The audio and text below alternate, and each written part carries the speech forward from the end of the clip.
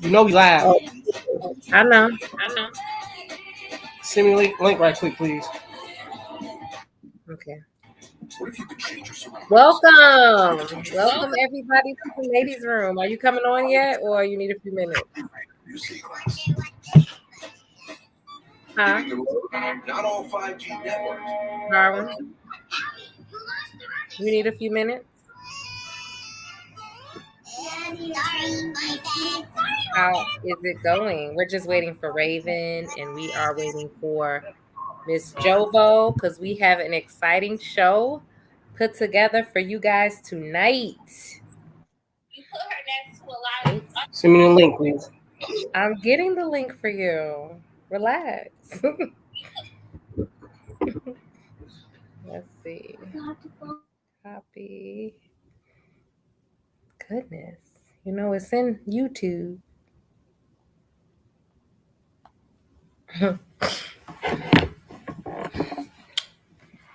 Okay.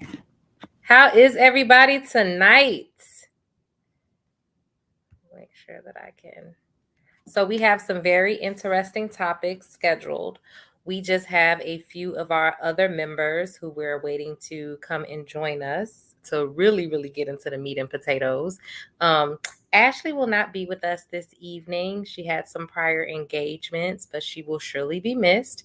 And then we have a few other guests who may be able to join a little bit later in the broadcast. So it's going to be a real, genuine treat, I promise, everybody.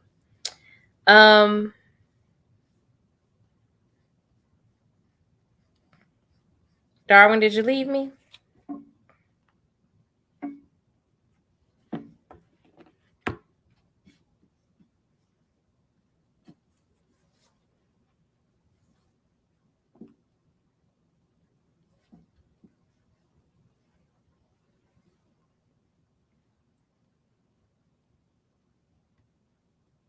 Okay, well, it's just me right now then. But some of the topics that we have scheduled for today, like our very first one is going to deal with some very serious topics we've been talking about for a long time. A lot of it having to do with women creating a need for these men versus what they are bringing to the table. But here are my co-hosts. Hey, Raven. How you doing, lady? Hi guys. I'll be in and out. I'm trying to do two things at once. I see. You're trying to be in. So we multitask. We multitask over here. That's what we do. Like we got that multitask life. Miss Jovo. Hey, what's happening, y'all? How y'all doing? How is it going? Girl, out here doing the Lord's work. I know. We be trying to do some of everything on these Wednesdays, don't we? Like Listen, Wednesday is the busiest day of my life right now. For real. I'm telling you. We done worked. We at work. You know, we do it. That part. Don't say to y'all saying too much now. Y'all saying too much. We ain't technically at work. Technically. So we're doing the Lord's work. This first topic that we have, right, about the mixed messages about women creating a need versus bringing something to the table, right? What y'all think about this? Do y'all think that this is a mixed message that's being sent out here right now? Like, or do you think that they have nothing to do with each other? Like both of those thoughts. Who wants to go? I'll go. Oh, okay. I thought you were going to say, do they have nothing else to talk about? I really thought that's what you were about to say, and I was going to agree. They don't have anything else to talk about at this point because we have documented mixed messages. The same men who say, you can't just be pretty, you got to bring some money into the house, are the same men saying you can't make too much money. And if you have too much education, then you're unmarriageable. Honestly, I think they're just running out of stuff to talk about because they don't want to talk about their illiteracy rate. But that's neither here nor there. I think they're running out of stuff to talk about too, and it's just so it's mixed messages. It's like, I need to be the leader, and I'm the breadwinner, and I'm gonna take care of us financially. But then it's, you know what, you need to get off your butt, because I'm out here doing all this work. You need to go find a job too. It's just so many different, and this whole, y'all know how I feel about bringing something to the table, like, you who puts a table in their house without chairs? But I'm just saying, who puts a table in their house without chairs? So it's like this whole concept of like, what do people bring to the table just in general? Like, I think people are too stuck on like tangible things. And let me just say this, it doesn't mean that we don't need tangible things. We need things that we can touch, things that we can, we need money to pay for things. Like this is needed. But at the same time, like, come on, like, it's you want me to stay at home, but then you want me to go to work. And then when I go to work, oh, you can't make more money than me.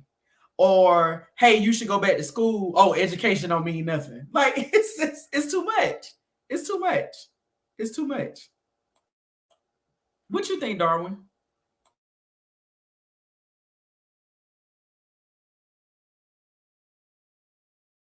Uh-oh, we can't hear him. I think you're muted, Darwin. Or you can say you're scared. It's all right. Oh, no. They don't scare me. So as much as men complain about women changing their roles and being more manly and aggressive, and complaining about them pursuing careers and all this extra masculinity stuff that they put on women that they complain about, they have to be honest about how men have changed and evolved too, right? And that's what they're not being honest about. Men have changed. They have got more softer. They're more sensitive. Even their mannerisms has changed, right? Like everything. So it's just not the women becoming these aggressive creatures or whatever, which I don't think y'all are aggressive at all. And I don't think, y'all are more masculine now than you were before. I just think that you all are voicing your opinions more, and men don't like that, But I see both sides. I do have some complaints about how women are raising the kids and stuff like that, and I see a lot of women. This is my biggest complaint, but I don't really complain about it. But women bring these boys up, and they treat them somewhat like they would treat a daughter. I know a lot of friends that have boys, and they complain about how the mother is raising the child, but the father's not in the house. So all the complaining that you're doing, you have to put that on yourself. The biggest complaint is the woman growing the boy's hair out, right? Right. And I'm not cutting his hair. Oh, my thing is like, why is it so important for you to grow your son's hair out? Because you don't know that you're basically gonna raise this kind of, without doing it, you're going to raise a certain kind of guy that's into his hair, like women are into their hair. That looks like a soft interpretation of a guy, right? When he's ponytails in his hair, pigtails, barrettes, tying his hair up, all that, doing all this stuff, and it's little things like that turn guys a little soft, And I don't have a problem with it, but you have to understand that it's because the man not there. So she's going to raise this young boy how the only way she knows how, right? And I'm not saying all women do it, but majority of the women raising young men to emulate them without even knowing, because that's who they see on a regular. Now, if the man was in the house more, then the boy will have more of a manly and a masculine figure to emulate, instead of doing the things that he sees his mother doing on a regular. And a lot of men have a problem with that. And I think that's the whole thing that TD Jakes was trying to say about raising these boys to be like kind of more like women. But I don't think it has anything to do with women progressing in the workplace and women voicing their opinion or being loud and aggressive and rude or nasty or all those things that he was talking about. I just think it comes from a boy being around his mother more, so he's going to emulate the things that his mother do, which is a 50-50 accountability thing. You know what I'm saying? If the father there, then you can't complain too much about how the mother is raising the kid. You know what I'm saying? Like, and if you is gonna complain, won't you step up more and try to correct those behaviors that you don't like, instead of blaming the woman and finger pointing and saying, "Oh, you're making me not needed," or all this other stuff that these guys are talking about. You know? Right. Like, yeah, I get what you're saying, because the thing about it is, like, the point that I made on Facebook with someone was that, you know, with TD Jakes, and I don't know if we have that clip for tonight, but with, you know, going back to what Darwin just said about TD Jakes, I don't think he was going into the direction of, oh, y'all need to sit down somewhere in terms of like progress we've made, you know, education wise or whatever, because he's a man of the cloth. His wife is a woman of the cloth, you know, and she preaches at his church. And, you know, my question was, is he talking about himself as well? Like, does he consider himself someone who raised his daughter to be too aggressive? You know, because she's a leader in the church. And traditionally, shout out to the PK kids, you know this, if you grew up in Southern Baptist, they didn't want women in the pulpit, period. Whether you were AME, AMC, whatever, Southern Baptist, Pentecostal, they didn't want you like in a leadership role in the church. So that was my question, was like, is he saying this in terms of like education, leadership in certain entities, or is he saying like mannerisms and specific ways that we socialize, you know, our kids and raise our daughters?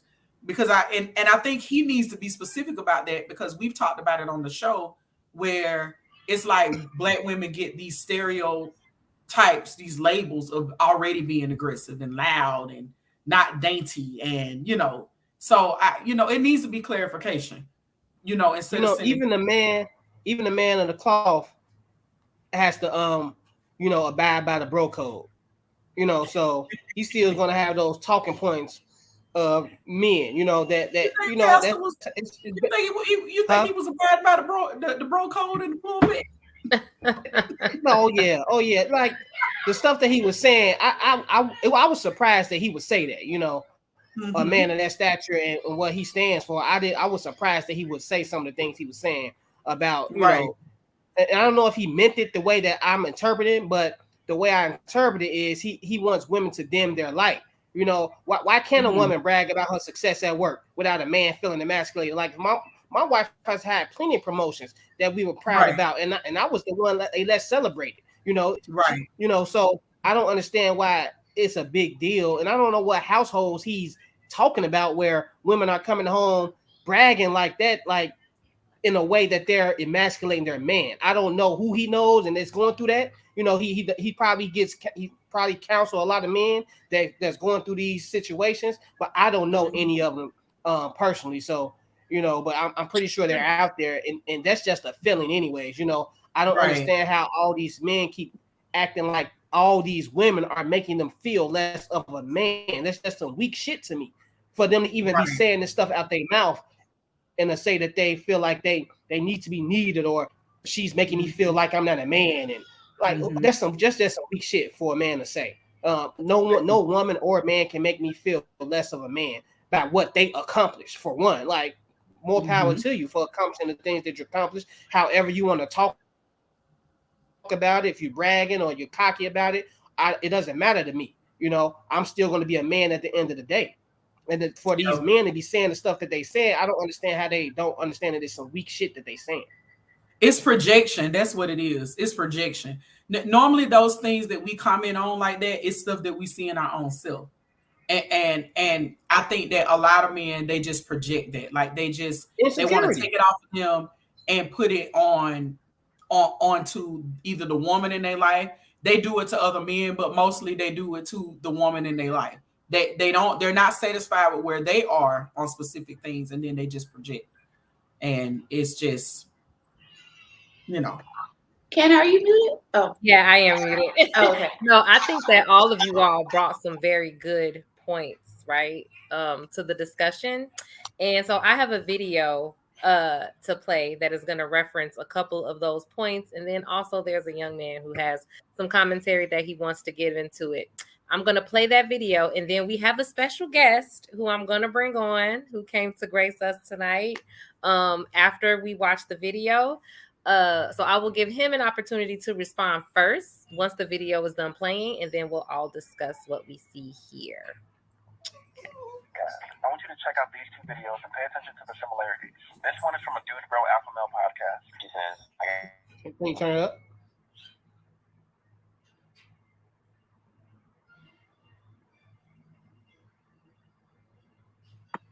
I don't hear anything now. Who wants you? Like, once you have achieved these things, you have unfortunately disqualified yourself. Y'all can hear it? Yeah, start it over because it was muted. So, I know you can buy your own car. I know you can buy your... You have unfortunately now as a man. The similarities. This one is from a Dude Bro Alpha Male podcast. She says, I got a good job. I make very, very good money. And she says, the only thing I need now is a man. It's like, yo. It's like, who wants you? Who wants you? You're right. Like, once you have achieved these things, you have unfortunately disqualified yourself. And this one from one of the most influential pastors in the Black church, T.D. Jakes. I know you can buy your own car. I know you can buy your own house. But until you create a need that I can pour into, I have no place in your life. Both blame the accomplishments of women for their singleness. And both communicate that in order for women to be worthy of men, they have to make themselves smaller. They have to create a need for him to pour into, if you will. I think this is a great case study for how context influences biblical interpretation. Biblical scholar Dr. Missy Smith put it this way. The impact of our contemporary context, like the air in the room, is inescapable. Meaning that it's impossible for a person to interpret the Bible without their context influencing that interpretation. Which begs the question, what is our contemporary context? The same patriarchy being theologically rationalized at church is also the same patriarchy being discussed by so-called alpha males. And both are influenced and informed by white supremacy culture's brand of patriarchy. And Woo! So he said a whole mouthful. He said that little motherfucker was talking fast as hell, wasn't he? That they're context. Hey, Freezy. Can y'all hear me? Yeah, we can hear you. How you beautiful ladies doing? What's going on, Mr. Darwin? How y'all doing? What's up, bro? Hello. How you doing? Hello. We good. I'm all Yes, right. thank you for coming. But yeah, he said that, you know, our interpretation of a lot of these things is through the framework of white patriarchal, white supremacist society. What do you think about that, Freezy? I think that he does have a small point. Most of the Manosphere talking points did come from white angry, well, I won't say angry, but white men who, you know, who wanted to stand up against feminism. And Galvin McInnes being an example. Also, I forgot some of the other guys, Jordan Peterson, you know. And then, yeah, you know, black guys started, not saying that there weren't early black guys like Patrice O'Neal, you know, in his comedy and all that, and early on in the beginning, there were black guys in the beginning. But as far as like the biggest voices, when it came down to the Manosphere talking points, yeah, I would say white men actually started that. Now, when it comes to the dysfunction in households, that's bigger than white Manosphere, in my opinion. It's a reality that the black community, and you have to forgive me, I really not concerned with white households and stuff like that. I'm pro-black. When I say I'm pro-black, I really mean it. But it's a reality that single parent households, mostly headed by mothers, is a reality in the black community, right? It's an epidemic that's not only hurting the community, but it's hurting our children.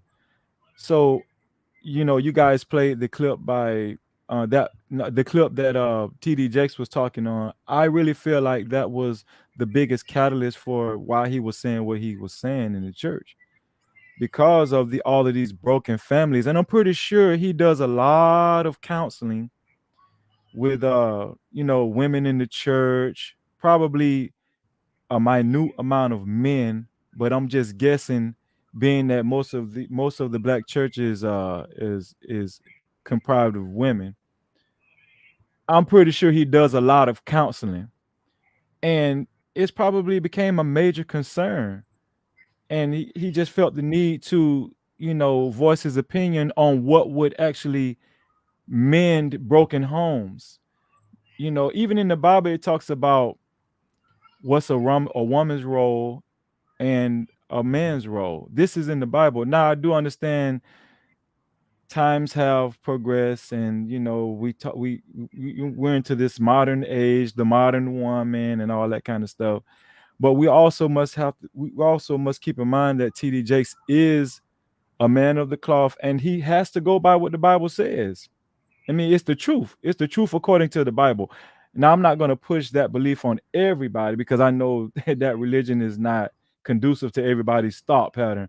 But when it comes down to TD Jakes, I feel like, he feels as though he has a duty to spread this type of word to his congregation, because of what he's probably witnessed behind closed doors during counseling or whatnot. Probably in his own family as well. But yeah, that's my take on it. Yes. You're muted, Cannon. You're muted. Oh, I said thank you, Freezy. Oh, I see Miss Jovo got her. Yes, because I am a huge fan of TD Jakes. I'm talking about back in the Lady Deliver Her Lord, TD Jakes in the early 90s, Woman Thou Art Loose. I got two aunts who've been to his conferences like multiple times. I'm still trying to get there. I'm gonna get there one day. I was a bit, because I had to go back and watch the entire sermon, because I do follow TD Jakes. I do watch his content on TBN and all those channels, and he has a lot of good word about healing from the past and forgiveness, and he uses the Bible to construct what healing looks like on an individual basis.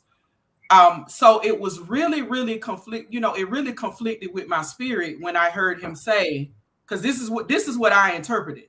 And Freezy makes a good point, and I think that the guy in the video made a good point about it's how we interpret it.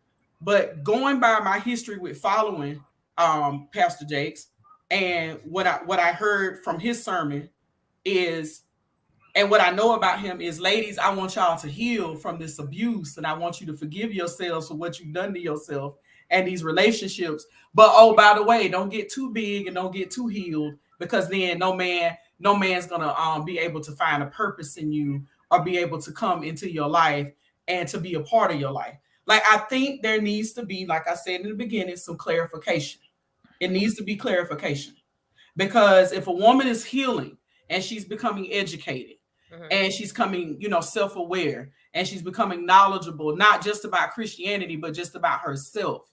If she's doing all of that and she's educating herself, getting financially stable and all these things, it's very confusing to go back and tell this same woman, oh, well, you don't need to get too much money, sis, and you don't need to get too educated, because then he ain't gonna want to be here.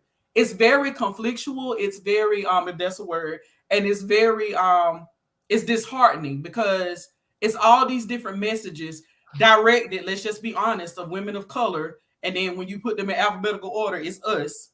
You got to heal. You got to forgive. You need a husband. You need a man. You need to make money. You need to make this much. All these 2 trillion things that Black women need to do. And it's like, when did it become so taboo for you to be yourself, the best version of yourself? Why does the best version of yourself, why do you have to worry about threatening someone else? Right. What is going on with this Black man that he feels threatened by your healing and your success? Something that, quite frankly, he doesn't have direct control over. Why do individuals get threatened by things they have no control over? Why not redirect that energy and say, you know what? Either how can I better support her, or how can I better show up in a relationship dynamic like this? Why does the pressure have to be on, oh, you need to reduce you so I can be increased in our situation? I don't understand that. And I went back in my recovery Bible. I went back into King James. I went back into the NIV version, and I have not found a verse yet that has spoken to me that my Lord and Savior Jesus Christ has told me I need to reduce Javonda to make Mr. Mosley feel like he's more of a man. I ain't found that verse yet. I have not found it. Yeah, I have not found it. So men like to use, and y'all know I'm very passionate about this. Got to be careful about how people use the word, and then you got to look at the patriarch. I have a friend. Shout out to Margaret, who probably watching the show. Hey, Margaret. She it has recently graduated from theological school. Me and her have a conversation on Facebook, and I'm really liking some of the things that she's saying about how white people taught us about the Bible and how they taught us how we should interpret it. Mm-hmm. And so I have a big issue with that. I have a big issue with anybody telling me I got to reduce things that's helping me in my life in order for them to feel adequate in a relationship with us. Yes. I have a problem with that. No, see, and the thing is, like, I'm agnostic, so I always feel, a little weird I grew up in the church, so I can have some of these conversations because I understand it. Absolutely. But we got another special guest coming through. I'm gonna go ahead and add her on in here. Hey, Raw. Raw has come, to grace us with her presence. I'm not sure how much of it so far that you've heard or that you were able to see. But did you have a response? Because I know. I was just watching the stream. She was just on the stream before I hopped on this one, and she was getting into some good, juicy stuff. So I know, she has some knowledge of theology. So what's up, Rob? On that, like the comments that TD Jakes made, and this whole bring something to the table versus creating a need and all those things. Yes. From what I have heard, I completely agree with Miss Jovo. Miss Jovo, you got to go back and catch my replay from today, because today I spoke on Adam's 2 wives. I caught like this much of it, and then work got in the way. But I got you. Yes, because it's true.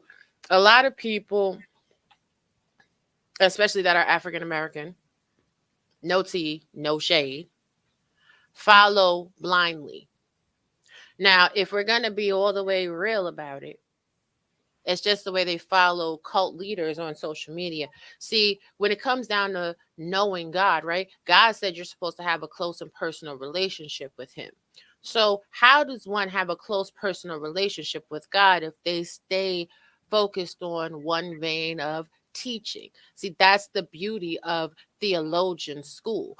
Even if you don't go and actually pay money to go to theological college, you can pick up the Torah, you can pick up the Quran, you can pick up the Bible, you can reference historical reference sites or reference points in the Bible to what's going on in real world, like the sunken forest in Japan. That's indicative of the Great Flood. You understand what I'm saying? Just little nuanced information like that. But people need to be told what to believe, need to be told how to feel. And to all of these people that claim all of this spirituality, when you die and die you shall, will you be in the number that God says, but I do not know you? See, it be that part for me. Let me be quiet, honey. Let me eat. They going to church. Yeah, they named that in the Lamb's Book of Life. Is that what Amen. They won't be there. God said, I do not know you. Mm-hmm. And all of these people, but it's true story. All these people that are trying to spread a theological message, right? People got to be careful. And I tell people this every day. If you represent for God, right? No matter what your denomination is, because the reality is, again, when we look at the great continental divide, we were all on one landmass, which means at one point in history, we all had the same religion. And the shifting of the geological plates and where it put us along the surface of the earth is what actually forms how we worship. So is what you saying out of your mouth set here to edify and uplift people and save souls for God's glory, or are you feeding the devil's mission? Will you wind up going to heaven, or will you be in the seventh circle of hell? Come on, Dante's Inferno. No, seriously. I guess my question just becomes, right? And to the point that Freezy was making earlier, I think that everyone does recognize that there is an issue with not just the breakdown in families, but the breakdown in communities in general, right? That they recognize that there's a problem. I just personally feel that the diagnosis of the problem is what's off. And it's like, to Ms. Jovo's point, is that when you diagnose the problem as being one that is created because of women's success, or how successful a woman is, or because it being the fact that the community is not reflective of this patriarchal idea, which the idea is very steeped in white supremacy, like this very white supremacist idea of what the hierarchy of a family is supposed to be. And so you see that as being the end, not institutional racism, not structural issues, not lack of jobs and employment, not lack of education, not illiteracy rate. None of those are the problem. It's these women getting educated and actually getting more educated, and in many ways being more successful than a lot of men. And it's like, that's the problem. But it's not seen as being a problem from the perspective of, well, let's get men more educated and let's help men get more success. It's like, no, you need to be successful. That's where you get the whole bring something to the table versus, you need to make me need you, is because what it's saying is that, no, I'm okay with you being successful and doing all this stuff and taking care of the community and doing all this. Just don't say nothing about it. Just pretend like you're not. Just give me the credit, but you do all the work. That's basically what that sounds like. We cool with y'all women doing it, but just shh, don't let nobody know. I feel like everybody is just not okay with the evolution that's taking place right now, and I think a lot of men are scared that they might be left out, and I don't think a lot of women are catering to those needs. You know what I mean? Like, a lot of women don't care what men are thinking right now. Back in the day, I wasn't born back in the day, but from what I hear, men were able to get away with being insecure and having low self-esteem because the women didn't question anything. The women just sat there and let the man do what they wanted to do because the woman was in need of the things that the men was providing, right? So of course, I'm not going to say anything to a person that's financially taking care of me either. But now that these women don't need men to really take care of them, now that they have access to their own bank accounts, they have access to make money, they have access to the same knowledge that the men are getting, because women couldn't get the same education men were getting. Women didn't know all the things that men knew. So now that women have this access and all this knowledge that the men have, it's like equal in the playing field now. And men cannot get away with some of the things that they were getting away with back then, like building other homes across town, like coming home when he wanted to, beating on a woman, keeping money from the woman as a tool to control her, because the woman got their own money now. So no, I don't have to listen to everything you say. I don't have to do everything you say. I do have a voice, and now women are making it known that my voice will be heard. I think a lot of men have a problem with that, and the proof is in what the men are saying and what they're repeating. Why would a woman have to create a need for a man to pour into? When I got with my wife, she didn't have to create anything for me to feel like a man. I came to the table as a man already, and I already knew what time it was. These men act like they don't know who they are, and I understand why they don't know who they are, because it's the same way with women and how they not getting a balanced breakfast. That's what I call a balanced breakfast, because women grow up in single parent homes also, just like the boys do. So the women are lost in a lot of ways, and the men are lost in a lot of ways too. But I think the men do a lot more finger pointing towards the women than the women do to the men. And for a man like me, that's supposed to be a leader of his home and his family, I'm not about to sit there and point my finger at the woman. I don't care how she's raising them. I don't care what she's doing in the family, because guess what? If I'm a leader, that means I allowed her to do it, right? So if you're allowing a woman to take control over everything, the finances, how she raised the kids, what school the kids go to, and everything, of course you will feel like, oh, I can blame her when things happen. But no, blame yourself for letting her take control of that. And a lot of men not doing that, because a lot of men ain't doing all of these things because they think they don't have to be homemakers. They think they don't have to do the cooking, the cleaning, the taking the kids to schools and stuff like that, but they complain about it. You know, and I understand because of the way they grew up. No, the men feel like all I have to do is pay the bills and protect the family. Everything else, I leave to the woman. But that everything else is more than what you're doing. Because guess what? Women paying bills now too. Yeah, I want to speak on the infantilism of all of it. It seems like we're reducing grown men back to being children. Like he doesn't have the same opportunity to go get a degree like we do. He doesn't have the same opportunity to go get a job like women do. So for TD Jakes, or I think it was the roommates, the first video, I can't remember who it was. But for them to present it as if women need to shrink themselves because we can't compete, it contributes to the idea that they are helpless when they're not. When you just say, if you want to compete, then compete, it removes the childlike state instead of explaining, oh, well, you're just moving too fast for me to compete. No, you want to be a man, you want to be a leader. If there's a competition, then compete. And Raven, I don't think the men have the same opportunities as women do. And I do, but it's because the way that black men are targeted, I say that. And black men are targeted more than black women.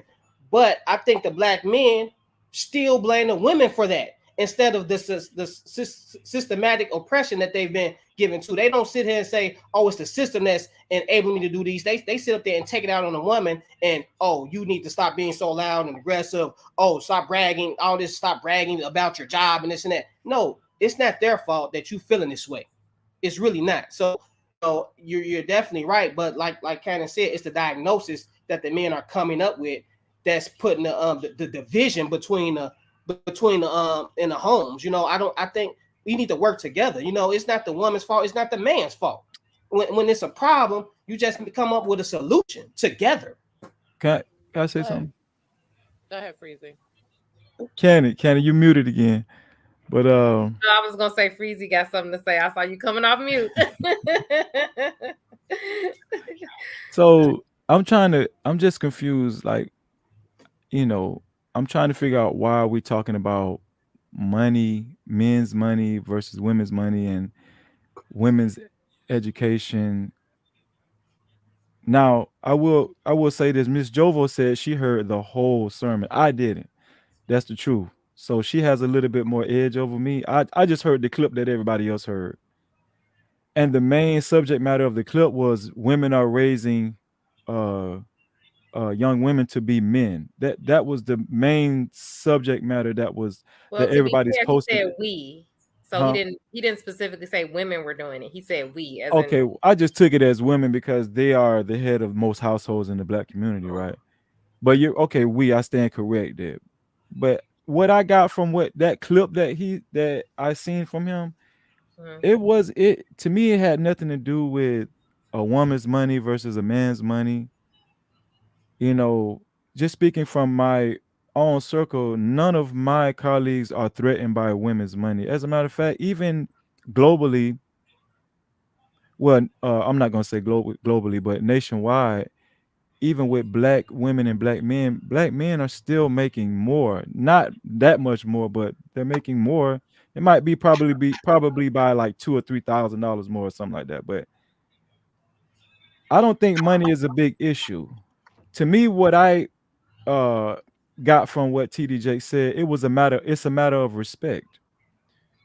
And that's very big, especially when it comes down to the belief system that he's in. I will give people like Cannon a pass or Raw B a pass because, you know, when you're dealing with people who have probably never believed or stopped believing in general when it comes to that sector of religion or whatnot, right? I give you guys a pass because you don't even subscribe to that bullshit anyway, right? But when it comes to I'm gonna let you finish. I'm saying what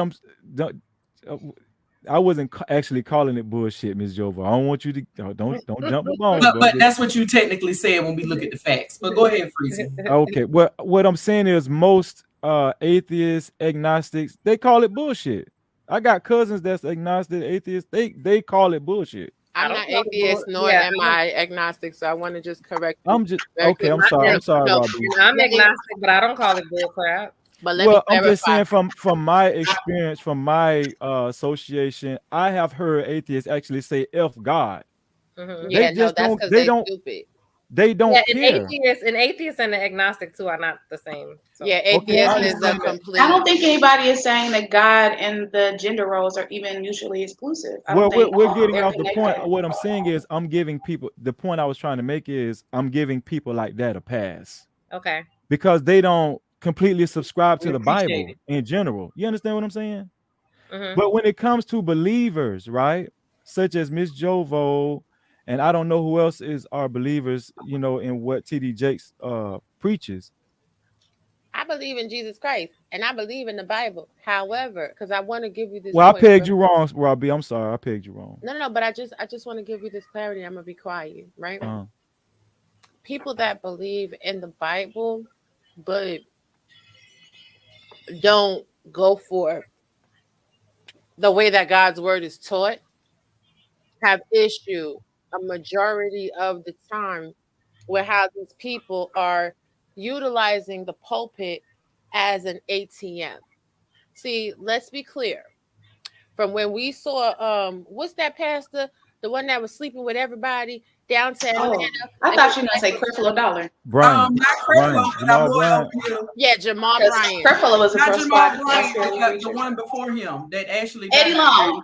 Eddie Long. Yes. So when we see pastors like Eddie Long and Jamal Bryant, especially Jamal Bryant, preaching to his congregation on Manosphere talking points. See, what they're doing is they are playing in God's face.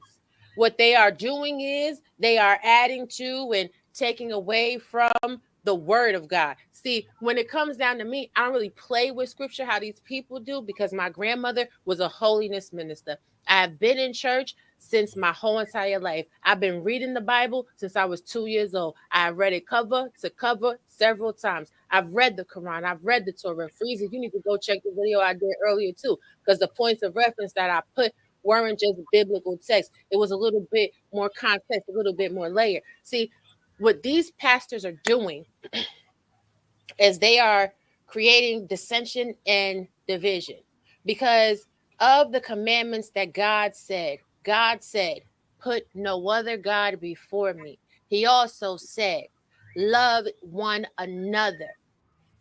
Period. And of those two, those are his greatest commandments. So how does a preacher sit there and spew a message of hatred and intolerance? If we're raising women to be masculine, to your confusion about where money and education comes into play, money and education comes into play because men are not standing up as their role as leader, provider, protector, dominion. They're not exhibiting any of those traits. So what we are not going to do, especially as leaders in the community, is pass the blame on to the woman.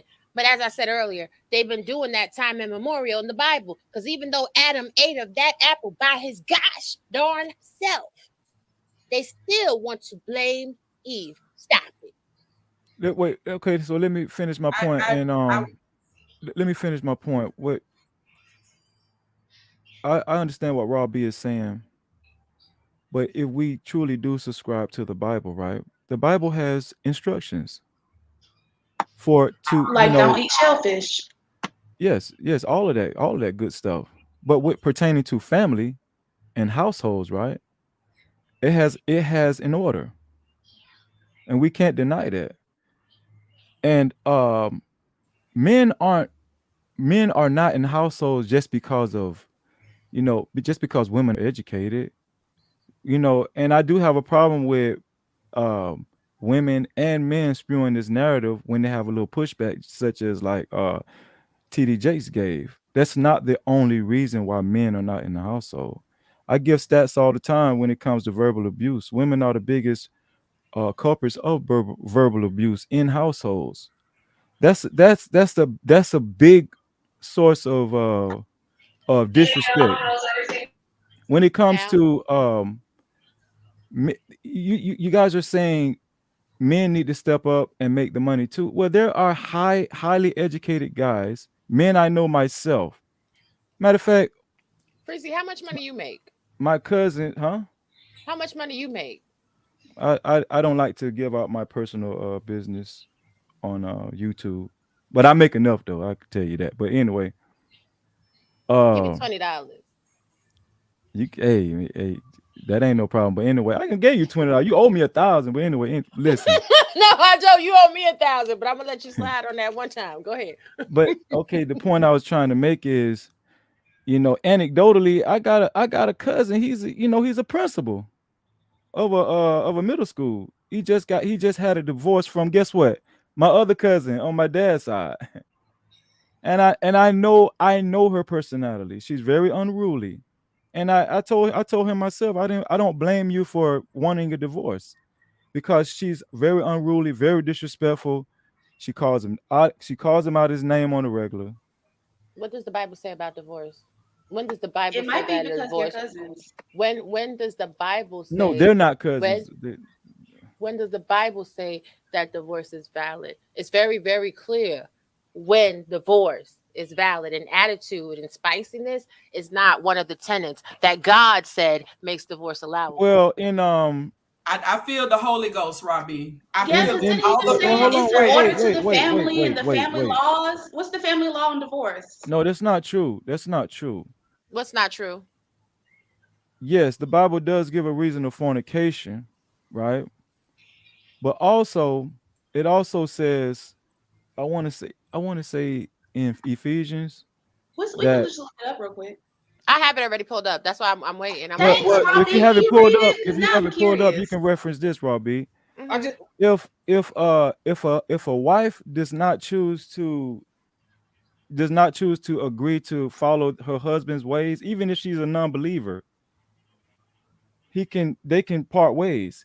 Also, vice versa. If the husband is a non-believer, and if he chooses to agree with his wife's beliefs and ways, they can work out. But if he chooses to disagree and to go a different route as far as how he lives his life, they're permitted to part ways. Can you read the scripture? Just read it out, because I don't know what he's talking about. I'll get it for you. I'm waiting. I have I don't know what he's talking about. We got. I ain't going nowhere. But I'll get it for you guys. But just to finish my point is, and unto the married I command. Yeah, go ahead.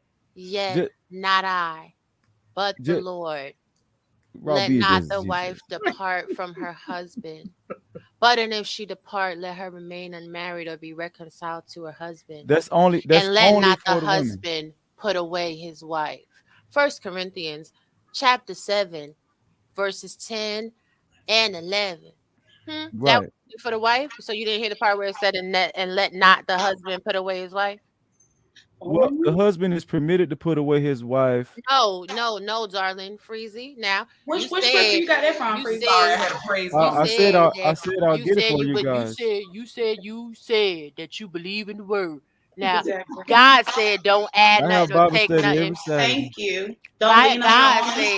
God said, "Don't add or take nothing away from His word." And in 1 Corinthians 7, 10, and 11 in the King James Version, it says, "And unto the married, not the woman, the married, I command, yet not I, but the Lord. Let not the wife depart from her husband. And if she depart, let her remain unmarried or be reconciled to her husband.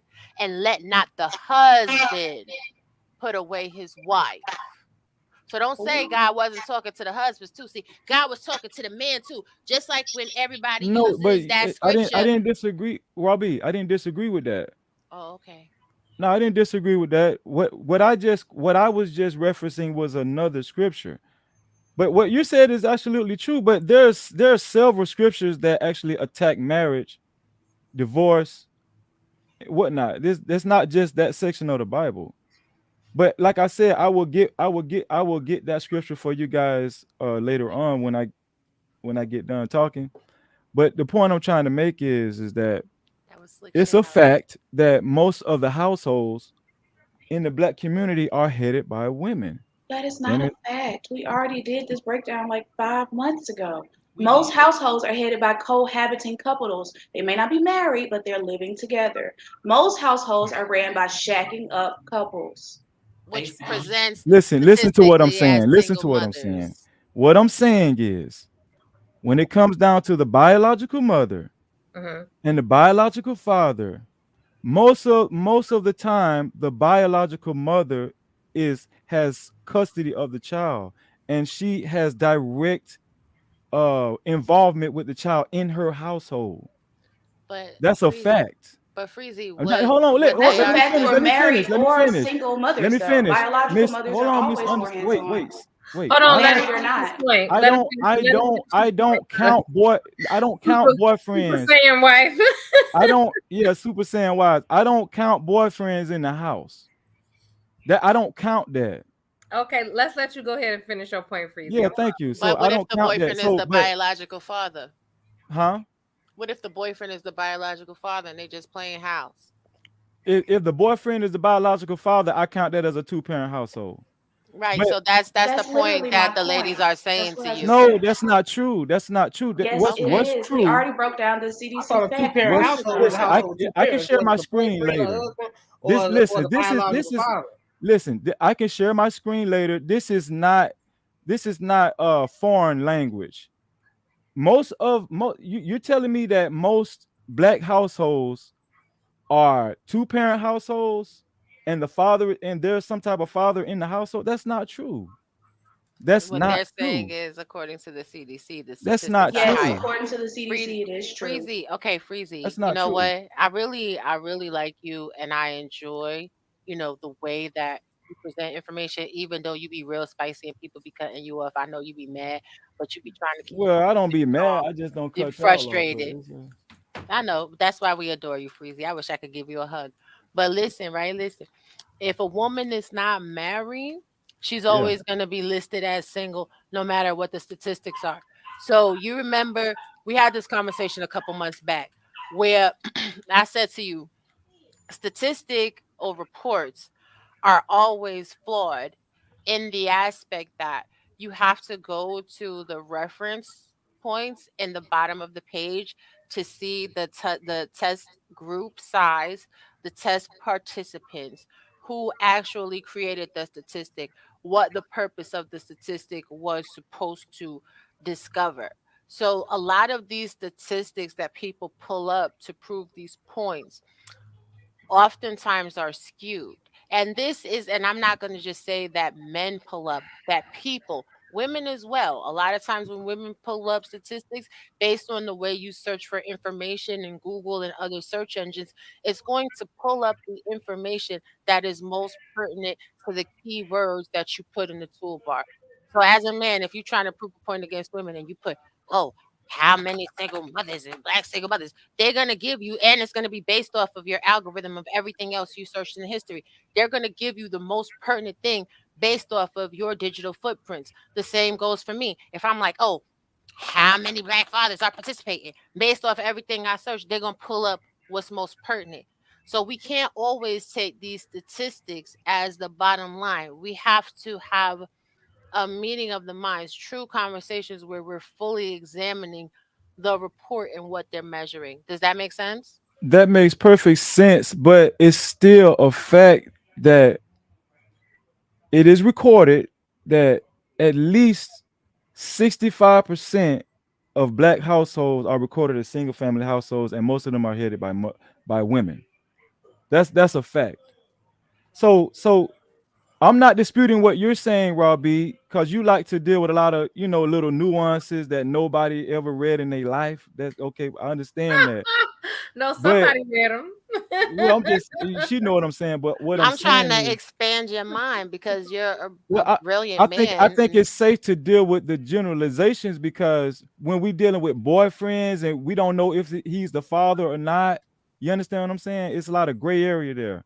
But But that's I why what think I'm it's saying. dangerous to deal with generalizations because, like she said, all these sources is skewed, and depending on what you're looking for, it's gonna misinterpret some of the things that you're looking for when you generalize it. So right, but listen, it's a fact that if I had sex with this woman and we had a child together, most of the time, guys like me are not in the household, the biological father.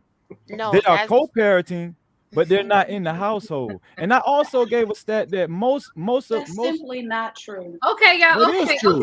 Okay. Let's give Freezy a chance to finish. He haven't had a chance. But listen, it's to finish crazy. off a point It's he was trying to make. crazy. This talking point and this fact has been recited all over the internet, but for some reason today so let's just stick with it. All right, Yeah. let's just say, let's go ahead. And so what is the so that's the so fact. let's just say what I'm saying is true. Yeah, Okay. okay. Okay. So basically, if what I'm saying is true, I feel like what TD Jakes was addressing was the unhealthy conditions that most black holes are suffering from. And what are those black holes? What black households?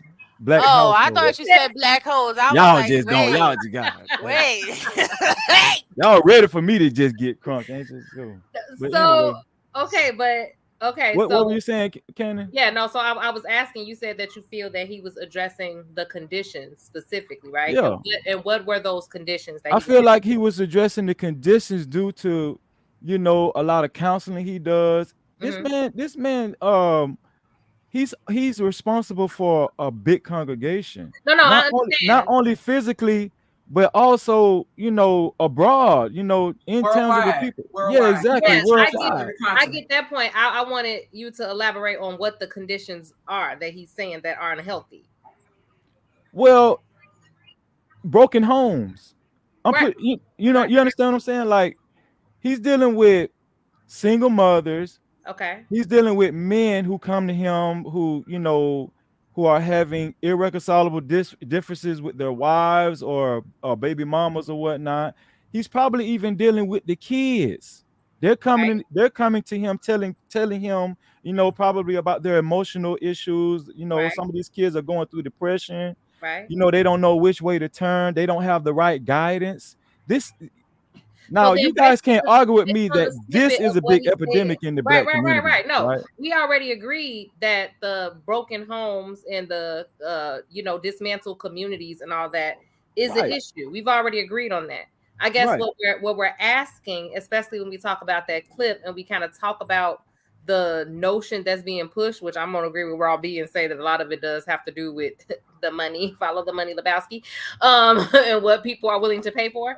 But the question becomes, what I'm saying is that I understand that there's a problem, right? But I guess we're asking what he identified as the problem. So I guess I'm asking you, what did you understand him to have identified as the problem when he was I'm gonna just go ahead and keep it 100. What he was identifying as the problem is loud mouth. I got 2 copies of that book. Loud mouth women that don't have any discretion in households. Mm-hmm. The men I know and men abroad that I've talked to, and let me tell you something, I have a big network. Mm-hmm. Okay, in my business, and I talk to a lot of men.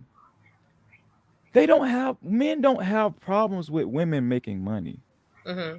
They don't have a problem, but this narrative gets spewed when women get pushed back all the time. So what's the problem then? The problem. What men value the most, and I'm pretty sure Mr. Hill can identify with this, is respect. Mm-hmm. Men value respect. Mm-hmm. I'm pretty sure Mr. Hill carries himself in a way to get respect. How do men show respect? Listen to what I'm saying. Men value respect. No, I understand. Men value getting respect, right? How would you say that men show respect to their partners? Well, I'll get to that, but let me get to men valuing respect first. Let me finish this. Okay. Because we were just referencing the Bible. Now, the reason why I said I give agnostics and atheists a pass, right? And I apologize to Robbie because I actually thought she was kind of not agnostic, but I just thought Robbie was different. But I am. Okay, but I'm just saying. And I'm a therapeutic church lady. If you're a true believer like Ms. Jovo, right? You believe you named me on the last show. I'm therapeutic church lady. if you're a true believer like Ms. Jovo, you believe that God did not permit a woman to exercise authority over a man in her house. So what does that mean, though? Right? That's very subjective. First of all, that's not true. Right. But at the same time, no, I want to dissect it because I think that therein lies the hold on, wait. Can I just read the scripture? Are we allowed to read scriptures? Sure, you can read the scripture if you like. Okay, it says 1 Timothy 2nd chapter 11th verse. I'm gonna just start from there. It says, let a woman learn quietly with all submissiveness. I do not permit a woman to teach or to exercise authority over men. Rather, she is to remain quiet. For Adam was first. His daughter. Wait. Exactly. See, I knew y'all gonna eat me alive. Let me finish. Sarah Jakes is a minister, and she preaches at his church on Sunday. But you gotta let me finish. You gotta let me finish. Let him finish. And please, wait. Let me tell you something. Please this is also the problem. reference. Please also reference. Hey, y'all need to stop practicing y'all authority right now. He's talking. This man is talking. This is the problem. I'm trying to talk, and you guys keep, this what goes on in real households. I'm asking you. This is what goes on in real households. This is the problem. Y'all are unruly. Okay, I'm asking you the version of the Bible, and there will continue to be pushback. I know that.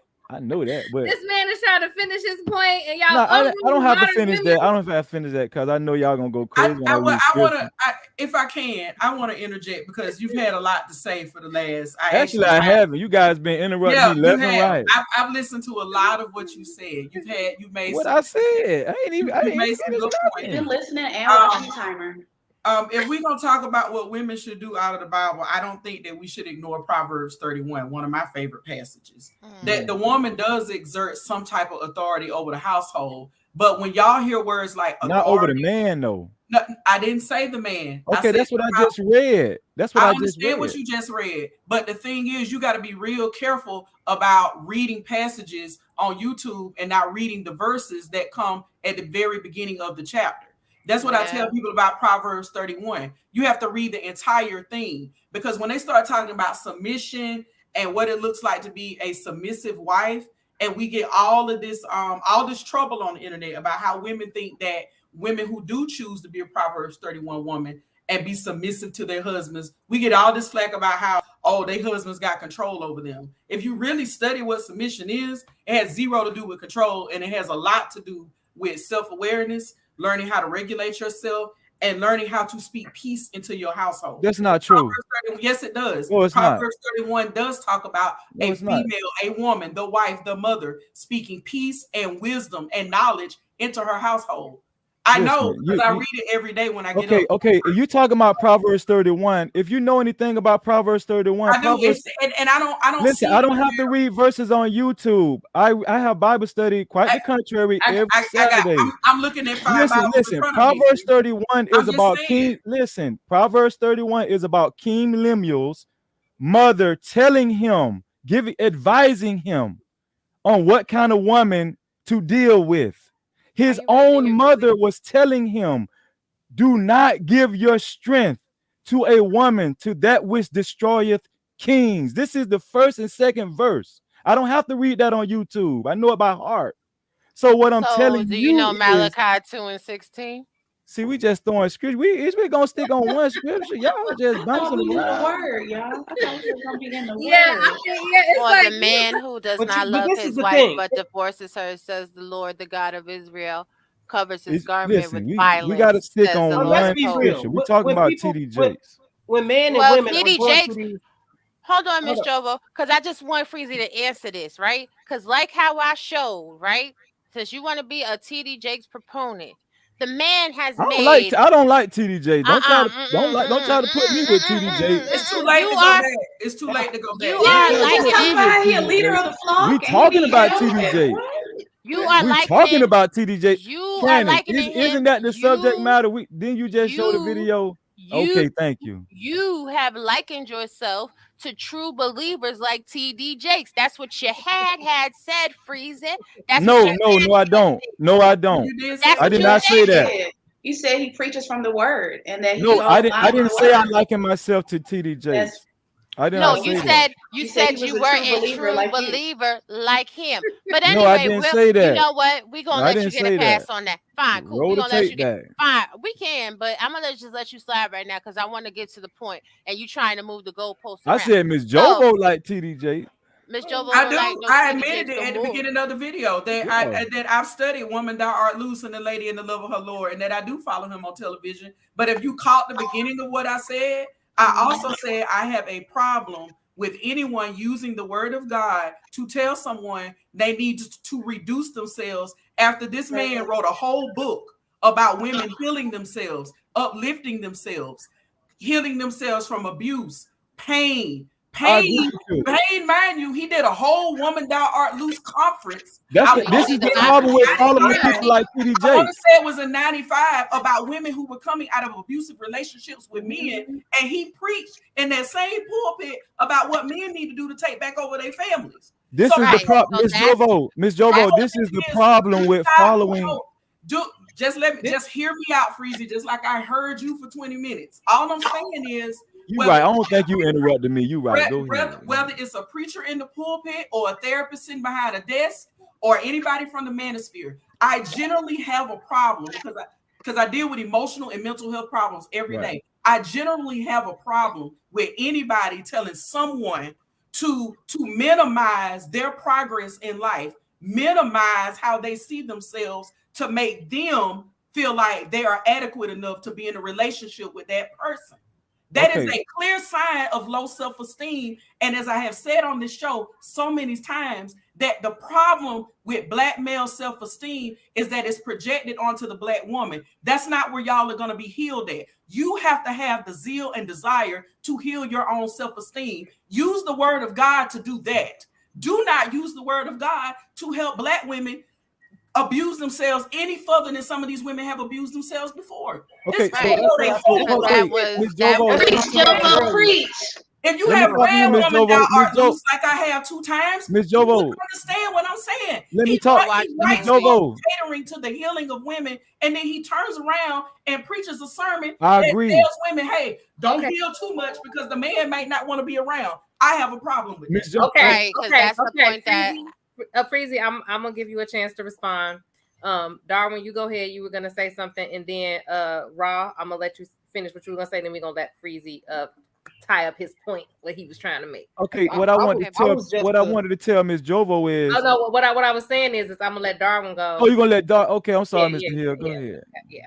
Oh, no, all I was gonna say is this is one of the main reasons I don't really follow the word, and I think a lot of other people don't follow the word because a lot of people interpret the Bible differently, and a lot of preachers interpret it differently too. So when you get all these Christians saying that they're Christians and they all have different interpretations of the Bible and what it means and stuff like that, it gets real confusing. And I can see how it can even get more confusing in a household between a man and a woman, right? When a man's saying this is how you're supposed to submit, or this is how you're not supposed to submit, well, then this Bible verse says this, and this is what it means.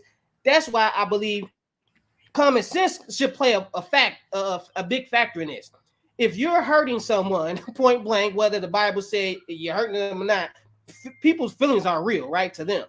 So if a woman is saying like, you're making me feel like I have to minimize myself to make you feel better, then as a man, do something about it. Or as a man, don't even make a woman feel like that, because I would never, when I heard him say those words, I was disgusted because I like TD Jakes. You know, I like him. I don't follow him, but from the things that I've seen, a lot of the clips and stuff like that, maybe it made me want to follow him now, because I'm like, why would this man say these things? You know what I'm saying? He's successful. You know, he has a wife. I guess he loves her. You know what I'm saying? I guess she's plays a big part in his life and his happiness. So for him to say these things, I'm looking like, wow, why did she have to create a need for you to be a man? Like, what does that even mean? Like, create something for me to pour into? Like, I don't even know what that means. And that's what I really want to get into. Like, what does that mean when a woman hears that? I'm asking the ladies. When a man says, I need you to create a need for me to pour into, what does that mean? Raw, did you have a response for that? And then we'll let Freezy go. Yeah, I mean, listen.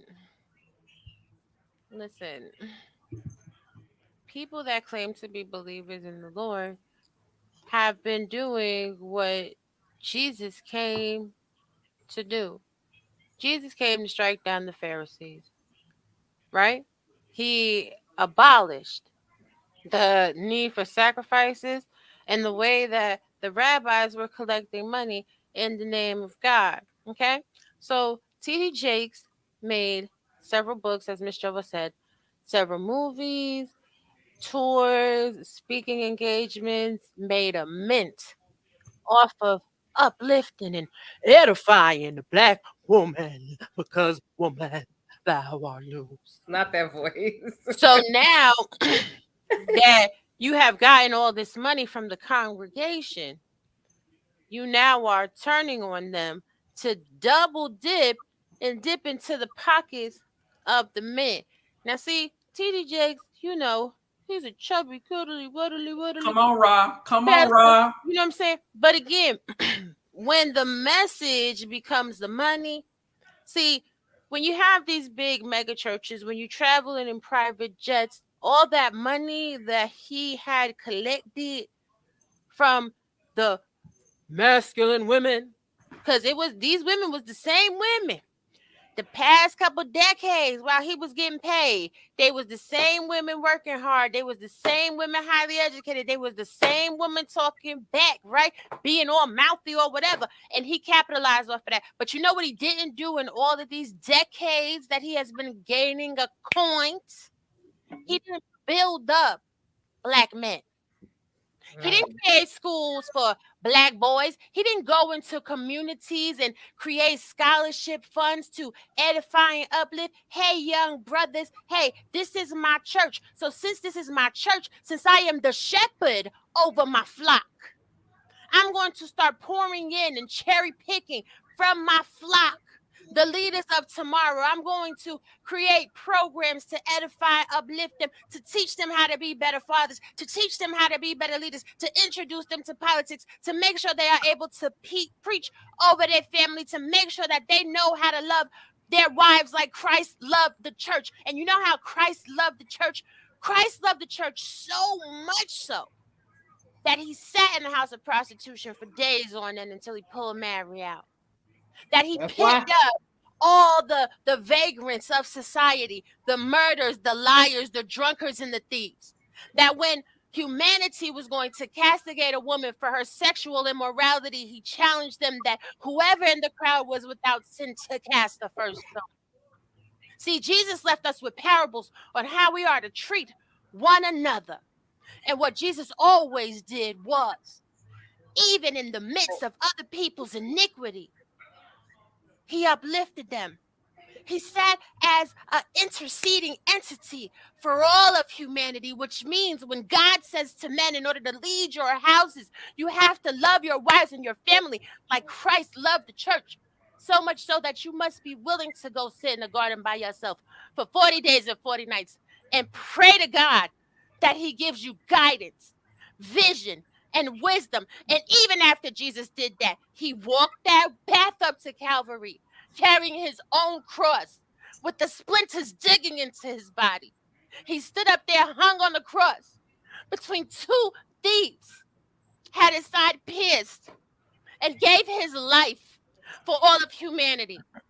So any man that is speaking against that but claims to be a man of God, I pray mercy over their soul. Because when they go to God, they're going to have to atone for that. You know who is lifting up these black men, though, and these black kids, these black boys? LeBron James. Freezy, what did you have? And then Raven, if you're still there, if you have something to add. So I actually agree with everything Robbie just said. And it's sad, right? Because the biggest supporters throughout all these years that have helped people, preachers like T.D. Jakes, perpetuate this BS to their congregations have been black women. This is a fact. Most of the money that's been given to these churches have came from black women's pockets. All these highly educated women, whether you're highly educated, not that educated, it came from black women's pockets. Now that this man is actually giving some truth about how households are supposed to be ran, he getting all the pushback in the world. Because he can be wrong too. Did you? Wait, let me. It's my turn. It's my turn. I've been listening. Wait, hold on. Wait. Pause before you finish. I don't think you understood. You can't agree with what Robbie said because if you agreed wholeheartedly with what she said, you would understand that she was saying first he was pandering to the women for money, and now he's been doing that for years. He's pandering to men. No, he just listen. That's what Robbie just said. No, this is what's going on. You don't agree with her. This is what's going on. I agree with what she said. He's been pandering to women right along with these other black preachers in all these black communities for hundreds for years. I don't say hundreds, but I'm just saying you get my drift, figure of speech. Yeah, y'all say he dropping truth though. But these preachers have been pandering to women for years. Now that he's stated a concern that we are raising young women to be men. He said this, he did this one sermon that I don't even think he did a sermon like that before in his life. He's getting all the pushback in the world, but when he was pandering to black women, it was not a problem. This is where I agree with this is where I agree with Raw B. But now he's not pandering. This is where hold on, wait. I just got to push back. If his biggest because I let Raw B listen. This what I'm saying. Let's let Freezy speak because I did cut him off. Go ahead, Freezy. I'm sorry. And another thing that Raw B was right about, he didn't utilize a lot of that time building black men up in the church. This is why a lot of black men left the church. The church is not conducive for it's not the black church in general, because I don't want to just speak for all black churches, but in general, the black church it's not beneficial to the black man. It was mostly beneficial to the black woman. This is why most of the congregation was filled with black women. If you understand what I'm saying. So what all I'm saying is, if we're gonna get back to the root, which is the Bible, I've never subscribed to TD Jakes. I hear feedback or something. I do not follow these black preachers. Everybody try to mute. See, I do not follow these black preachers. Most of them all of them are hypocrites. By now, the panel of the ladies room podcast knows what I subscribe to. I have came to the understanding that I am a Hebrew Israelite. I study the Bible extensively, right? I do not subscribe to these hypocrites. I don't subscribe to any of them, but I just sit back and laugh when I see people like preachers like TD Jakes, Creflo Dollar, because he just reneged on tithing. Benny Hinn just reneged on the prosperity gospel. All these guys are reneging. Why? I don't know. But they're hypocrites. But they're reneging on their message. But I guarantee you they ain't finna give all that money back. I guarantee you that. But listen, this is the point. The point. I'm gonna wrap what I gotta say up. I'm gonna wrap what I gotta say up with a scripture. And I'm gonna quote from 1 Corinthians 11 chapter, and I'm gonna start with the third verse, and I'm gonna jump down to the 8th verse where it says, "But I will have you know that the head of every man is Christ, and the head of every woman is the man, and the head of Christ is God." And then jumping down to the 8th verse, it says, "The man is not of the woman, but the woman is of the man. Neither was the man created for the woman, but the woman was created for the man. That's just self-explanatory. Now, That's what not true. listen, where I give people like, listen, hold on, wait, because I'm almost done. Just give me like 10 more seconds. Breezy, okay. 10 more seconds. Just give me 10 more seconds. Just 10 more seconds, and then y'all can just attack me like 30 more seconds because he didn't. This monologue is long. I just need 10. I just want to have. Okay, 10 seconds. So this is why I give people like Cannon a pass, because she don't believe that. She does not believe that. And guess what? I understand that, because she genuinely she says she's agnostic. So I can't push that on her, right? But if you subscribe to the Bible and you do not subscribe to what I just read, you're a hypocrite too. And I digress. Okay, thank you. Thank you. I did want to say something because okay, let's let Raven go, and then I wanted to touch on a few things. First, what Freezy said about the women pandering or paying TD Jakes. This is why I say a pygmy is a danger to everyone around her. Pygmy women are not the standard for women.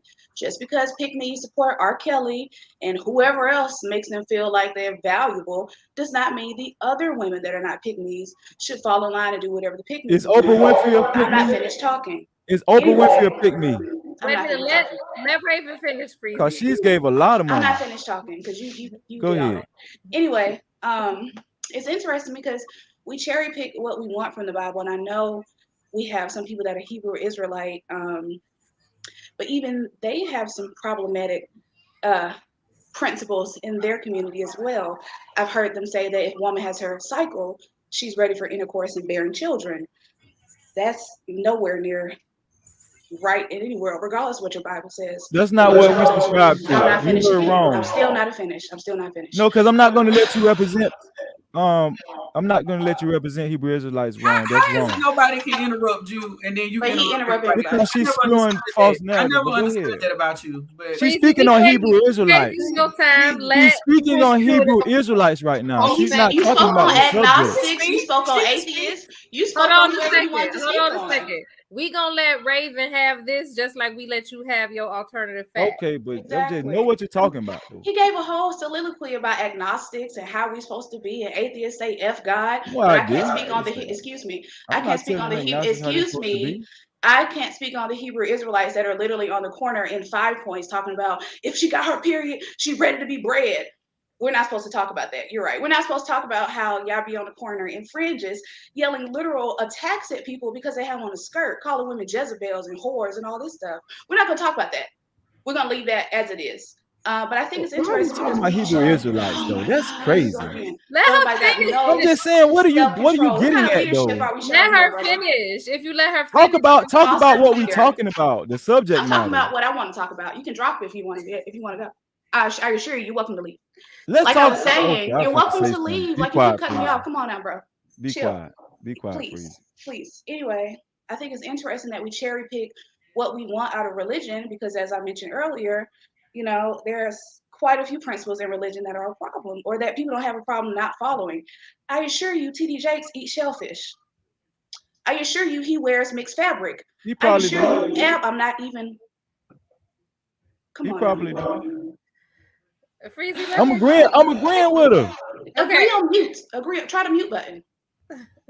But it's funny when it comes to women, all of a sudden, or the family household, the laws are impenetrable. You can't change it. They're non-flexible. These are the laws. You got to submit to me.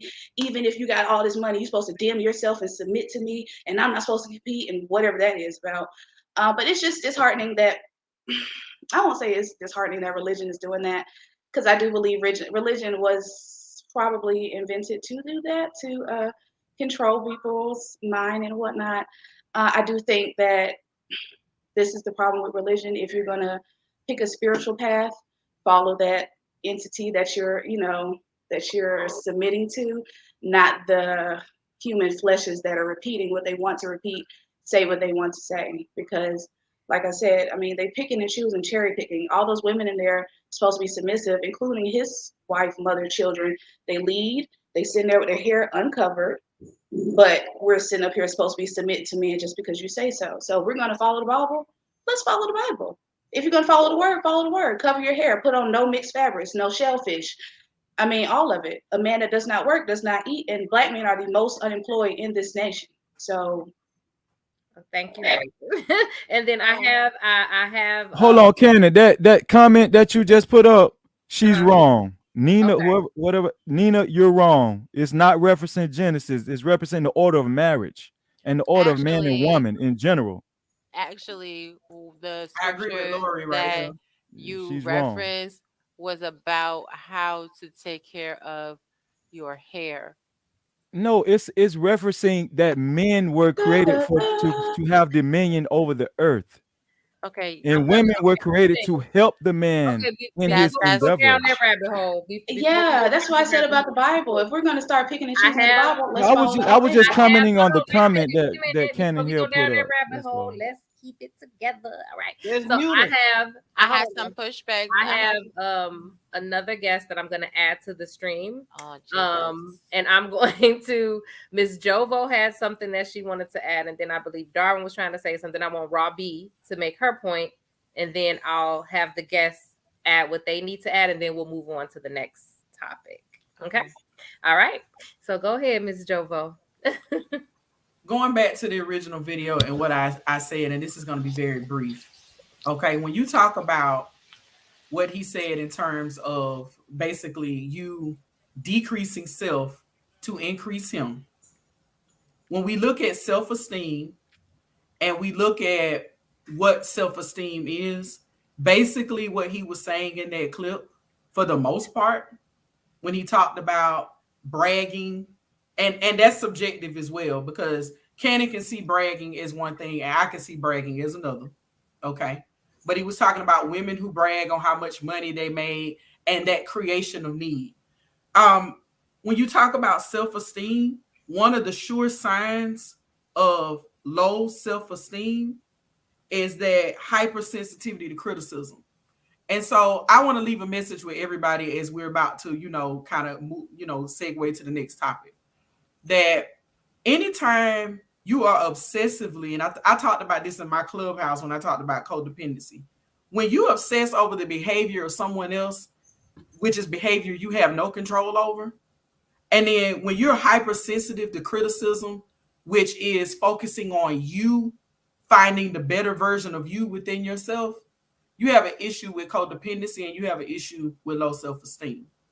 And I think that it is time out, like I said before, that if a Black man sees something, like Darwin has got on the show several times talking about his life pre-Cannon and how after marriage and even before marriage, he started to do some self-discovery. And he discovered who he was in the inside. And he discovered that if I want to make changes in me, I can't put that on Cannon. I can't put that on my mama. I can't put that on my aunts. I got to put that on Darwin. So people use this word accountability very loosely. But when somebody walks into my office for session 1, the very first question that Ms. Jovo is going to ask you is, are you ready to put in the work? I'm not going to talk to you about what your wife is not doing and not doing at home. I'm not going to talk to you about what your husband is doing or not doing at home. What has made me successful in marriage for 18 years and counting is that I know I'm responsible for the wife that I am. I can't make my husband do anything. I can't make my child do anything. I can control me. And when I can control me and I bring the best version of myself forth, then all the other things will be added unto me. And that's facts. That is facts. It's time out for our community to stop playing the blame game. Like the internal work has to be done. Period. And any therapist who's subscribing to the live tonight, anybody who's worked in mental health, you know what I'm saying. That it starts with you. I tell my clients, that's my motto for my business. The best version of you, the better you is inside of you. Yep. Not your wife, not your husband. It's inside of you. Yep. They can influence you, but all of that in terms of how you process anger, happiness, all these other emotions, that's in you. So I want not just ministers, but I want some of these community leaders to start doing, when they start doing this, look at these thumbs back here pointing at you too. Yep. Like it's time out for the games. Like people need to take some self accountability, and that's just that. I love it. Thank you. Okay, Darwin, go ahead. She said a lot of what I wanted to say about accountability, but I don't think a lot of we can keep saying that every time we have a show. It does not matter, because I've been in barbershops and I don't care about no fucking man code. I'm just gonna tell you this right now. I don't give a fuck. I've been past all that man code a long time ago. That shit's for kids. Because if you really want to make a change and really want to help these kids out, you're gonna talk truth amongst each other. And what I get is dudes can't even talk truth amongst each other. Prime example, Freezy, when you were speaking about your friend and how his wife was unruly and she talks back and this and that and all, and she's rude. It was my cousin. Oh, okay, your cousin, and loud and this and that. This is what they do in a barbershop. They always come there and talk about what the woman do, right? And then, but they never say like, what was the man doing in this relationship? They never say this. They make it seem like he was just sitting there being this perfect angel, this man of the cloth, and he wasn't doing. He was cool. He was working every day. He was coming home doing this and this and that. She just crazy. All women are crazy, right? But these are men that I know from youth, and I've grown up with them, right? So I know what they be doing, but they won't speak on it. They just act like the women are just crazy. So, and then they always hit me with the, oh, you're a simp, you and this that. Well, you did this, you did that. But guess what? The thing about me is, I know when I'm wrong, and I'm going to say I was wrong, and I'm going to fix it. So the only way you can fix something is if you just admit the truth and take accountability for what you did. And a lot of men don't do that, because guess what? We have to live by this bro code, and we have to be sensitive to each other's needs by all costs. And the cost is Mr. Hill, can I ask you a question? Yeah. Let him go. So you know when you're wrong, right? That's excellent. That's great. Okay, so everybody knows you and Mrs. Hill, you're married. I'm pretty sure you married Mrs. Hill because she has enough competence to know when she's wrong as well, right? Miss Hill knows when she's wrong too, right? Would you say so? Sometimes. See. Hold on, wait. So if when Miss Hill is wrong, do you have the liberty to tell her when she's wrong? Of course. Right. Okay, so if she gave you pushback and she felt like she wasn't wrong, how do you solve that? Welcome to marriage, Freezy. We go to therapy. Okay, you go to therapy every time? Hold on. I see where you're going with this, but the only reason I say these dudes are wrong is because of what they preach. And if they sit up here saying, I'm this type of guy, we can just use Christianity for example. If people say I'm a Christian, I do this, I do that, and then they're not living a Christian life, then you're wrong by what you're saying. I can never say that you're wrong. I'm just saying you're wrong by the things that you say you do and the morals that you say you have, right? I don't judge people and be like, oh, that's the wrong way to do things. That's the wrong way to live. But I listen to people, and if they say I'm this type of person and they show me something different, then I'm like, but hold on, you wrong. Even by your measures, you're wrong. Not by my measures, because my measures don't mean shit. You know what I'm saying? My opinion about you don't mean shit. But what you say about you means everything. And if you telling me you're this type of person, and my wife, a lot of men say this: I'm a protector, I'm a provider, and this and that. My wife, she needs to be a homemaker, and this and that. But your wife is working, so nigga, you're wrong right now, because guess what? You're not the provider. You and your wife is the provider. So if you want to control her and her to submit, won't you just do what you? Why y'all always talking about irresponsible men? though? What about the men? Let him go. Hold on, because let him go. Irresponsible men is the one. Yeah. Irresponsible men is the one that's always got this rhetoric about what women's supposed to do. I don't sit here. That's not true. Okay. Well, because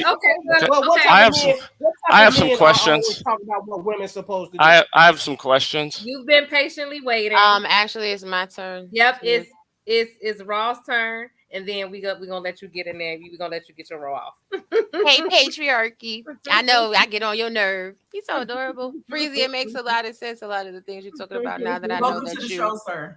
are a Hebrew Israelite. But Cannon, can you share the screen? I want to share 2 things and then I gotta go. I have to teach a class in the morning. Okay, where is it? I've already shared it. It's probably just a second screen that looks like white.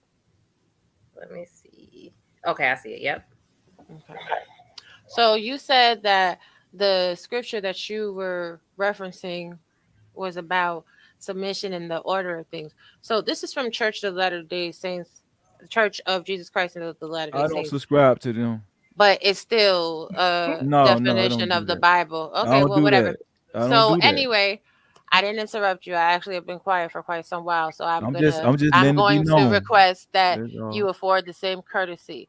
Because anybody that has actually done any theological study, you know that if you read most Bibles, they give you a little supposition before the chapters. Now, for this particular chapter, 1 Corinthians chapter 11, it speaks to Paul speaking of certain customs of hair and grooming. Heresies will arise that test and prove the faithful. The sacramental emblems are partaken in remembrance of the flesh and blood of Christ. Beware of partaking unworthily. Now, to the scripture where people say one reference that, God created Eve as, to be subservient. We're reading now from the Torah, right? Because again, when we're talking about religious texts, we have to really take religious texts in a 360 because all are valid. We spoke about this earlier. Shabbat Shalom. Now, in the Torah, it said, the Lord God said, it is not good for man to be alone. I will make a fitting helper for him. Now, we're going to scroll down in the text, right? Rashi had laid the foundation for this perspective, a helpmeet for him, literally opposite, opposed to him. If he is worthy, she shall be a help to him. If he is worthy, she shall be a help to him. If he is unworthy, she shall be opposed to him, to fight him. Yavatma 63a. And so we continue to this day to explore not only the equality of the sexes, but to explore the cooperative nature of humanity that cannot be fulfilled without an equal partner and opponent. Now we're going to scroll down a little bit further, right? Additionally, the symbolism which the Hebrew Torah is in the original language does not explicitly say woman in any direct sense. It says a help that is equal to and across from him. And the word Adam is not per se a proper name, but rather generally refers to humanity. By extension, we might also argue that God intended us to have peers in general to stand with and against us in love.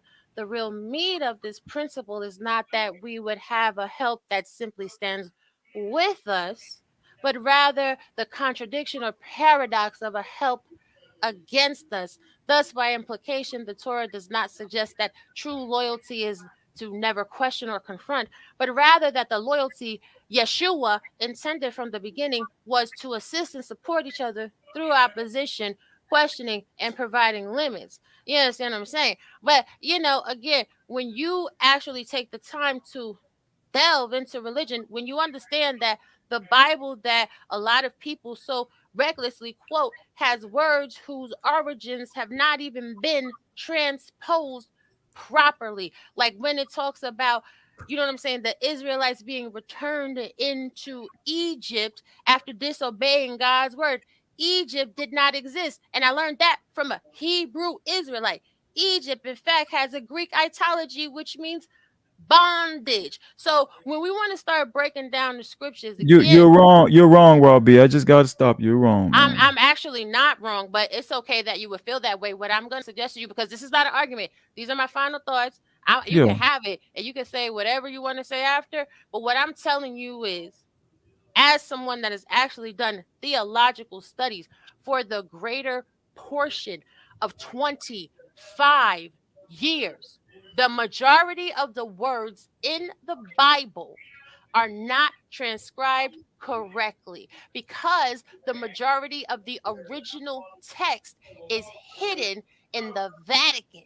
And until you read the book of Mary, the book of Enoch, until you spend some time reading the Torah and the Quran, until you start looking at Buddhist religious transcripts, Hindu, and all of that stuff, you really don't know what you're talking about. You're just going off of following principle. And again, I told you I've studied this Bible. I told you my grandmother was a minister. I've been under the covering, the blood of the Lamb, the anointing my whole life. So I believe y'all with this. I want y'all all to have a good night. But stop believing what other people tell you. God said, "Oh, taste and see that the Lord is good." You have Was to that the original yourself. interpretation? You have to find out for yourself. You have to invest your own time investigating the Word of God and building a personal relationship with the Word of God. You'll see, even now, as I'm telling you to save yourself and do your own research, you're going to have these demons that are going to heckle. But this message is going to reach the ones who it was meant to reach tonight. Stop listening to other people, ladies and gentlemen. These people are leading you to the hellfire. Find your salvation. Hey, Big Pat, Big Pat, before you go, Big Pat, before patriarchy goes, I just want to give Robbie a fun fact. You're partly, wait, you're partly right. The word Egypt itself was not the name of the place they were at. The actual was Samaria, I know. The actual name, but in the Bible. Listen, wait, no. The actual name, name was Mizraim. Yeah, that's the actual name. She gone. The preacher gone. So she didn't want to learn nothing. So according to her, Joseph wasn't taken captive anywhere. He didn't preside over anywhere. Exactly. The Hebrews, the people from the Nile, when they specifically list the Nile River, when they specifically actually list the landmarks in there, none of those things existed, right? So first point I want, it's relevant because she said a certain point didn't exist. So I don't know if you were listening. Right? So she said a certain point. I'm hearing music in the background. So if you were listening, you would have heard her say that Egypt did not exist in the Bible, right? You guys are talking about like a theological text, though, right? No, we can talk about it from archaeology and history, even outside of the word. But she ran. She did landmarks and all that kind of stuff, even if you want to read outside the word. And what she did was her last explanation she gave, it wasn't even the direct scripture. She literally went on to somebody else's website because the top of it referenced Genesis 2:18. She didn't even cite Genesis 2:18. It was somebody else's interpretation of Genesis 2:18. So I wanted to just start because you guys this is probably one of the funniest things I've ever heard in my entire life. This podcast, I've heard some things that were pretty funny, but today definitely takes the cake. So I'd like to start with the lady at the top to I think you're to my right. The one with the cross on the left and the yin and the yang on the right. I don't know how that correlates to each other. So one of the points you made, you said, this is a very interesting point, right? That you made. Why am I so loud? Oh, maybe you should turn your speakers down. Just a little bit. We don't like to yell over here. Man, I'm sorry. I'm sorry. I'm yelling at you. I'm literally about to give. What? Can y'all? Two people are talking to me at the same time. I don't. Sorry. So the first thing you said, lady to the top right, Jovo or Mrs. Jovo. Mrs. Jovo, how are you today? I'm great. How are you? Okay. I'm all right. Actually, you said people should not be obsessing over the behaviors of somebody else. That's what you said, right? I did. And then you said when you go into session 1, when they come into your office for session 1, what are you speaking of? I'm a therapist. Why are you obsessing over the behaviors of somebody else? I don't obsess. They come to me for the help. But the general field of psychology and being a psychiatrist, it's all obsessive over other people's behavior. No, it's not obsession. It's the study it's the study of other people's behavior. And they don't prescribe people to argue. Hold on, I'm challenging points. You guys, can I respond? Can I respond to the point? Can I respond to the point? Am I going to be respond to the point? Listen, you came at so am I able to at least, I'm having the conversation with her. So am I going to be allowed to have that conversation or okay. So are you telling me right now the field of psychology, right?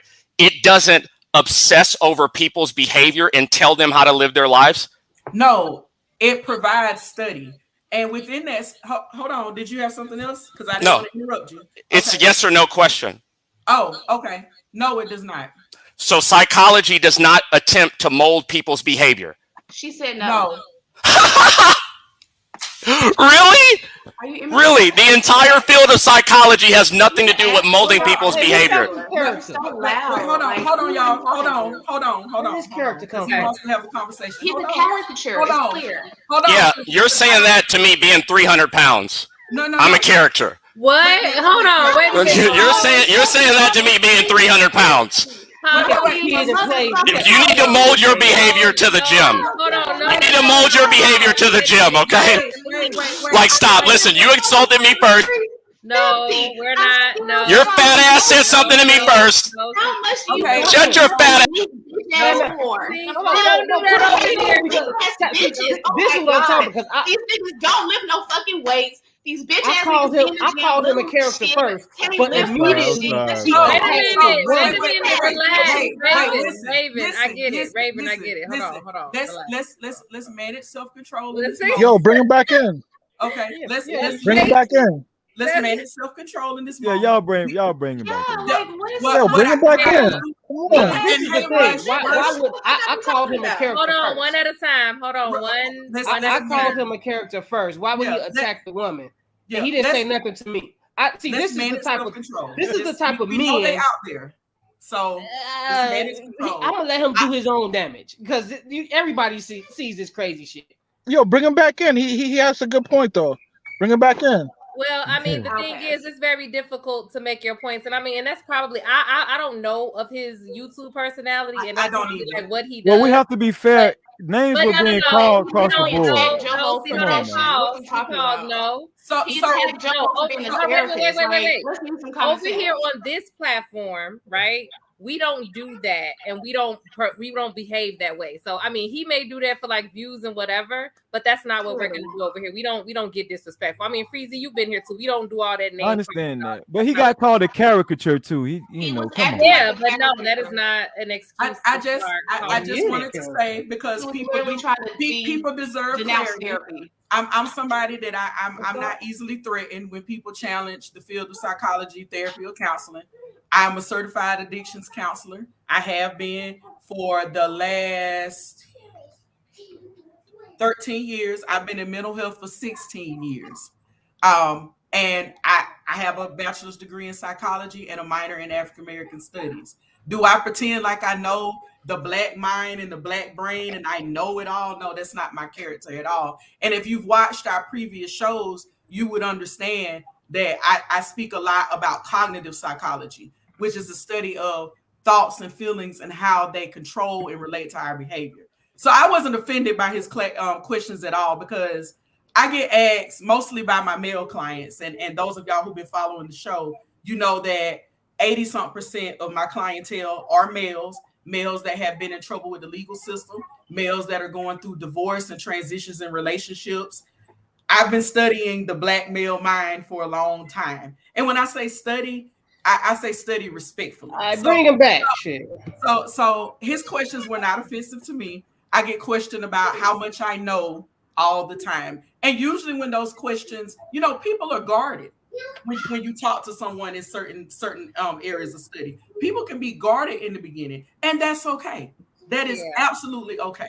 And Ms. Jones, at the end, that was not fair. Cool. But the issue, well, we want to hear him. This is about that. Bring him back. We want to hear him. He gonna apologize. Say what? He literally explained why we didn't need therapy. Like he was arguing why Ms. Jovo's job exists. Like, who in their right fucking mind thinks we don't need therapy? This is the thing. That's cool. But y'all gotta let Ms. Jovo speak for herself. He got triggered. He got pressed. He's a little sensitive. Okay, he don't like to be called a character. He's a little sensitive. He's a man, but he's really sensitive. Okay, so we should submit to him. Let him bring it back on. Let him talk, express it. Because he's about to go down the line and read all of us. I want him to read all of us. I really want to hear this. Yeah, but I want to know how much he left. He looked like a weak bitch to me. Just like I like what Robbie said in the comments a few minutes ago. Like, Freezy come over here and disagrees with us all the time, but it doesn't escalate. Not all the time. No. Well, I mean, most of the time. We often have disagreements, sir, but there's still a level. But there's still a level of respect that is necessary to engage. So I will listen. Just have a talk with him.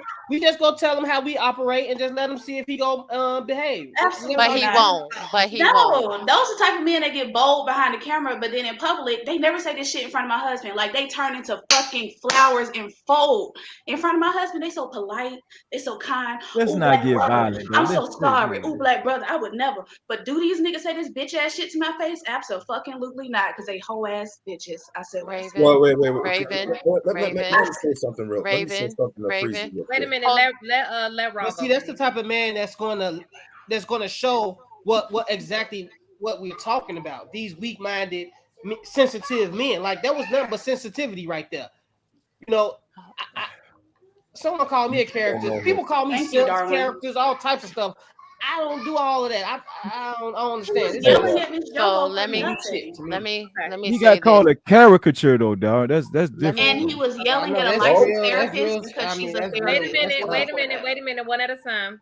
I'm not really staying, but that display of disrespect is to the detriment of Black male leadership in America. Now, I will say this, Freezy, because I have a lot of respect for you. We have had differences of opinions several times, and one thing I can say about you is whether people agree with you or not, you are an excellent example of Black male leadership because you know how to comport yourself as a man. Be careful the company you keep. Now, Raven, baby, you are beautiful. You are perfect just the way God made you. People on these spaces will always attack you and make these ad hominem attacks in a manner in which they feel you will respond. Please do not give in to that. Now, to speak on the topic of psychology, I keep telling people I have a degree in science and I don't get into the full aspects of my degree. But psychology, from time immemorial, it's not about conditioning people outside of Pavlov's. Pavlov did speak to the conditioning principle in relations to his dog as how stimulus can evoke certain behavior archetypes. However, Sigmund Freud, the father of modern psychology, consistently spoke to the superego, the ego, and the id. A good movie that puts this out in layman's term is Revolver with Andre 3000 and Jason Statham. If you have questions about psychology, just watch that movie in a layman's aspect that will give you clarity. Maslow also spoke to psychology being the avenue in order for each individual to reach self-actualization, and they have recently reframed the hierarchy of needs to include transcendence. So therefore, please do not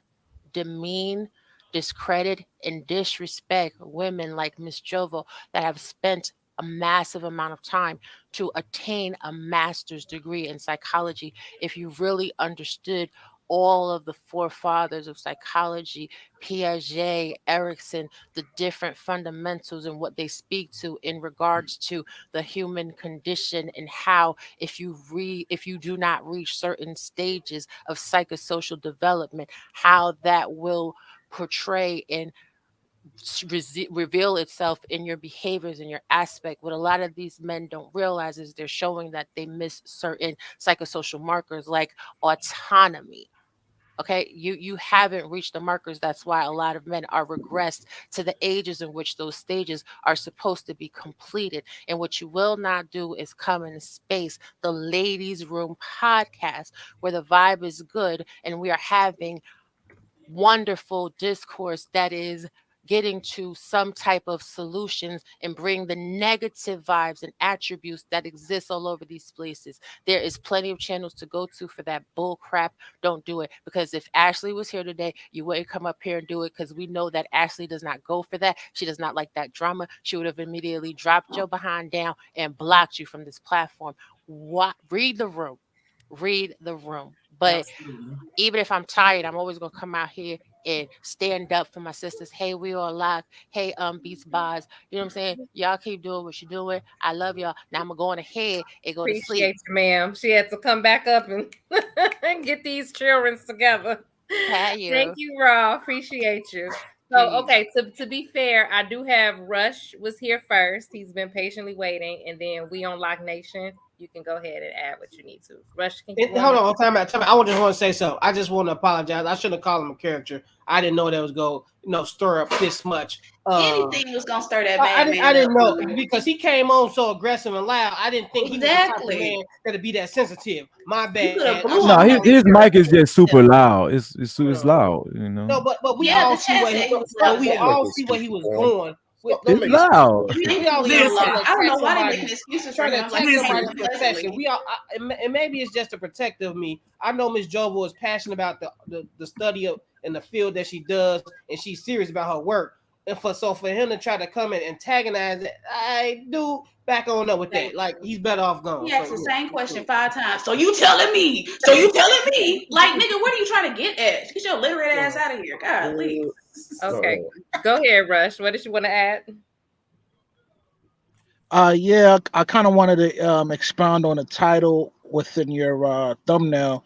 That I guess black men find it in a certain obsession dealing with submission from the female, and I wouldn't say it's I wouldn't say it's an obsession, but it is something that men, not just black men, but men in general, would like to receive from their counterpart. I mean, and in today's age, you know, with social media, you know, mainstream media, they advise women to divest from being you know, to have a form of submission towards their you know, husband or boyfriend, and that's why you know, we kind of speak on certain things like that, because it is a big deal.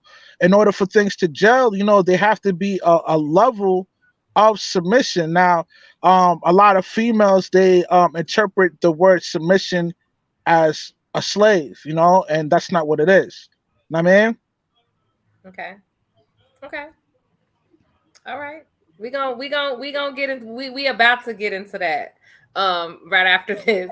But let me see what We on Lock needed to add, and then we can go. That's a perfect segue actually into that topic. Absolutely. I actually have a video I want to play because I have a theory. well, you know what? Go ahead, play the video. Play the video? Okay. Play the video. So yeah, let me see. Where's the video? Oh my God. So how many of you guys are familiar with it's like a conscious cult leader? He was recently arrested, Nature Boy. Anybody? Okay. Yes. So I'm gonna play a clip from something that he said a while ago. And the reason why I think it's relevant is because even though this may be extreme to a certain extent, a lot of what he's saying is kind of the common thread of what I feel the way that a lot of conversation goes when it comes to talking about submission or Black women's behavior and how Black men feel about it. So can you guys see the video? Yes. Okay. And then let me know if you can hear it. Voice to a certain level, and I'm talking, and you like for instance, in me and Maisha's situation, she came out, she wanted to fight, she strapped it.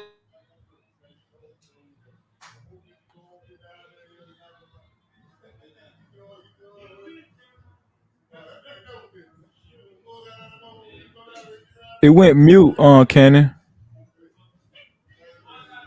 It's just like if I feel disrespect, Okay.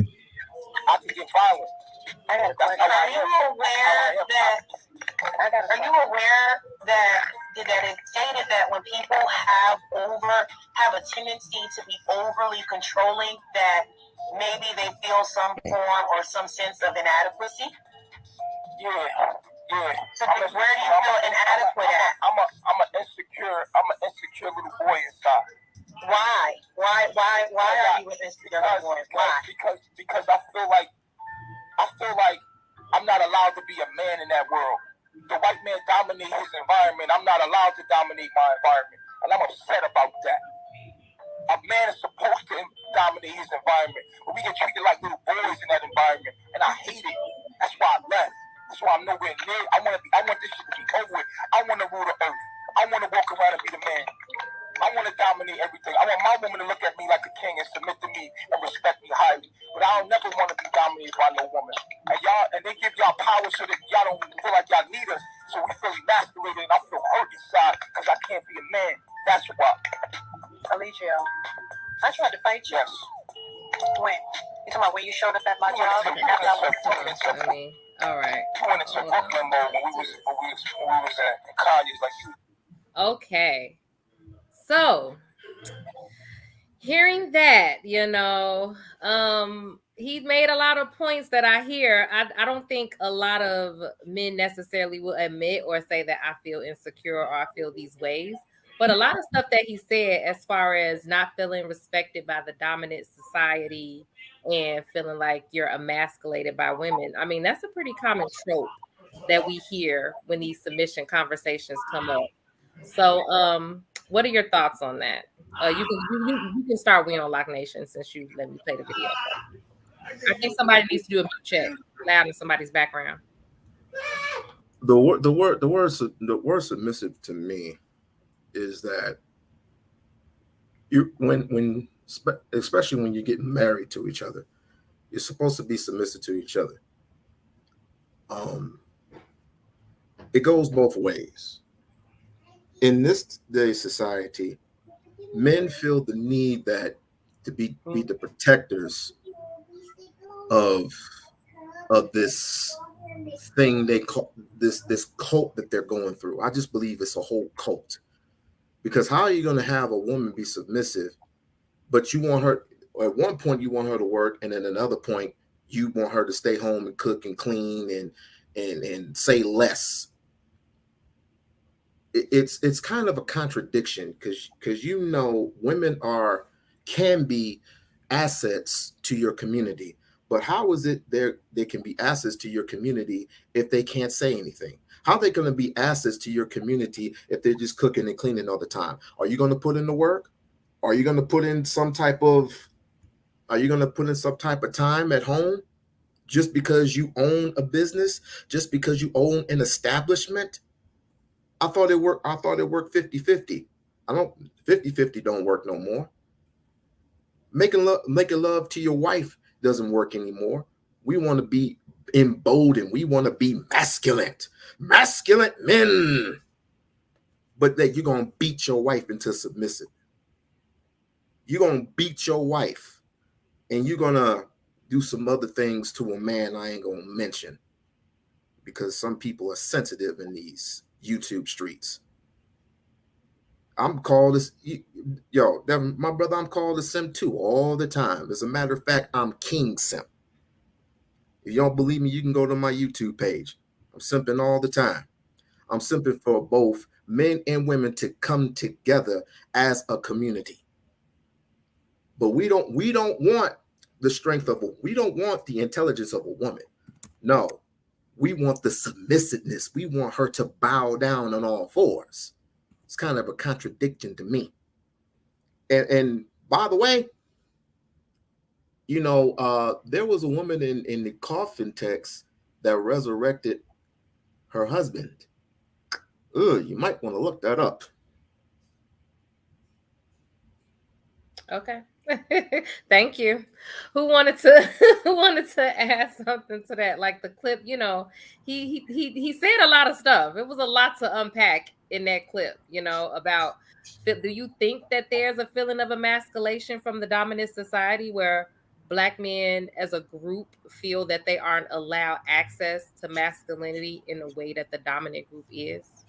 I just wanted to share something because I get this a lot, especially when we're in groups of people, men and women, and me and my wife are together, and she's, as you all know, my wife is very smart, educated. She knows a lot, so she can dominate a conversation easily, especially with people that don't know a lot, So we always in these groups and stuff like that. And one day we was at my house, and you know, and me and the guys, we go outside, we get away from the women, and they like, man, you let your wife talk, man. Your wife rough, man. How you just be sitting there taking it, you know, because me and my wife, we joke back and forth with each other. We talk crazy to each other. This is how we talk, you know.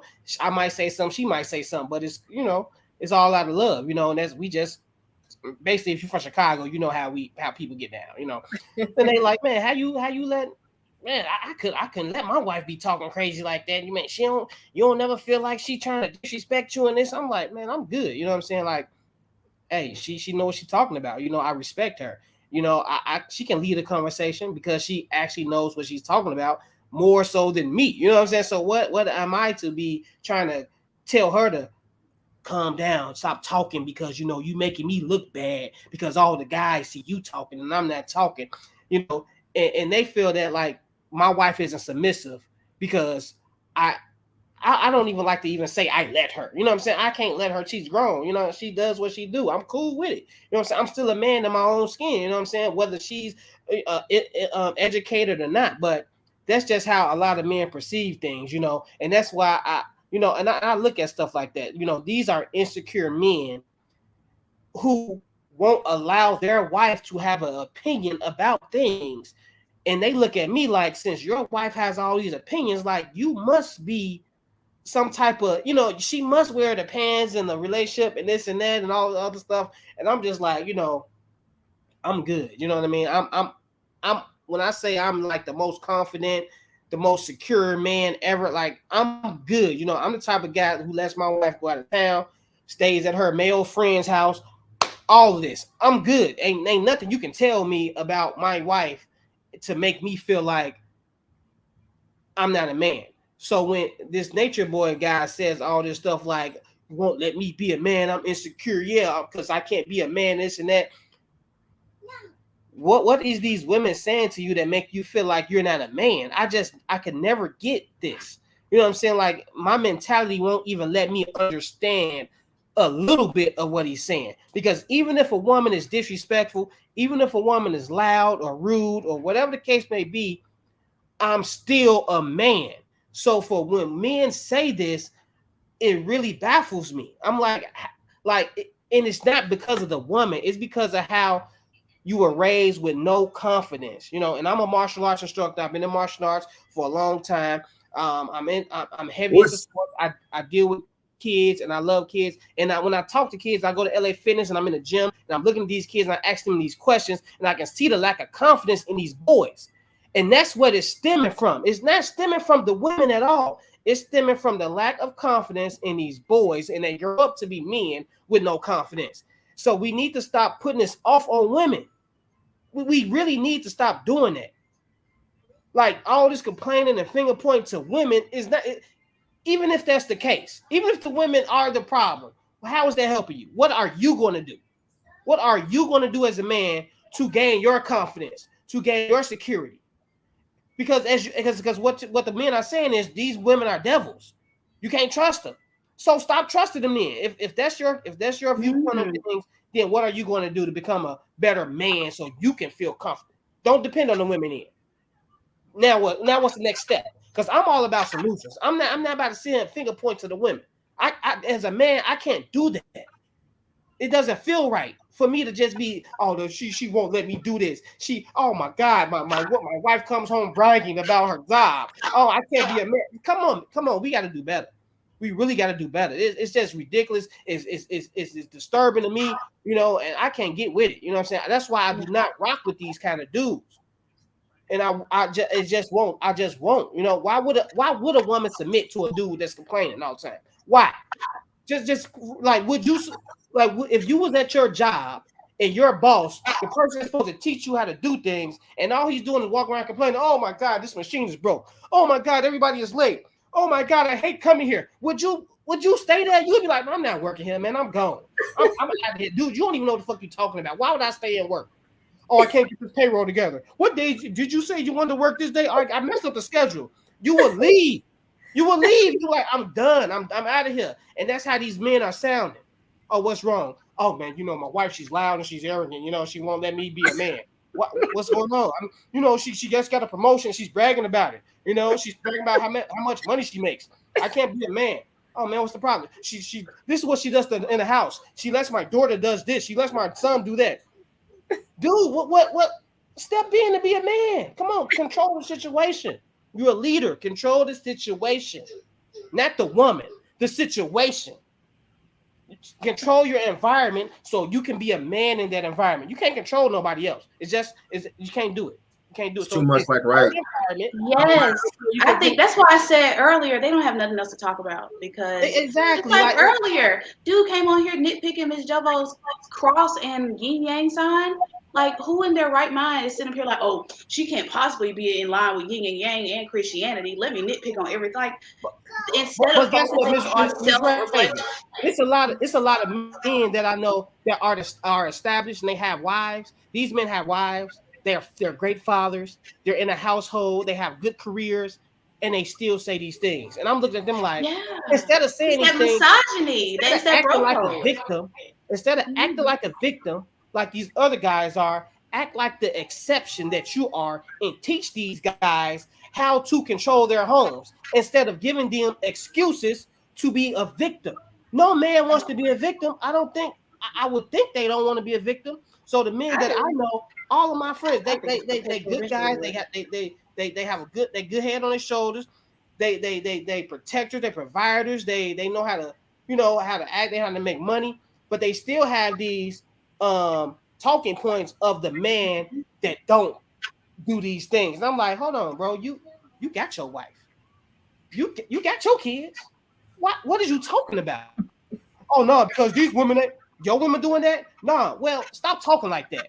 How about you talk give some tools to these men on how you got to this point?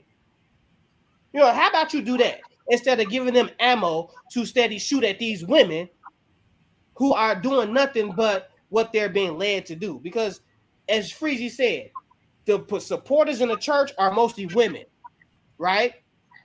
The most supporters in the church are the women, right? So that means these women are supporting the men. We cannot just turn our heads to that. These women support men, right? Men are getting rich off these women supporting them. The Black All Lives Matter movement ran by women. You know what I'm saying?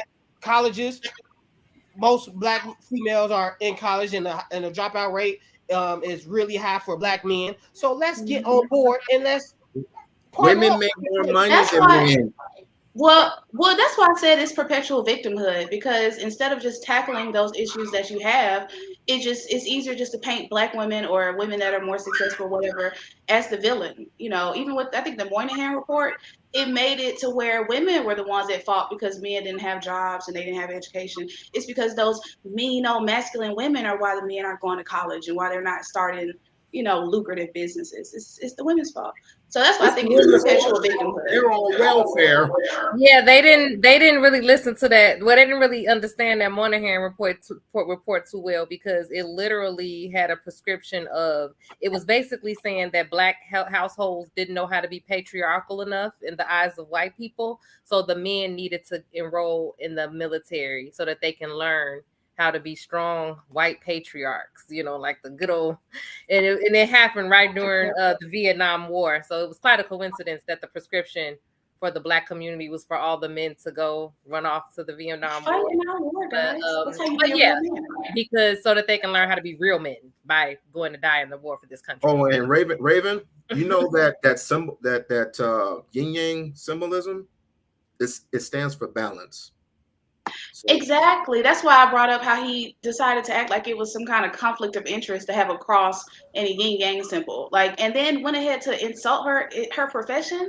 In what world are we really going to demonize therapists? I'm sorry, that's not leadership behavior to me. Well, next time not to bring a Nazi up here. So I know, right? I should have known by the strikes back. He probably wasn't going to be, a good conversationalist. Did you? Okay, so interesting enough, Freezy hasn't spoken in a while. Freezy, did you have something to add? And then we have a guest that I'm gonna let. Freezy glass empty. That's probably why. Feel the vibe, brother. Feel the vibe. Go ahead, hey Freezy. Go ahead and fill your cup up, man. Go ahead and fill. Nah, if y'all notice, I try to make it a habit to let y'all get y'all points out. That's the way it's supposed to go. And actually, Mr. Hill, he was on point. He was on point, except for women. He used an analogy of, because women are the biggest supporters in church, that's an indication that they support men. Now, I don't agree with that analogy, but he's right. Listen, if you get emasculated by a woman, it's your fault. You have a duty to maintain leadership no matter where you at. Now, what is true leadership? Mr. Darwin also, Mr. Hill also alluded to, if you are having problems from your woman, that doesn't mean you should, give up or wave the white flag. I think he used that terminology. No, you shouldn't wave the white flag, but sometimes you have to make difficult decisions. Sometimes you have to, in order for you to maintain your sanity and your manhood, you have to leave these people. You have to leave these people sometimes. Because if you're not appreciated here, you might be appreciated somewhere else. I always say this, just because a man leaves, that's not always an indication of how good of a man he is. It's not. I always talk about verbal abuse and who's the biggest culprits in these households. Who has, I asked the female on the panel without even revealing, my premise. I asked her, I said, if you were in a household with your husband or your significant other and you were being verbally abused, a lot in this house, would you stay? She said, no, hell no. Let me tell you something. She has a lot of views. Her views are similar to a feminist. I'm not going to call any names. Ooh. I'm just saying, even she said she wouldn't stay. This is the point I'm trying to make. She wouldn't stay if she was getting verbal abuse. So what do you expect for men to do? Now, I'm not saying all these men are leaving because they're getting verbally abused. Some of these guys, you're right. Some of these guys are just irresponsible. And let me tell you something. I don't take up for all men. I'm not for men. I'm for black people. I say this all the time on panels. I'm for the community. We're at the bottom of the totem pole. And men should lead the march out of this damn hellhole, this dark hole that we in. But for men to lead the march, that means they're going to have to make difficult decisions. Okay? Now, once these men do assume the proper leadership, the other question is, are a lot of these women ready to accept this type of leadership? This modern woman. You understand what I'm saying? Now, the leadership I'm talking about might be different from the leadership Mrs. Hill is talking about, or Mrs. Jovo is talking about, or Mrs. Understanding is talking about. I mean, Saiyan, Super Saiyan, what she has different names every time. It's Supreme Super Saiyan wife. I can't pronounce that stuff. But what I'm saying is my type of leadership is my type of leadership for men is of the Bible. I will say that. Now, if I exude this type of leadership, is the woman ready to follow that type of leadership? Let's find out. And what I'm saying is, where the misconception, where the confusion lies, every woman does not believe the same. This is why I stipulated earlier in the show, some women are agnostic, some women are atheists, some women are Bible believers, right? But what always worked throughout history and throughout antiquity is the order of men and women in households. Whether you believe the Bible, whether you believe the Quran, whether you believe whether you're Egyptologist, whether you believe the Book of the Dead, Men have always led the forefront in every society. It's not true. Listen, every society is not has not always been hierarchical. That's not true. I'm not saying it's been. Listen, I'm not saying it's hierarchical. What I'm saying is hierarchical. When you say leading, that means there's a hierarchy. Yes, a hierarchy. When it comes to leadership by default or not, it's always been the men at the forefront. True, Freezy. That is also untrue. It's just not true. Listen, hold on, wait, Cannon. Wait. So you hold on, wait. So you're telling me when it comes down to the foundation of the development of society, I'm talking about most of the inventions, most of the advancement of. Okay, let me put it this way: the history is always written from the perspective of the victors. So just like we learn as Black people that white people did everything and created everything, it's the same thing with how women and women's contribution to history has been written out of a lot of things, and that people just don't even understand. It's from a very male-centered perspective. So of course, I think that. But Cannon, let's say I subscribe. Let's say I subscribe to what you're saying. When it comes down to controlling nations and territories and stuff like that, leading wars, you're telling me that there's been wars that have been led by women. Yes. Wait, listen what I'm saying. Listen to what. Let me finish. That have been led by women. That have been led by women. Yes. That resulted into building and actually putting a stamp and a flag on a nation, a country, a continent. There have been countries. I don't know one continent. I don't know one. I don't know. It doesn't mean it doesn't exist. Wait. No. Africa was no. It's not true. It's not the limit to the world. Listen. The landmass of Africa was conquered by Leo Scipius Africanus. He was a Africa has like 100 countries, right? He was no. I'm talking about Africa in general, the landmass. You need to do your research. Leo Scipius Africanus. Now, this is the problem. We on Lock just said Africa. You don't know your history. That's what I'm saying. You don't know your history. The point I'm trying to hold on. But we need to learn. Let's get to the point. You don't know your history. History is very important. But the point I'm trying to make is this. Throughout history and antiquity, and I'm going to stand on my point, men have led the march in general. I'm going to just say in general. Okay, in general, men have led the march. It would not be possible. We would not be at the advancement we're at if it wasn't for men in general. One tribe, sir. Hold on, just chill. Just chill. If it wasn't for men in general, we would not be at the advancement and where we're at right now in this present day and time. Okay, this is a fact. Now, if you're going to dispute that, I don't know what I have to say on these panels. That's a fact. No, that is a fact. See, this is the division. This is the division that I talk about. This is the division that I talk about. See, it's just like what that other dude, when he came on the show and he was talking about how his wife has all these businesses. She runs 3 businesses, and they live. Wait, Mr. Darwin, if you're going to dispute my fact, tell me don't go into that. Just tell me what just give me an example. He's about to give you an example. Okay, go ahead. About men that actually conquered continents and countries and put this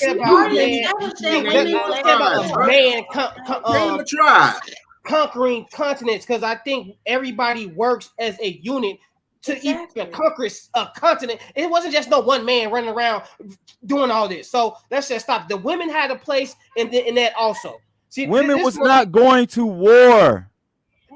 If the man went to war, the woman was at home. Listen here. Women were not going to war throughout history, throughout antiquity. I see where you're going with this. That's just like when a man goes to jail. when a man goes to jail and they always say, I was going to jail. No, the woman is in jail too. Because since if you're in jail, that means you left her to do everything with the kid and all this other stuff. So if a man goes to war, actually goes to war, the woman is at home taking care of the home. That speaks to my point.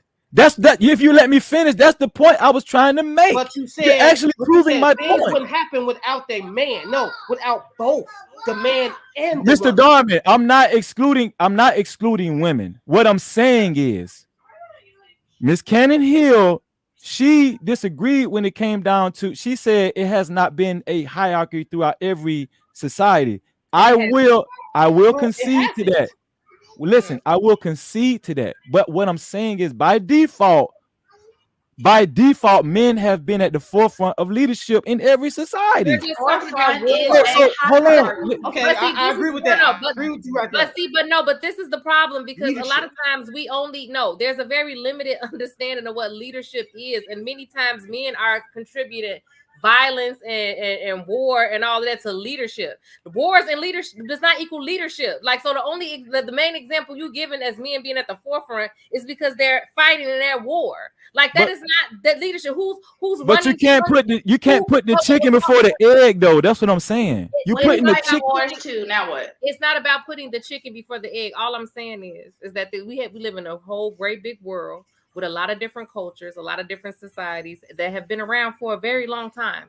And so I'm just there, and it hasn't existed in one way, but we've been taught, because we grew up in this white supremacist patriarchal society, everything that we've learned is through that lens of that everything that we're taught is telling us to reinforce that. So that's why you believe that throughout all of human history, this narrative, right, that men have been at the That's not true. I know a lot of history. I don't just go off white history. No, I'm not saying that you don't. Well, then you would know it's nations that are ran by women that are ran by queens and not the king. It's the queens that run a lot of nations. Well, okay, let me tell you this. Some nations, the queen runs it. So for some nations, it's not a man at the top; it's a woman, and they're and you know. Right, but the queen isn't. This is what I'm trying to tell you. Sure, we could talk. You could talk about Queen Elizabeth. Queen Elizabeth is not going to war.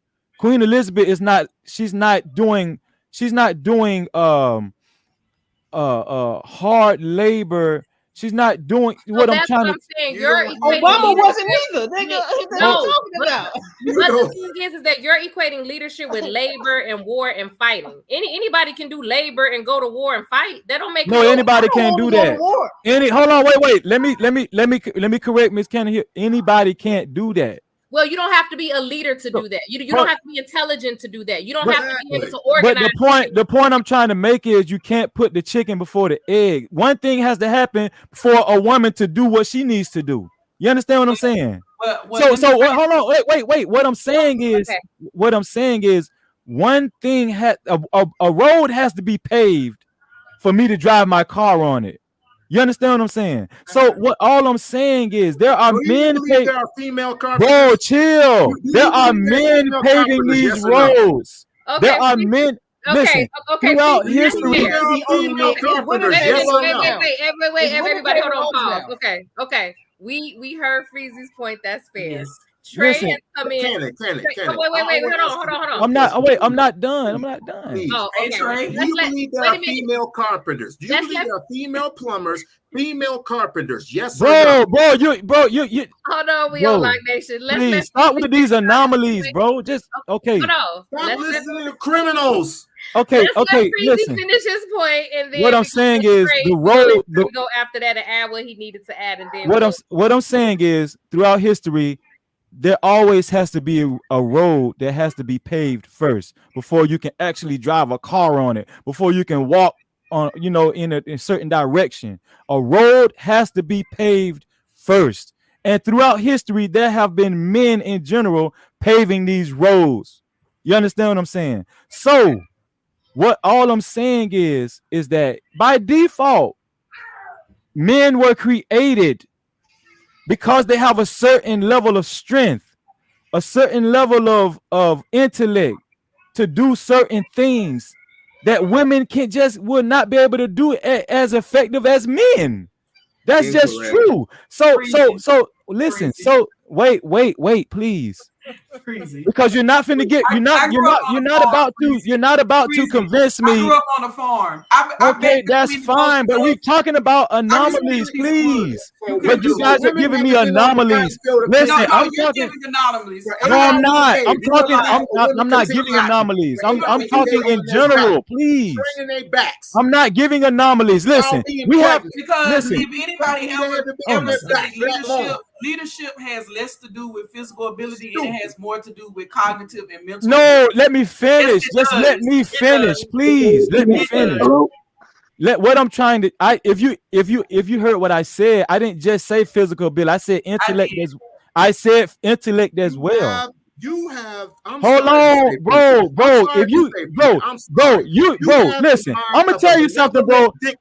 I've heard you. Listen, I've heard you speak on a lot of panels. Hold on, chill.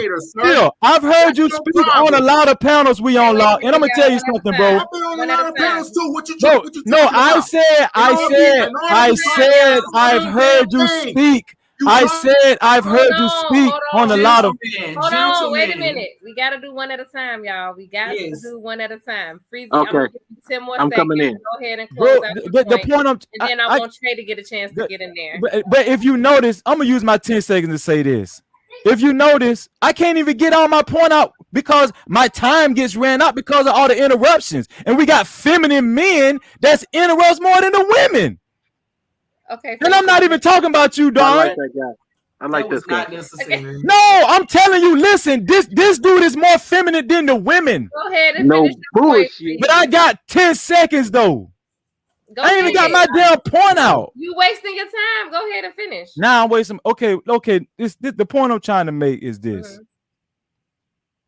If you think that, like I said in the beginning, I expressed my concern for the black family. I'm very pro-black. I'm very pro-black community. It's in the dark hole. We're at the bottom of the totem pole. Something has to happen, and it starts with family. If you don't know that, I don't know what to tell you. Now, being that we know it starts with family, and being that we know it starts with the household, that there has to be an order in the house. Do you want the house out of order? No. There has to be an order in the house. And it has to start with the man being the leader of the house. This has nothing to do with women, how much money women make. It has nothing to do with how much money men make. It has something to do with men being willing to assume leadership, no matter how much money he makes, pay the bills, make sure the bills is paid, be a provider, and add adequate wisdom and leadership and knowledge in the household. Now that I've made you guys understand what a real man is, because I don't advocate for Pookies and Ray Rays, quite the contrary. I don't advocate for men that don't handle their responsibilities. I don't advocate for men that let women emasculate them. No. I advocate for men, if you run into a woman, like, first of all, choose wisely from the beginning. But if you just so happen to get saved after you got married and come to the truth and understand, guess what?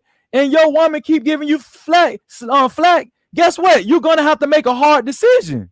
Okay. Thank you, Freezy. That was you're going to have to make a hard decision. But it was get the hell up out of there. We got you. Thank you, sir. We're going to let Trey go, and then we on lock. I'm going to let you respond, okay? All right. Go ahead. All right. Well, first thing is good evening, everyone. To everybody at the panel. I wanted to start from a little bit earlier. This brother that's above me, I believe it was a Freezy. I don't have no name tags on here, so I can't tell you. I respect you, my brother. You have a great viewpoint. Excellent commentary. Keep doing a good job, my brother. Keep it strong. I respect you 100%. Now I want to back just a little bit when it come down to Miss Jovo and how you guys completely butchered the gentleman that was out here with a different opinion. In my opinion, fuck him. Okay, good. Okay, good. Okay. He came on you guys' show. And had a different respect. and I would love some respect. But I don't really want to relitigate that because he wait, was. Wait, hold on for me for 5 quick seconds, please. Okay. 5 quick seconds. He came on here, and then if you guys actually listen to Ms. Jovo, she says that 80% of her clients is male clients, and she gets asked that question multiple times. So she did not take it as it was a disrespectful. You guys got to listen to your own. You guys wasn't the part that was disrespectful, though, Trey. It was when you started calling people on the panel fat asses and all types of stuff. We don't after he was called yelling and antagonizing the therapist. Hey, let him finish because I already apologized. Just give me 1 second, please. Apologize because I did start. Yes, you did. Yes, you did. You did apologize. I respect that. But platform, right? I get that. So it is your platform 100%, but it's an open platform that's open to different opinions. Now, give me 1 quick second. The young lady, Miss Jovo, did not take any of his line of questioning as disrespect. She actually stated that she get these questions asked to her all the time. The peanut gallery or the platform is the ones that came and jumped in and jumped down his throat. It had you guys let her defend her profession, which she does all the time. That's what she said. Then it wouldn't even been in that particular. This situation wouldn't never occurred. That's my first opinion. Her profession was irrelevant to the conversation. Defending her profession would have taken the conversation nowhere. Yeah, her defending why she's a therapist was irrelevant. Let me respond. And why would she have to? Let me respond to that. Okay, give me 1 second. Because wait, no other man has came on here trying to antagonize her profession. Not you, not Freezy, not we on lock. Nobody has done that. When we talk about topics that has nothing to do with the profession. What he said. Wait, hold on 1 second. What he said was. Hold on. I respect your opinion, right? And you break. This is why I say I don't want to litigate that because I'm not going to sit here and defend and try to dissect and discuss what was offensive, what wasn't offensive. The part that was offensive or whatever wasn't even the misunderstanding. It wasn't the questions that he was asking her. It was the escalation and how he spoke to a member on this panel, and that's unacceptable. So I respect your. Can I respond to that? And that's fine. But what I'm telling you is that we're not doing that here. If we respond to a way that somebody don't like or whatever, that's fine. But they're not going to behave a certain way here. Period. Gotcha. Right? 100%. Let me say one thing. See, because I love this, and I listen so closely. The very first thing that Ms. Jovo said because prior to that, she said when she first bringing her clients, it's self-awareness. So as you guys are talking about the panel, we have to look, the panel list and the panel members have to look to themselves and say, what did I do? Which Darwin already said. He already said, I apologize. He already admitted to what he did incorrectly. But we also have to look to ourselves. That's what you guys was just saying earlier, self-accountability. Look to yourselves as in what happened to escalate that whole situation. Now, I'm done with that particular situation. I'm done with it, but I want to just bring that back in because you guys all spoke on that. Well, you know, time out. You're not. You're not about to be done with that situation because you talked about the first part. Your wife told me the first part. So let's talk about the second part of him calling our member out her name. Let's dissect that part now. Okay, let's dissect that part. Someone called him out of his name and he retaliated. Did he call Darwin out of his name? I'm sorry. So wait, hold on. Darwin out of his name? Give me 1 second, please. No, he didn't. Okay, give me 5 seconds. Darwin called him out his name first. Give me 5 quick seconds, please, because I don't know if he heard what Darwin said. He asked you, what did you just say? He said, what did you just say? And then you responded, and then he responded back to what you said. So that's how it all went down. I don't know if he heard. Hold on 1 second. Darwin. He didn't hear Darwin. Right. I don't know. Excuse me. Hold on 1 second. Give me 1 second. So I want to go ahead and end it. I don't want to use all my time on speaking on that gentleman's problem. He's a gentleman. Exactly. He's a gentleman. That's the crazy part. Okay. Like they will offend any behavior. Listen, if you guys can mute your phones as you guys ask that brother to do, that'll be great. It's our platform. I mean, that's what you guys said. Why women gotta restrict themselves from random people that show up? What? Is that correct? So, hold on. Can I ask a question? No, So does the panel?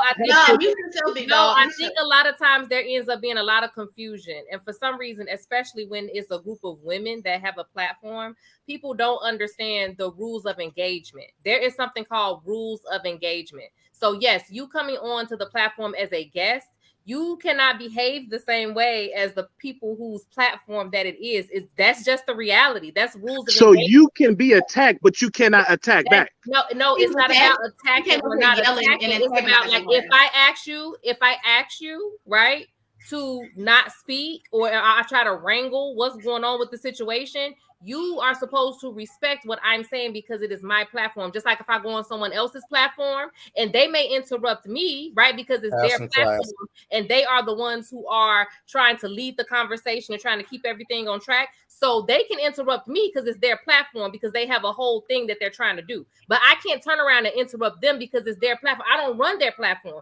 It's called rules of engagement. So that all that I'm explaining to you is that I do understand how everything escalated, right? But there is a certain level of disrespect that cannot ride. It is not okay. Hold on. The confusion is this. The reason he got removed is not because he disagreed or he was saying the reason he got removed is because he started calling her out her name. That's the only reason. If he would have he could be loud or aggressive, but because he called out her name, that's the only reason. That's the only reason. Let me say this. I get that. Hold on for me 5 seconds. Let me clarify what I'm saying.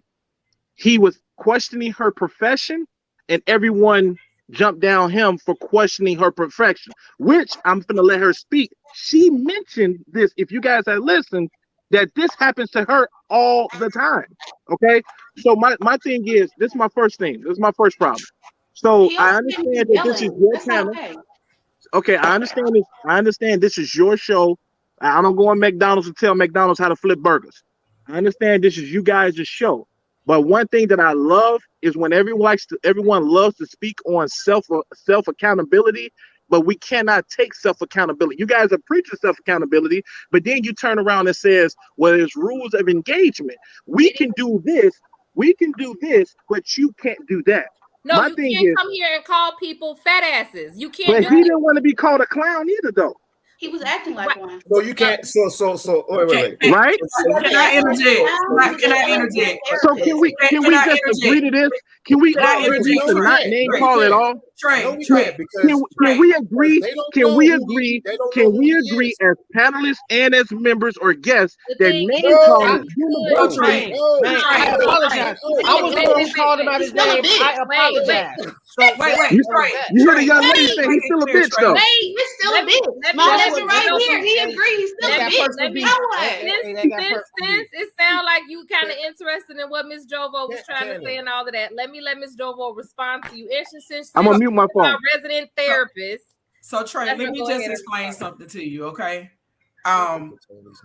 Like I said, I speak with men every day, and I live with the men, and I have been, questioned about, well, what do therapists do?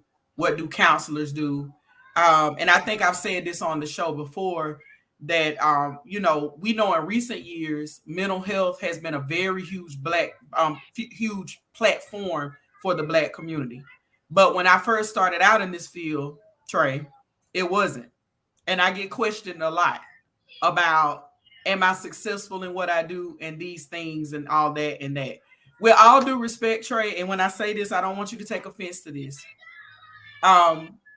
Sometimes I when my 40th birthday hit, and the platform knows this, I have stopped explaining myself to people. I will answer your questions, but I think a lot of times in these spaces, people do not manage their expectations realistically and accordingly.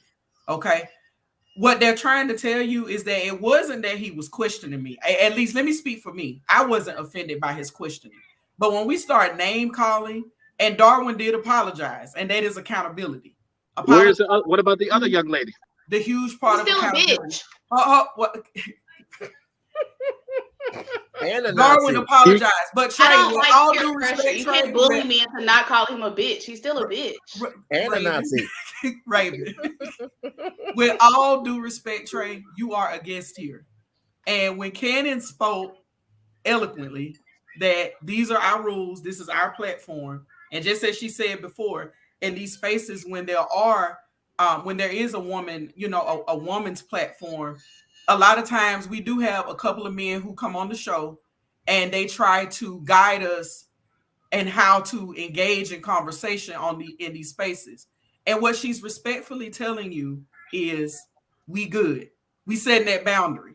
Okay. And one thing I do tell people in therapy, Trey, is that once you set a boundary, I need everybody to hear this. Once you set a boundary, we need to learn how to not continue to explain our boundaries. Okay. You can say, I draw the line here. And if someone asks why, you can say, because I said so, and that's why I draw the line. And I can't make you accept that. But what I can do on my part is that I don't have to keep explaining to you why that's a boundary. All right, let me say this, and I respect and I appreciate you for speaking on that, because I was interested in hearing it, hearing that conversation. I wish the name calling on both sides would not have happened, because I do feel as though that could have been some good dialogue on both sides. But this is my first point. Lead by example. You guys are out here talking about how men need to do this and men need to do that. Hold on 1 second. See, I didn't interrupt. Leaders, sir. We are followers over here. So don't you might as well not even go down that road. We are not leaders. Okay, sure. Well, practice what you're preaching out here then. You guys talking about self-accountability. I would love for everyone to stop calling names all the way around the board. If you guys don't want to accept the name calling, how about we not even open that door by saying Nazi, he's a bitch, and all of those things. I'm done with this particular part of the discussion. I'm just going to put that out there. So when you guys have y'all inner meeting, y'all probably mention that name calling across the board shouldn't be tolerated for members or board members. I'm doing character assessments over here, y'all. I'm doing character assessments every time. But therein lies the thing again. When we keep getting mansplained to try to tell us certain things, I'm sure you wouldn't let somebody come in your house. Hold on, I'm sure you wouldn't let somebody come into your house and behave the same way you behave. So just keep that same energy, sir. That's with some you can't. Trey, what was your? I think this is a good way to say. That's just like if you say no shoes in your house, and someone comes, you got your shoes on, walk around the house. Right. Someone else got their shoes on, and you be like, "Hey, take your shoes off." They be like, "But you got your shoes on." You like, "Get the fuck out." You be like, "Get the fuck out." That's what Trey, you say. Like, wait. So it's okay. It's okay. Wait, hold on. So wait. Listen, because in my house, here and express whatever he want to express because he has a penis. As women, we're supposed to sit back and listen. If you guys listen to how he came on, multiple people in the chat were saying, "Dang, he loud. Can't he turn his mic down?" I wasn't the only one who acknowledged how loud he was. And the brother told you he had a loud mic. I'm not finished talking. He got a loud microphone. I'm not finished. And you say you're not finished talking, but you may want to interrupt though. So when I wait. But I really want to move on though. Honestly, I really want to move on. Delete. Okay. Really, I really want to move on. I don't want to argue with you. I really want to move on to a different point. Trey, what was your next point? Because I was curious to know your next point. Okay, so for that point, now I want to speak on. I want to piggyback off my brother. What is it, Frizzy? I want to piggyback off of him. So I want to piggyback off a couple things. Now, I'm not a big history guy. I don't know statistics, but I know life. I know that more women graduate high school, graduate college, have more degrees, more schooling than most men. I know that for a fact. I know that if it's 30 black men that graduated from college, it's 100 black women that graduate from college. So I commend everybody that got their degrees or do whatever they do. But leading the household has nothing to do with finances. Leading the household has to be a leader. Currently, girl, stop blocking, stop clapping. Currently, my wife, in my opinion, makes more money than me. I think you make more money than me. on a day-to-day basis. I think she make more money than me. But I'm still the leader and I'm still the head of this household, regardless if she makes twice as much as me, just as much as me. The finances does not matter. It's about having those qualities, as Ms. Jovo once put in the comments. It's about listening. It's about being accountable. It's about being. Everybody has strengths and weaknesses. My strengths are more physical. See, this dude is a child. That guy is a fucking child. Are you my name strength, calling? Please don't. My strengths are. I know you didn't just name call. Yes, Absolutely, I did. I want him booted. I do Absolutely, not I like did. that. He is so Hell disrespectful. yeah, I did. Oh But my anyway, God, long guys. story The short. name calling's got to stop. I mean, yeah. Actually, If it's okay for the panel, it's got to be okay for me. As you said, he's a bitch. He's a Nazi. So if y'all gonna keep name calling, please believe I'm gonna do it. So anyway, long story short, everybody has strengths and everybody has weaknesses. That's what the yin and yang actually mean. That's what the yin. That's what the balance is. That's you say wrong. Wrong. Okay, I'm gonna mute my phone because I'm gonna mute it. Go ahead. Speak on what the yin and yang is, dog. Go ahead. Talk to me what yin and yang is. It's about equal and opposite balance, dude. That's what it's about. Opposite balance. Equal and opposite balance. Okay. Oh, you shut up now. Aren't you the one that said your wife do all the cooking and cleaning? Yeah, she's sitting right here. Yes, she does. She makes more than you? I believe she does. Do you think you make more than me? Oh. I don't know. We can't wait to do taxes. We're gonna see who makes more. That's so interesting to me. But guess what? But guess what? Guess what? When the finances come in this household, in you, or are we talking about individual people? Because okay, let me. The symbolism is within yourself. It's for thyself. You have both dark and light, right, wrong, up, down, left, right, about yourself. Whatever you go through in life, if you're a good, you have good in you, and you also have bad in you. The one thing we don't want to do is activate the evil within ourselves. We want to be, we strive to be good within all times.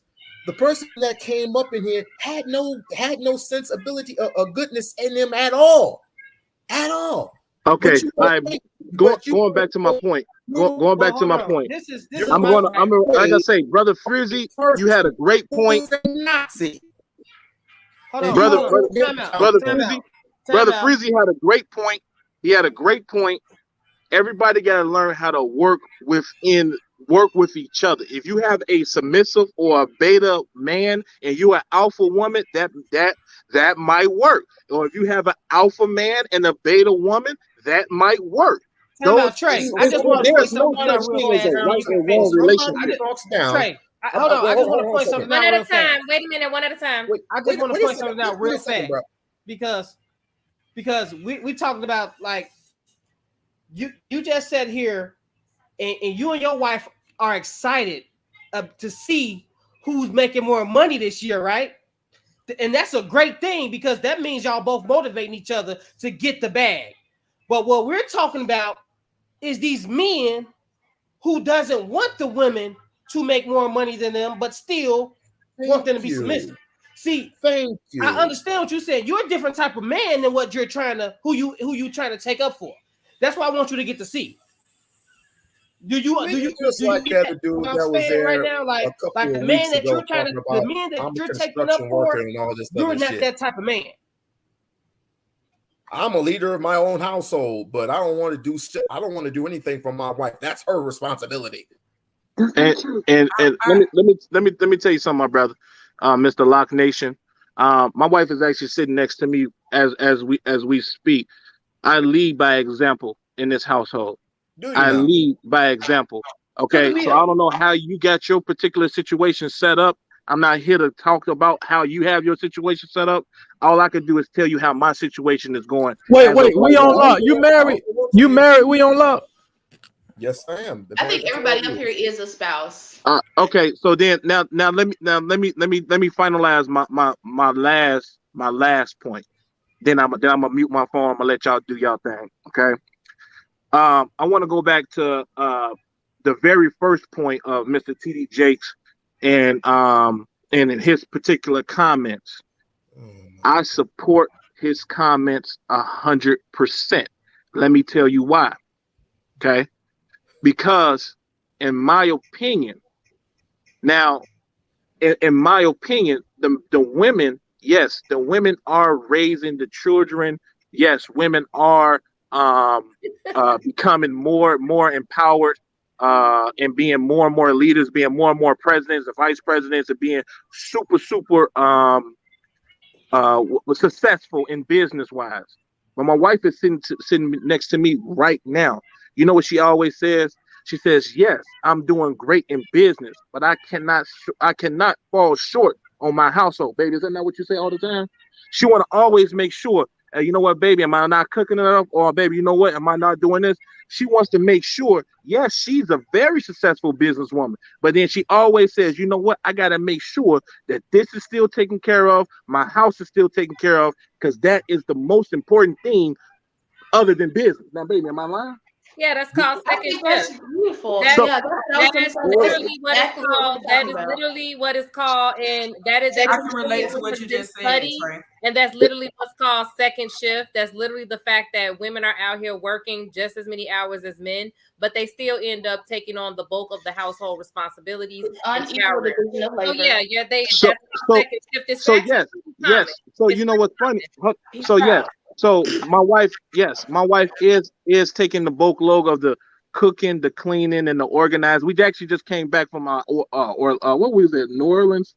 We just got off the plane literally yesterday from New Orleans. I didn't pack a bag. I didn't plan a trip. I didn't have to do nothing. Right. I didn't have to do a goddamn thing. Right. But when it's something taken care of, when it's my portion that has to be taken care of, she doesn't have to worry about her vehicle. She doesn't have to worry about the lights. She doesn't have to worry about the roof, the foundation, the grass, the trash, you know what I mean? The manly things. How long have y'all been married, Trey? You're an exception. Wait. Hold on. Let me answer Miss Jovo. How long have y'all been married? 9 years, 14. No, 8 years. I don't know, 8, 9 years, something like that. To know, Trey. But listen, we've been together for 20. Wait. Listen, we've been together for 20. Right. I've been with the same person for 23 years. I've been married for 18. I just gotta make sure I get the date right. No. I got you. Everything that you're saying is true. Like in terms of what's working for you all. And I salute you in that. What I think that we say in these conversations is that, and I tell people this all the time, marriage is an evolution. Because I can remember a time where we were both just working. And then our daughter came along. And my husband was doing working. I was still working, but not as much, because I wanted to establish a relationship and a rapport with, our daughter. I was breastfeeding for a little while, all of that stuff. Okay. And then my work picked back up as my daughter went back to school, etc. Marriage is an evolution. And what I want to tell you and your wife, as y'all are listening, which I think is beautiful. Y'all been together for so long. Is that there going to be some mountains and hills where things are right now. 10 more years from now, things might be just a tad bit different, because like I tell people all the time, and I've said it on the show before, your parents start to age, or your grandparents start to age, changes with your children, grades, school, all those things. And so it's going to be very important that throughout these evolutions that you all continue to support each other. And what that looks like sometimes is whereas traditionally, I know for me, and this is what I explained to my husband a lot. We just had this conversation today, where traditionally it might be me doing most of the bulk of, just like what Kenan says, the emotional, the household chores, things like that. But then if I got something going on with maybe like when my maternal grandmother was sick, my husband, instead of him coming home like he normally would do when he gets off of work, support for him was, okay, I'm gonna go take your grandma something to eat because I know you still at work. You see what I'm saying? So marriage is like a dance, and I hear everything that you're saying. What makes a couple look so beautiful when they dance is when both of them know the steps and when their moves complement each other. Absolutely. So I agree. But I want you to see that part that your 9th year might not be like your 12th year. And our first year wasn't like our 5th year. Yeah, our first year wasn't like our fifth year. Our fifth year wasn't like our 10th year. Yeah, we already know. As long as that sex stay the same, we all good. I'm just playing. Man. Let me back off of what Ms. Jovo said. So I said evolution, understanding that as marriage evolves, when all these different changes, because when I first got married, his father was not sick. My grandparents, my maternal grandparents were still living. And now his father is ill. My grandparents have passed. My mother was an only child.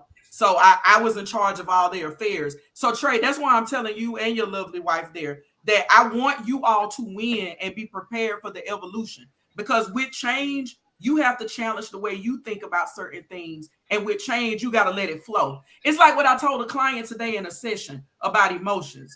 What makes surfers so successful when they surf a wave is that they don't surf against the wave, they ride with the wave. You understand what I'm telling you? Absolutely. And that's how marriage has to be. You guys got to continue to ride that wave together.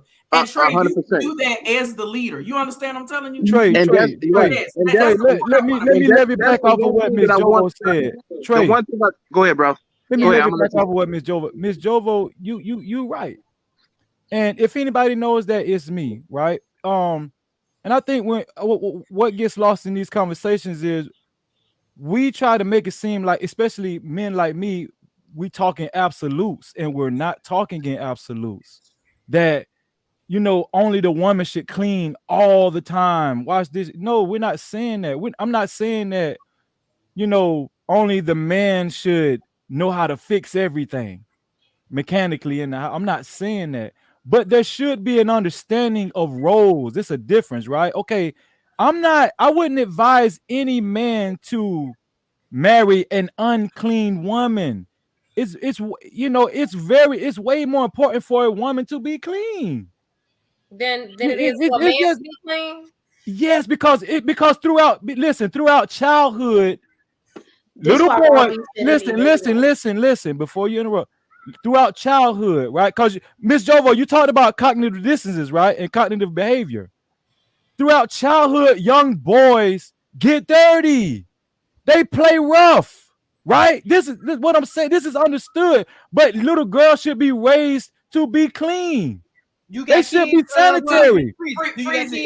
I would agree with you, but like I mentioned earlier, I grew up on unless you're a tomboy. So no, I'm not a tomboy. I grew up on a farm, and I grew up with Black women who did both domestic and farm and hand labor. You know what I'm saying? So my great grandmother, who I've talked about on the show before, she lived to be 106. She had been working picking cotton since she was in second grade, all the way up until probably her 50s and 60s, because that's what she knew how to do. But she also was someone who took in laundry and cleaned up behind Caucasian families.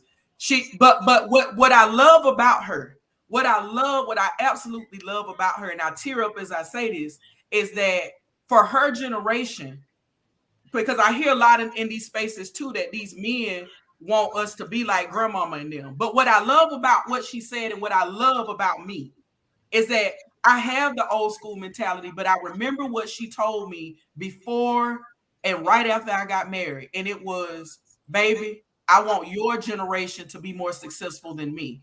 I want your generation to take this thing to the next level. So we hear y'all when y'all say you want, women who are clean and women who are mindful of the household. But I just want to say, just like y'all don't deal in absolutes, Freezy, and I'm glad that you said that, we're not either.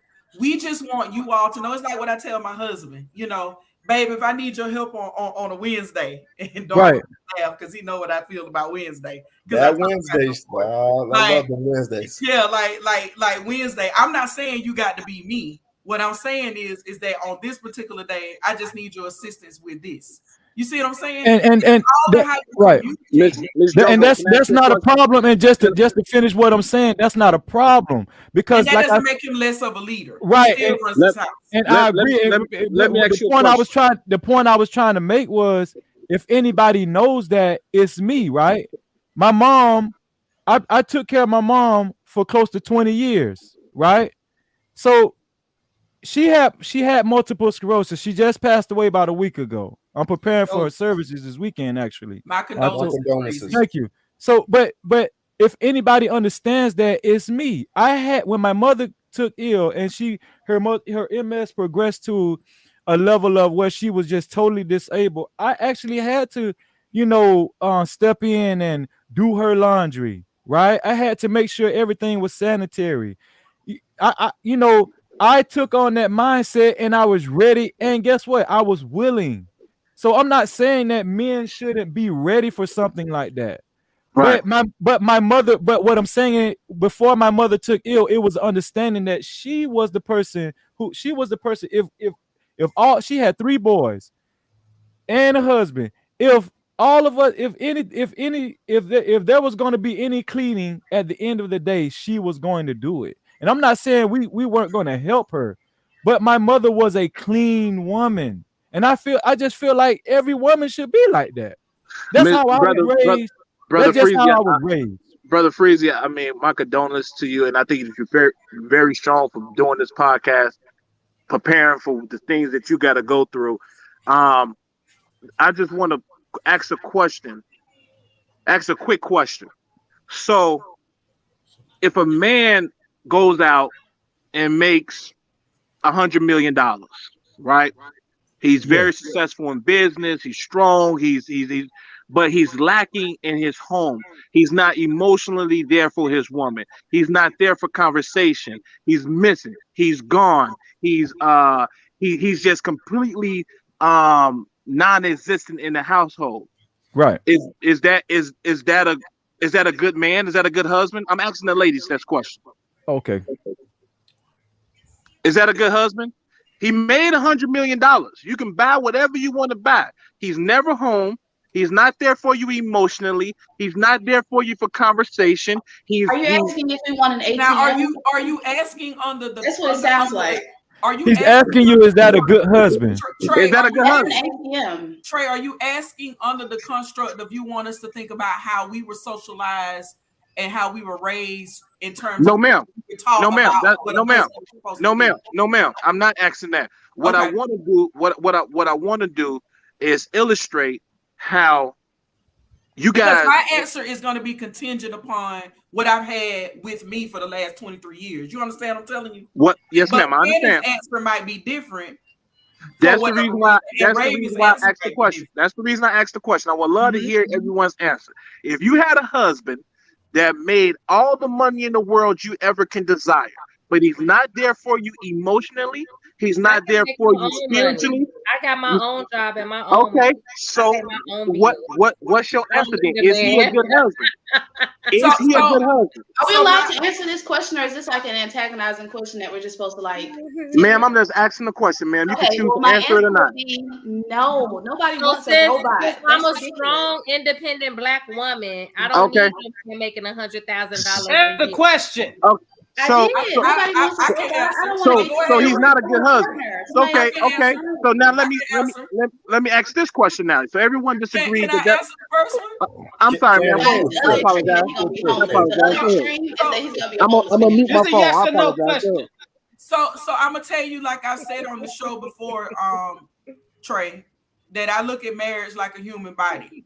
You understand what I'm telling you?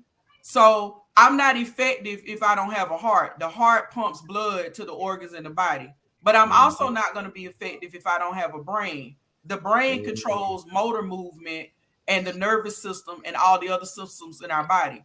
So I want both. I want both so we can live. So your answer? That's a no, correct? Okay, cool. Now, and related to the Minister Farrakhan's position, because I listen to Minister Farrakhan a lot, and related to T.D. Jakes' recent position or viewpoint, if a woman is out being very successful, okay, she's making $1 million, she has multiple bachelor's degrees, PhD, she got it all going on, but she lacking in that household, is she a good wife? Just because she's successful, Even though like everyone love to say Miss Hill, No, Miss she's Hill, not a good wife. I know Miss Hill is successful. Miss Jovo, I don't know you personally, but it sounds like you're very successful. Everyone can be very successful, but you still cannot drop the ball on your house and wifely duties. So You still our can't drop answers, the ball. Freezy answer, Lock Nation answer. My answer is a no. She's not a good wife. Right. No, nobody said she would. That's what we And said. then, What's the point? The point is, like the Minister Farrakhan, said. Even Not with everybody that, follows you Mr. gave Farrakhan. some very clear examples of behaviors on the man's part. You said if he's non-communicative, if he never comes home, if all these things. On the woman's side, you just said wifely duties, which could literally be anything that people. I just gave him the benefit of the doubt because I ain't want no more. Okay. Let me go ahead and clarify that. Let me clarify that, Miss Hill. It has different ideas of what my wifely duties are versus what you have for your wife to think her wifely duties are. Okay, let me clarify that question then, Mr. Hill. If your wife was working 20 hours a day, you can't get in contact with her. You got some ideas on your mind. You can't bounce ideas off of her. You can't do business ventures that you got going on in your mind. She's there. She's not there for you to communicate. She's not there for you sexually. She's not there for you emotionally. She's just there, as Miss Super Saiyan Wives said. She's just the ATM. Is that a good wife? No. Trey. Is that what men are complaining about? Trey. Wait, hold on. Wait. I don't even know what this line of questions Give me one quick I second. don't hear anybody Because saying wait, hold on. Let me just clarify. Let me clarify this whole thing. They simply, when I say they, I'm referring to Minister Farrakhan, I'm referring to TD Jakes. They are only saying, yes, you can be successful. Ms. Hill, you can be the president of the United States. Ms. Dovo, you can be the doctor of the world. You can be that. But you still cannot drop the ball on being a wife. And what he said, it's annoying because y'all keep trying to change what is being said. That's not what he said.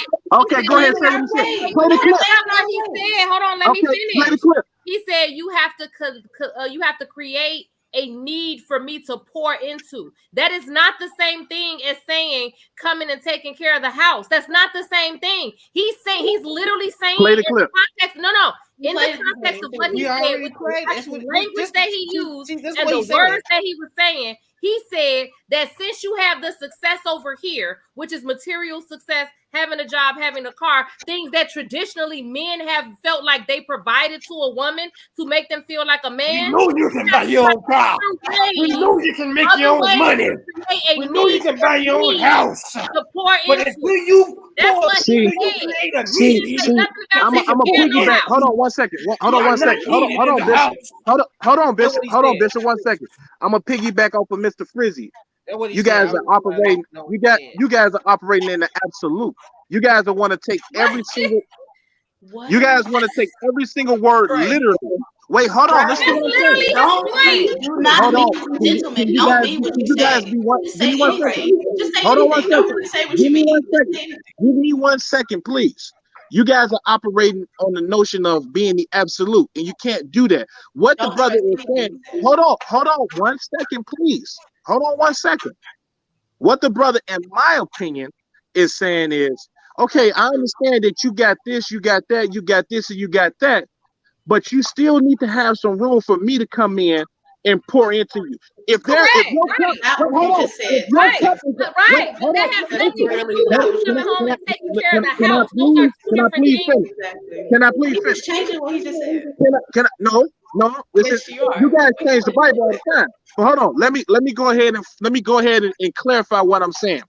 Okay. If your cup is 100% full, if your cup is full to the top, then what the fuck am I doing in this relationship? Exactly. Yeah, hold on. Wait a minute. No, I know. I like that. I like that you brought that up because that is what I want to ask you guys who so adamantly continue to promote this. because y'all not paying attention to a lot of things that y'all be saying, right? Shit. Because basically what is being said in that, again, is that men traditionally have provided material comforts to women. And no, that is literally what that's saying. That because the reason why that is what that is saying is because those are the examples that you use. You have your own car. Okay, you have your own house. So now you need to find something else, or you need to figure out something to make me valuable, because traditionally, me getting you a house and a car is where I was valuable. And so now, since you are taking care of yourself materially, I'm feeling that I have no value for you. Period, right? Okay, let me ask you this question, Mikhail. Let me ask you this question. So then this is my question. Why is it, instead of understanding where a woman finds value in you, you trying to tell her what she's supposed to value you for? Hold on. Okay. Okay. See, he now said this he particular... want a woman not at 100%. What that mean? What does that mean? You want a woman not at 100%? I say, okay, so let me ask you a question. So when you met your husband, your credit score was at 850. You had $1 million in a bank account. You had your own house. You had your own car. Wait, hold on one second. No, I'm not. Wait. Hold on. Let me see. She got her own house. Let me see. 850 credit score, own car, money in the bank. Okay, now watch this. Now, Bishop. Okay, now watch this, Bishop. You said Miss Hill had her own house. She had an 800 credit score. We just gonna say the number. She had a great credit score. She had her own money. She had everything rocking and roll. So how did you improve your wife? I hear crickets. How did you pour into your wife? How did you improve your wife? I listened to her. I supported her. How did that improve? Wait. How did that improve? No, sir. The question is... See, you don't want to find value in these things. Let him answer. I want to just clarify. Wait a minute. Hold on. We gotta wait a minute. We gotta talk. You don't want to find value into the things that I'm saying, because for the longest, men have operated in one way. And the only way to be valued is to buy my wife things, to get her things. And I'm telling you another way that you can be valued, and it's just by simply listening. You can just listen to a woman. Why you that's the okay. So let me just make sure I'm clear. So can I get clarification? I done seen women leave millionaires. I done seen women leave millionaires and be with a broke dude. And it's because this broke dude actually listened to her and supported her on what she wanted to do. So let me ask you a question. Let me just make sure I'm clear here. So when it came down to materialistic things and funding, your wife had it all going on, rocking and rolling when she met you. So you did not improve her materialistic wise or funding wise. You more so supported her and improved her emotionally. So you didn't improve her financially. Trey. Is that what you're saying? I'm asking a question. Let me just give clarification. Hold on, Miss Jobo. Let me just answer the question. Because Miss Super Saiyan Woman said, what guy would want a woman that's not 100%?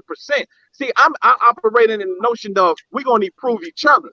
I'm gonna give you 50, you give me 50 in some kind of way. We're gonna make it to 100, and then next year we made it to 100. After that year, we're gonna make it to 200. So I just want to hear. You still using examples of money. You still using examples of money. No, Super Saiyan Woman. Wait. Listen, Super Saiyan Woman made the comment of what guy don't want a woman that's 100%. Stop targeting people. Why don't you direct one particular question to one particular individual? Stop attacking everybody. So now I'm attacking. Okay, yes, cool. Let me not be aggressive. Let me, as Bishop said, let me not be aggressive and not attack real quick. Let me go ahead and pose this question. No, you did yell at him pretty loud. Okay, let me mute my phone before I get booted. Let me mute my. Let me bring my volume down before I get booted. You saw Miss Jobo hands. She did these on you. 100%. Let me slow it down. Let me slow it down for Mr. We on Lock Nation. Give me 1 second. Let me slow it down real quickly. And now this is only an example in regards to what Miss Super Saiyan wife said. She said, what guy will want a woman that is not 100%? So now when we brought up that 100%, she was piggybacking off of the TD Jakes comment or the analogy that I use of a full cup. So now I'm gonna pose the question to Mr. Hill on how he improved that financial and materialistic portion of his wife. I don't need to. Why? I don't need to. Exactly. I'm cool with that. I'm cool with not needing to help her financially and materialistic. I don't need to upgrade her car because that's the only way you can upgrade. She can get her own car. Okay, I'm gonna get you a 2022 car now. I don't need to do that. I don't need to do that. So now what I'm here for, when I got with my wife, my wife got this house in her name with her credit. My credit was shot. It was messed up. So boom, she did it. She had her own car. Now, when I came, yes, I do. I do help out. I do pay bills. And I have bought her a new car since then. I have done that. But that's not what she wanted. I did that because I wanted to do it. So this is what I value myself in with my wife. Right? My wife likes for me to say nice things to her. She likes for me to acknowledge how she looks. She likes me to congratulate her on a harsh day at work. She likes for me to just sit there and listen to her sometimes. And this is things that men don't want to do because they say, "Oh, I want to hear this nagging, her talking about her day at work. I don't want to hear that." This is what men do. This is what a lot of men do. But for me, bend over on all fours. That's what y'all say. I can't impress my wife. Let me say this. I can't impress my wife with a car. I can't impress my wife with money or materials and things. This is what I can impress my wife with. So I told you the things that let me ask you one question. There's an ego problem going on. Before you jump back in there, Trey, since you asking my husband a question, I'll just take it even a step further. I'll explain to you the things that I do value that he does very well. I value that he does a lot of the wrangling when it comes to our families. Like, he's the one who's going to reach out to my mother and make sure that we do something for her birthday. And he's the one who's going to plan stuff, like if it's events and things like that. And he's going to call everybody and organize everything and make sure. Can I say, I'm not questioning your marriage. I'm not questioning your marriage. No. But you asked the question, and so I'm answering the question for you of where the value lies. I get that, but I just want you to understand the reason why I asked the question. I'm not that great at that stuff. What I'm naturally good at and what is not hard for me and not a struggle is making money. I can make some money. I know how to make. That's easy. That is the easiest part of my life is earning a living. That is the easiest part. It don't stress me. I don't be like, oh, I'm so overwhelmed. None of that happens. But guess what? A lot of that other stuff, when it comes to like dealing with things in the family, even with the kids and all that stuff, that should be stressing me. But guess what? You know why I love this? Wait. That's exactly what I said prior to. And so what I'm saying is, if I was in a situation where the expectation is that I'm just supposed to be better at those things because I have a vagina, that would be a problem, a huge problem. Now listen, I love that answer because if you guys previously remember what I said is sometimes I could be good at this and this. Remember, that's how we brought up the yin and the yang. You remember that, Mr. We on Lock Nation? You're good at some things and then he's good at certain things. But together, you guys make it work, and it makes it happen. That's what we've been saying the whole time, sir. No, ma'am. Let me clarify. Let me clarify 1 second. Let me clarify real quick. Can I speak? Okay, I'm gonna wait till the young lady done speaking. Hold on. Because we gonna keep going around in circles. And what we really need to realize and understand is there's no one way of marriage. It's no one way of marriage, and even if it was, it evolves over time. Just like I said before, it evolves over time with age, with maturity, with circumstances, whether there's circumstances within your control or not within your control. And the reason over time, okay. But going back to the TD Jakes video, I'm gonna say this, and this will be my 4th time saying it tonight, and I want everybody to hear it shout out to my girl Chris in the chat. Thanks for tuning in, Chris. I want to say this for the 4th time.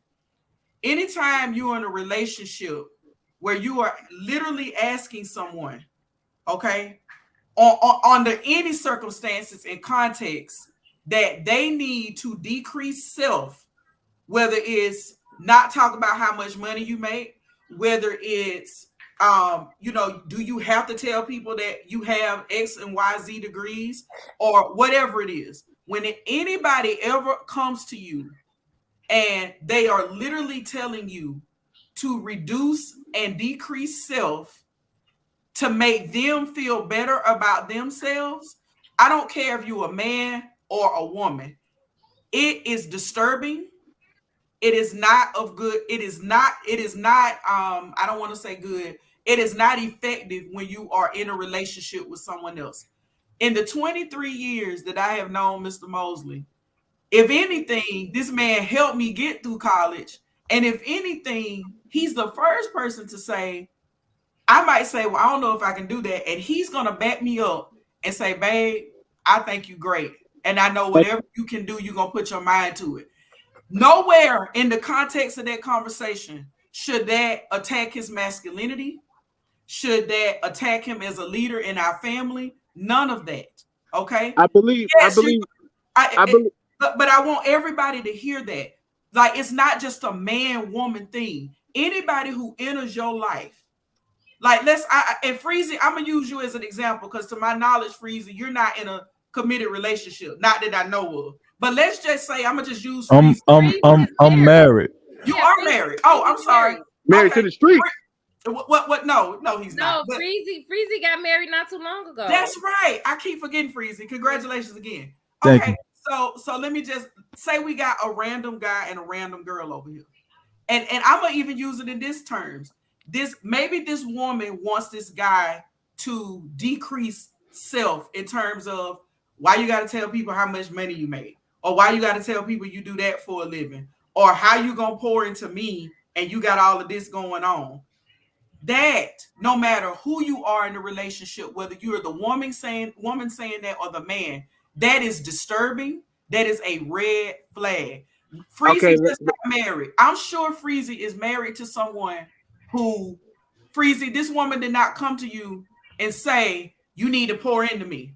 You know what I'm saying? You all compliment each other. And that is when people get in these pulpits and get in front of these mics and write these books. Or get on YouTube and have a podcast. This needs to be clarified. This is when we get into some very, very destructive behavior, people. And I'm telling y'all this because I see this for a living. People are literally breaking other people because they want other people to show up broken so they can feel strong. That is a problem.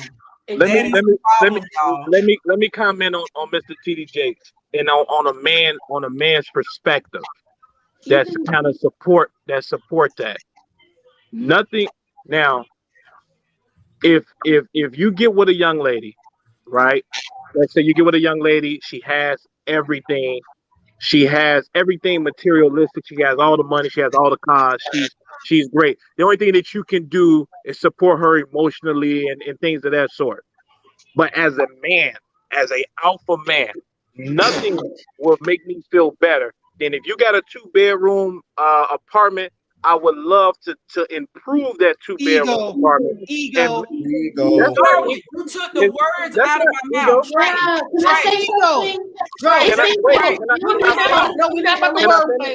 We're not about the wordplay. That's ego. You said for a man, there's nothing more that will make me feel good than to upgrade the house. Can I finish? That's ego. Can I finish? That sounds like codependency. Wait, can I finish? Wait, hold on, Mr. Obo. Let me finish real quick. Give me 1 second. Give me 1 second. Self-sufficient adults. Okay.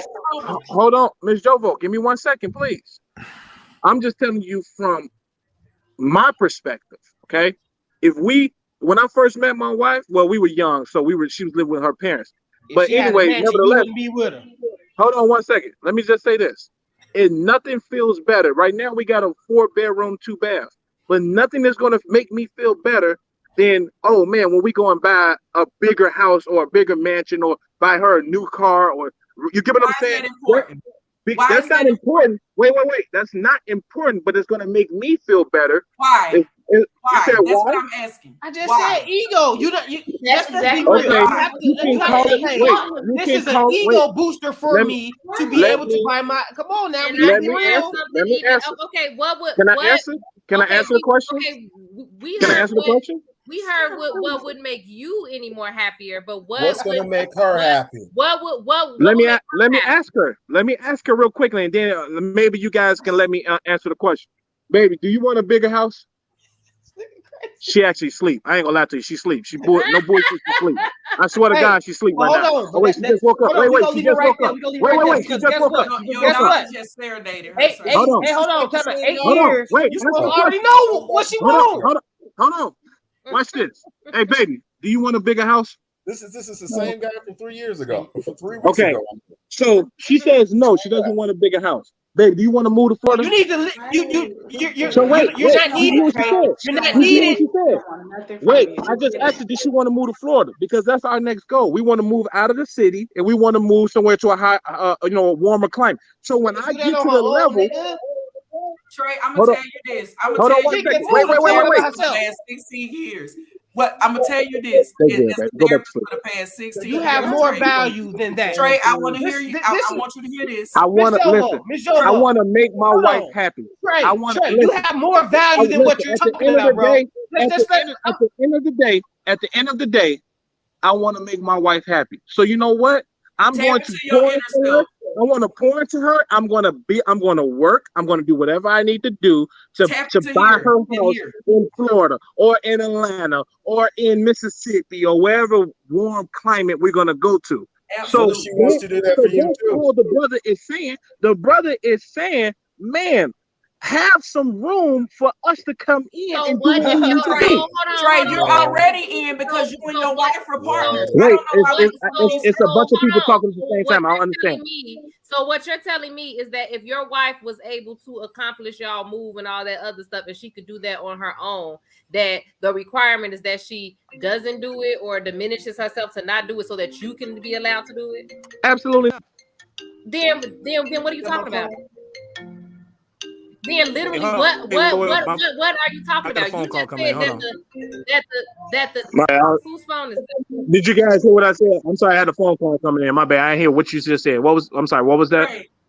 What I said is that what you just literally said, and going back to material things again, right? Is that that he said that women just need to create a need for men to be able to feel, and the need that you're saying is not financial. Create a need. Not create a need. I don't need you to create a need. Leave one, whatever it is. Not. Yeah. You said she need to leave so what Miss Jovo is saying, you're asking someone else. What I'm telling you right now is, again, I heard your perspective as a man, but sometimes y'all need to go ahead and get out of your own way and out of your own head and listen to my perspective as a woman. What I'm telling you is that I have no desire to not accomplish something or to do less of it. Or to do less of it, to leave space for Darwin to do something. There is space for him to do things that are not those things that I need. Pay attention to what I'm telling you that I need instead of you trying to tell me what I'm supposed to need. That's the problem. So let me ask you. She just said it. That's the problem that so many men are running into right now. Because ain't nothing like a woman's intelligence. They have a very narrow idea because they're used to the experience that they saw their grandfathers and great grandfathers be able to have when they didn't have to be very emotionally intelligent. They didn't have to be that in tune to what's going on in the house. All they had to do was go to work and hand grandmama that paycheck and take care of that, and do some little stuff over here, some little stuff over there, and that was it. They didn't have to have that much emotional labor in the house. They didn't have to go out. And y'all just need to be honest and admit that you don't want to. You don't. There is a need, but you don't want to feel the need that actually exists. You want to do what you want. And that's why I was going to say, he talked about his wife making more than him, but then he's talking about how he needs to pour into her cup. So which one is it? If her business is making more than your business, then what cup are you pouring into? Let me interject. Hey, wait, let me answer that question. Let me answer that question real quick. No. She asked the question. Exactly. No, now her business is not making money. Her business is not making money. Hold on one second. Hold on. Wait a minute. Go ahead, Freezy, and then Big Trey, you can respond. Oh, that was bogus. No, that was bogus. Right. She asked the question. You should let me answer that one. But go ahead, bro. No, you have to respect the platform. Pause. Well, I want to say, I've heard everything Trey had to say. I actually don't subscribe to some of the stuff he said. I don't live my position in my marriage. I don't wake up every day focused on how I can please my wife. I don't do that. Right. I focus on how I can please with my belief how I can please Christ. You know, Christ is the first example, and that's what I'm trying to please. I'm trying to please him and the Most High. Are we back to this church stuff, huh? Well, that's just I'm just speaking on my own belief. Yeah, he can speak on his own experience. I support that, Freezy. It's just when you try to apply it to women in general. I'm cool with that. I'm just taking another shot so I can listen to this. So my wife, she has, I please the Most High. That makes me in order. And my wife should try to please me. That makes her in order. So see, you're going into dangerous territory when you're trying to always, you're going into dangerous territory when you're always trying to please your wife. Because in your religion. Well, I don't want to. Let me finish. Trey. You can get it out. Relationship works is I respect how everybody relationship works. Well, Trey, just let me finish, and you can get it out. You can get it out. The reason why I said that is because the reason why I said that is because sometimes your wife don't even know what's best for herself, and this is a fact. This is a truth. She just said facts. Listen, sometimes she might not even know what's best for her. She might want something that she feels like is best for her, but sometimes you might know what's best for her that she might not even know for herself. This is part of being a leader. She just said facts again. Listen, this is part of being a leader. This is part. A man that's cleaner than her. This is part of being a leader. This is part. And listen, if you want a man that's cleaner than you, something wrong with you. We have to be clean. So the point I'm trying to make is part of being a leader is having the knowledge and having the wisdom to know what's best for the whole household in general. Now that's not saying that he's gonna. I agree with you. Wait. That's not saying that he's gonna have all the right answers all the time. No. I agree with what Miss Jovo said. I do agree with the notion of yin and a yang in a relationship. You know, there has to be balance because my wife, she has more knowledge in certain areas of life than I do, and I yield to that, right? But at the same time, use the word submit. No, I submit to God. I submit to the Most High. I submit to a woman now. I yield to a woman, but I don't submit to women.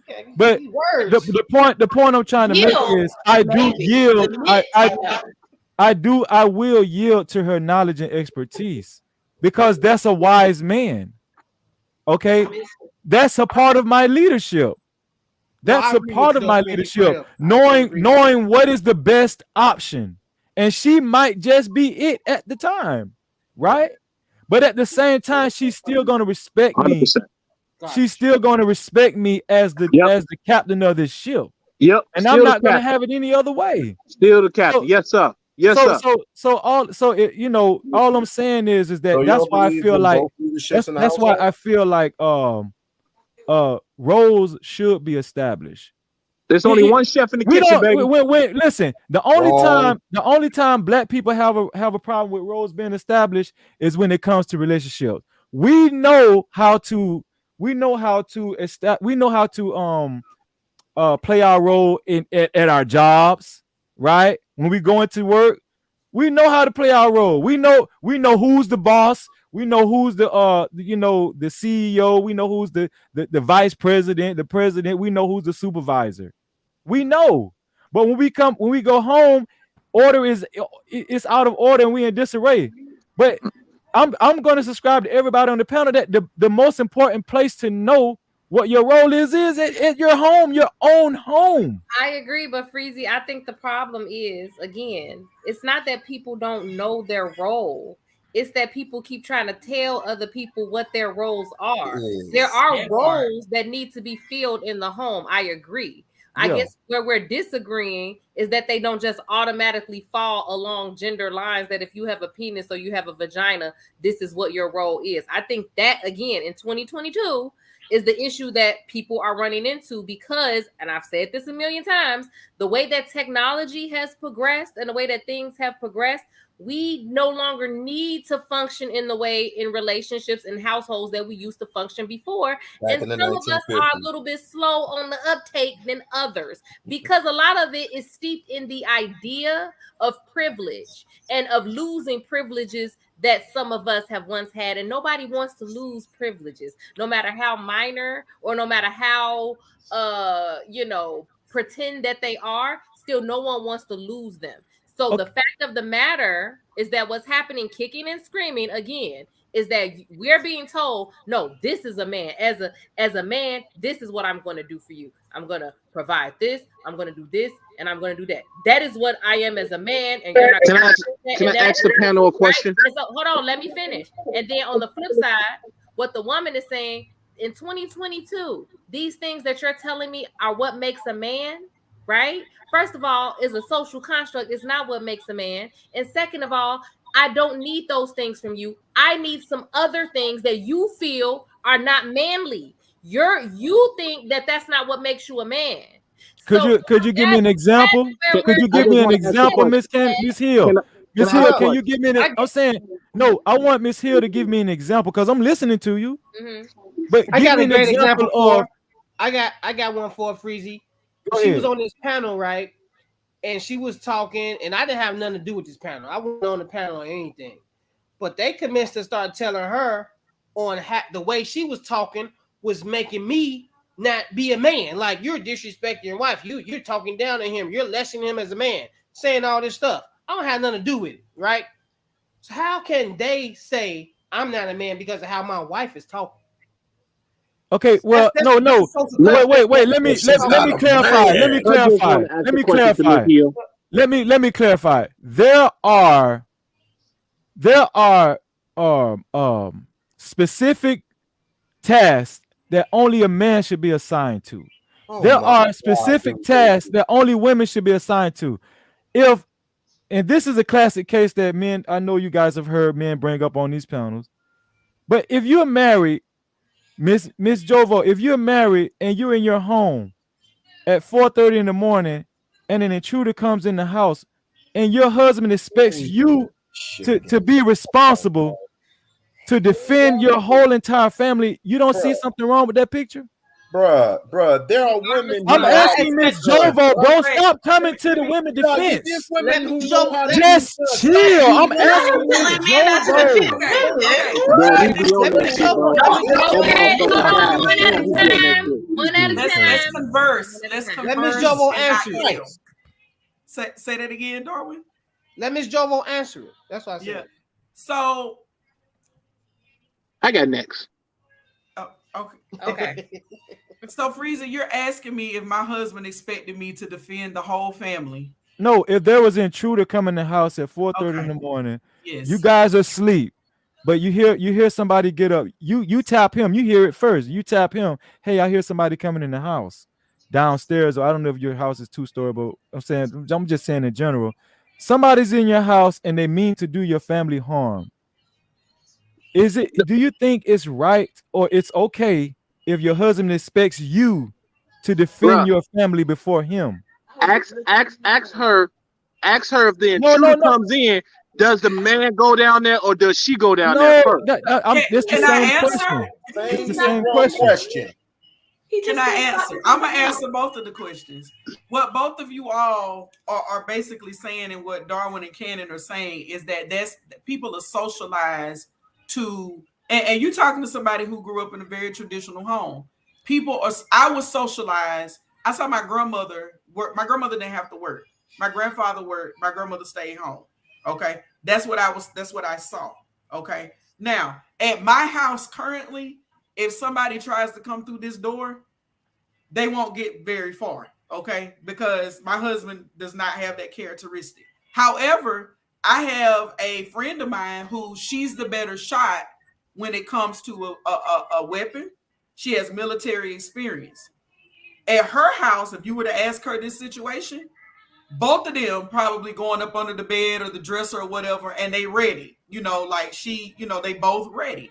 So the thing I think you beat around the bush, Miss Joe. No, I'm not beating around the bush.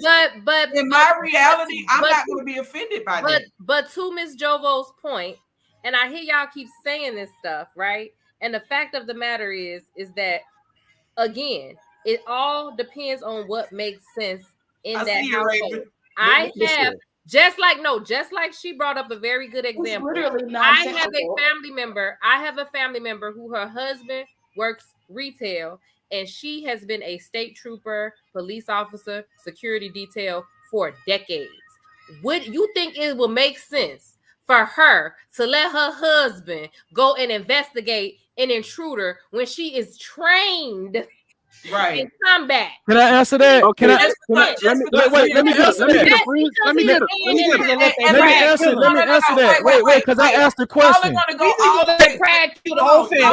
Let me answer it. Let me answer the question. No. Y'all are challenging social constructs, and I know why you're challenging it. No, let me answer the question. Okay. I'm going to answer Mrs. Hill's question. Right. Yes, she should. Wait. She should expect her husbands to still be the head of the household. Yes. I'm gonna tell you why. Hold on. I'm gonna tell you why. I'm gonna tell you why. I'm gonna tell you why. That does not make a leader. Listen. Wait. I'm gonna. Miss Jovo. Wait. Let me explain. Just please let me explain, Miss Jovo. Give me a chance and let me explain. And it's not working. Let me explain. So then she can say it today. First of all, women love to come up with these anomalies with these women being great shots, right? But let's wait. It's an anomaly. Chill.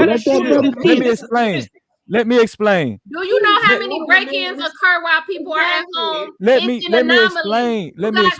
Listen. As an example. No, it's an anomaly. I'm gonna tell you, just please. My anomaly. It's an anomaly. But it's very rare that no. Listen, it's an hold on. And if you were raised a certain way and you have not challenged your thinking behind how you were raised, then you're always. It has nothing to do with that. Please, just no, it doesn't. No, it doesn't. Hold on, Fred. Wait. Listen. Let's make it. Listen. These things are correct. It makes no sense. Listen. Okay. These things are just got mad. We on listen. Generalizing it. Stop generalizing and answer the question directly for your relationship. No, I'm not going to answer the question the way that you think I should answer. Please. That's what that is. Please. No, because we get this all the time. No, we always throwing out these anomalies to try to prove a damn point. It is an anomaly. Yes, it is. Listen, it's an anomaly because listen. I'm gonna tell you why. It's an anomaly because the majority of women in America, when they are in danger at home, they are not going to try to handle the situation themselves. They are going to listen. It's an anomaly. Let me finish. It's an anomaly because the majority of women, when they are in danger at home, they are going to call the police. You're gonna bust. That's what they're going to do. Listen, hold on. Let me finish. Let me finish. Let me finish. Wait. Let me finish. Let me just finish my. Let me. I'm answering your question, Miss Hill. If a train left Chicago at midnight. Listen, the majority of women. The majority of women are calling the police. I want to agree with you, right? I want to agree with you, but I just want to point out that this is a point, right, that is always brought up. But the very example, hold on, wait a minute. But the very example that you are bringing up is already an anomaly. Because if you really want to talk about statistically, the most dangerous place across the world for a woman to be is in her home, and not when she's single in her home, but when she's in her home with a partner. Because if a woman is to be harmed, statistically, it is most likely to be intimate partner violence, not a stranger. Men, hold on, wait a minute. Men are more likely to be harmed by strangers. Women are more likely to be harmed in intimate partner violence. So what you're bringing up as far as to say a man is the leader in the house because if somebody you're talking about an anomaly. You're bringing up. No, I'm not. Listen, now I just let you finish. Wait, Miss Hill, I just let Miss Hill finish. I just let Miss Hill finish. Please let me finish my point. Now, I'm not talking about. Finish and then I'll let we on Lock Nation chime in. Thank you, Miss Hill. I'm not talking about quote unquote intimate relationships. I asked a married woman. Listen, it's a difference. It's a difference. It's an anomaly. I'm not talking about intimate relationships. I'm talking about marriage. Please. I'm talking about people who are married, right? Like Mrs. Jovo. This is why I posed the question to Mrs. Jovo. So it is an anomaly for a woman to. It is an anomaly for a woman to actually take matters into her own hands, especially if she has a husband at home. That isn't it. Just chill, bro. If you listen to me, I told you. Just chill. Okay, but listen. Just let me finish, please. Damn. Big Trey, what's the secret, bro? Because they let you finish, but anyway. I want to go after we on Lock Nation. He ain't gonna stop talking. Let me just finish. What I'm saying is that is an anomaly, but all I'm saying is that in general, and I agree with Mrs. Hill. The probability of things like that happening in one household, it might be once in a lifetime, right? That's true. But it's still expected that the man defends his house. That's why he's there. Listen, I manage my expectations. It's an anomaly. Can I? Let me I want to finish. go after we on Lock Nation. Let's be fair. Hey, let's stop it. Let's be fair. It is to be to his point. Yes, even my wife will want me to go downstairs and check. Exactly. So we not. So why would you get pushback on this? Is that because you have a penis? He's right. The majority of households, it is because you have a for the men to go down there. But is that the smart decision all the time? No, it's not. Hold on, Mr. Hill. What I'm saying, this is what I'm saying. If you could just let me finish, Miss Hill, I got a point to what I'm saying. I have a point to what I'm saying. The point I'm trying to make, that I'm trying to make is when we're dealing with family, because let's go back to what TDJ said, how we're raising our kids, right? Boys should see certain things a certain way. Young girls should see certain things a certain way, right? 100%. So when your young girls get mad, because you, Mr. Hill, Mrs. Hill, I don't know if you have young girls, but when your young girls come of age, I'm pretty sure you're not raising your young girl to be married to a man where she has to defend herself. That's crazy.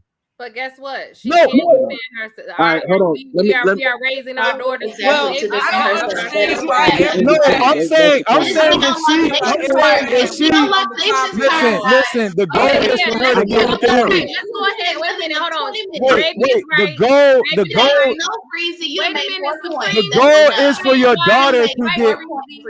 We on Lock Nation's turn. Wait. The goal is for your daughter to get married, right? Correct. The goal is for your what? Hold on, it's not your turn anymore, Freezy. Wait. Hold on. Wait. Chill. I just want to go out the We on Lock Nation. Your daughter. If I'm not speaking on your daughter, but the goal is. Christ, Jesus. We on Lock Nation. What you got to say, brother? Man, could you please be quiet? No, you know how to do that. Did you just learn? I've been talking over you. That's what I've been doing. No, you've been talking over me. Be quiet. Be quiet. No, that's your problem right there. It's Real Lock Nation turn now. Be quiet, please. Real Lock Nation turn. You be quiet. Like listening. Let me ask you something. Do you listen to your wife when she speaks? We on Lock Nation. Go ahead with your. Go ahead, give your point. We done did. Listen, I was quiet for like 30 minutes. 30 minutes I was quiet, and I can't even finish my point. Okay, I'm sorry. It's beyond Lock Nation. Hold on, that's not fair because we've given you quite a bit of time. That's not true. Big Trey been speaking for about damn near an hour now. You don't have the same goddamn talking. I have not been talking. I have not been talking. Can I just finish my point? No, you've been talking too much. Wait a minute. Let him. Okay, you guys. The thing is, that's just rude. That's just rude, man. That's how y'all gonna do this. You can't be asking those questions. I'm trying to talk. Listen, this is what's been going on the whole show. I've been trying to talk. Then when I try to explain my point, I get talked over repetitively. By the time I'm trying to finish my point, we're gonna let somebody else talk. That's crazy. Okay, let's be fair. Let's be fair. How many times have I interrupted anybody on this panel? Time out. We gonna be fair. When have I interrupted anybody on this panel? We gonna let Freezy talk, but Freezy, you can't be asking everybody. Put a one in the chat. Put a 1 in the chat if I've interrupted anybody on this panel. You can't be asking everybody questions when you talking and then don't want us to answer. But listen. I'm not asking questions. I'm making statements. You be asking questions. The point I'm trying to make is that when you're raising kids, your kids should see clear examples. Okay. They should see clear examples. So the clear example in traditional homes is for the man to be the leader and the protector. It's known that the man is the protector of his family. Okay. Now, if anybody's trying to dispute that, this is not the panel for me. I don't know what's going on. Is that the point that you're making? Could you please be quiet? You just ask the question. That's the point I'm trying to make. I'm trying to make you be quiet. Could you be quiet? Could you please be quiet, please? No, is that the end of This is why I can't get my point off. Excuse me. Let's have some class for once. Bro, man. Go ahead, bro. Let that shit out. Tell me what to do, bro. I'm trying to. Everybody gotta calm down. Everybody just gotta calm down. All I'm saying is that it should be understood. It's understood that the man or the husband primarily is the protector. Okay. He is the protector of his family. Okay. So I was shut the fuck up. You shut the fuck up, nigga. God damn. Oh, wait. Hold on here. Wait. Time out. Now, I know all of the men on this panel read books. And talking all that bullshit. Okay. Man, I hate this YouTube shit because if I was in front of you niggas, man, I'd slap the fuck out you, man. Okay, if you want it, you got it. We gotta take a time out. This YouTube shit flow as hell. We need to take a time out. We need to take a time out. out. Goddamn well, you don't want to see me, bro.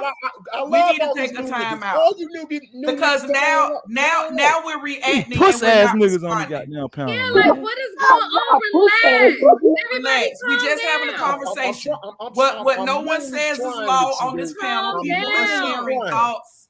I was trying to tell Miss Hill.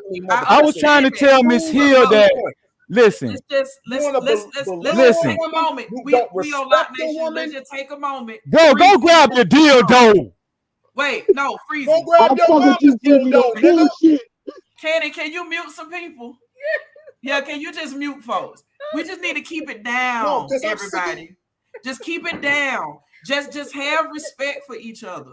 Take a deep breath and understand that we converse on this show. Listen, I'm sick and tired of these niggas, these new niggas coming up here and belittling women, disrespecting women, don't know what a woman's pH is all about. You don't have no type of respect for a woman. No type of respect. You don't even have respect for a woman's panel. And a husband, and you got a husband here? You gonna disrespect the husband? I got respect for you. You a woman. I got respect for you. But you want me so bad, right? Okay. Hey, shut the fuck up, man. Hey, I got time out. See, that's that energy. Fuck See, whenever somebody say, Man, Miss Jovo, I've been respecting everybody on this panel the whole show. Hold on. This what happened. Just take a time out. Fight club. You think he's some type of man? Just take a time out. Respect the platform. Let Miss Jovo speak. Yeah. Let's get a moment. So we can converse without being offensive, and we can develop responses without developing reactions. Okay, like this is just a conversation. Nobody's rules here are law. Everybody is sharing thoughts. Everybody is sharing opinions and interpretations of different types of constructs. We do not have to go at each other, because the moment I heard somebody say, I'm going to go at X, Y, and Z, that's when that energy came into here. He done logged off now because he know he the one who said it. But yeah, he said it and he thought nobody heard it. But I was listening the whole time. So do not let the energy come in and interrupt what we normally do. Well, Miss Jovo, I try to exemplify respect. I let people talk on these panels. That's why. Listen, what I'm saying is, when it's time for me to talk, I expect the same type of respect. I know what you expect, but then even if they don't give it to you, you cannot go low. No, but listen, you got misunderstanding saying, oh, it's listen, you got misunderstanding saying, oh, no, we don't want to hear you talk. Listen, don't invite me on the panel if you're gonna talk to me like that. Don't do that. We don't want to hear you talk. No, you said it's we on Locke's turn. It's not your. We don't listen. I don't have to listen. Just chill. All I was trying to do. Everybody, I think speak right now. Yeah, I think everybody. All I was trying to do was respond to what Miss Cannon Hill was saying. Miss Cannon Hill saying there's no definite roles. But as the host, we're gonna let her take it back over. Because Freezy, one thing that you did say tonight was that there needs to be established order. And I look at you as somebody who stick by what he says. So the order is Cannon is the host. So we just gonna let ain't nobody gonna disrespect Freezy though. No. We're not gonna disrespect you. We ain't gonna disrespect you. But we also, Trey, I see you don't see that ain't gonna happen. We're not going to go at people. Yeah, we don't want anybody to be disrespecting adults converse. Yeah. Man, that man don't want none of me, man. Let's wait a minute. Let's be. Can I ask a quick question? The thing is that I know that we're adults. No, pause. I know that we all big ages up in here, okay? That man in the closet. No, wait a minute. We can exercise some self-control. Period. Absolutely. I just want to ask one question. Can a woman raise a boy to be a man? That sounds like a new show topic, Trey, and you should join us when we have that topic again. When that's the topic.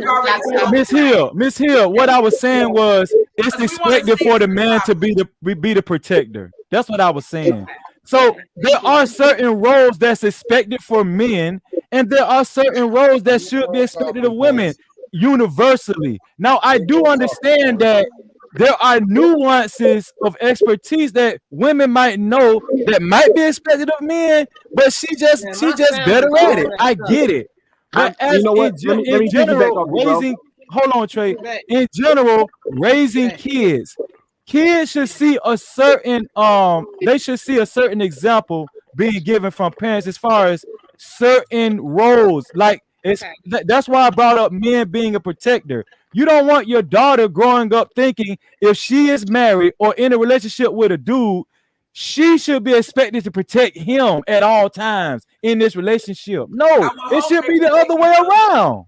And I'm pretty sure Mr. Hill agrees with me as a father. I would hope they protect each other. That's what I would hope. Nick, come on, let's be for real though. I respect all the men on this panel, but you would never come near Mosley or my child. Miss Jogo has two sides. I can't. That's what I'm saying. I can't talk like that. You're saying. You know what? I just want to piggyback. I just want to piggyback off of bro real quick. First of all, Freezy for fucking president. You my nigga 100 grand. No bullshit. All right, but back to what I was about to say.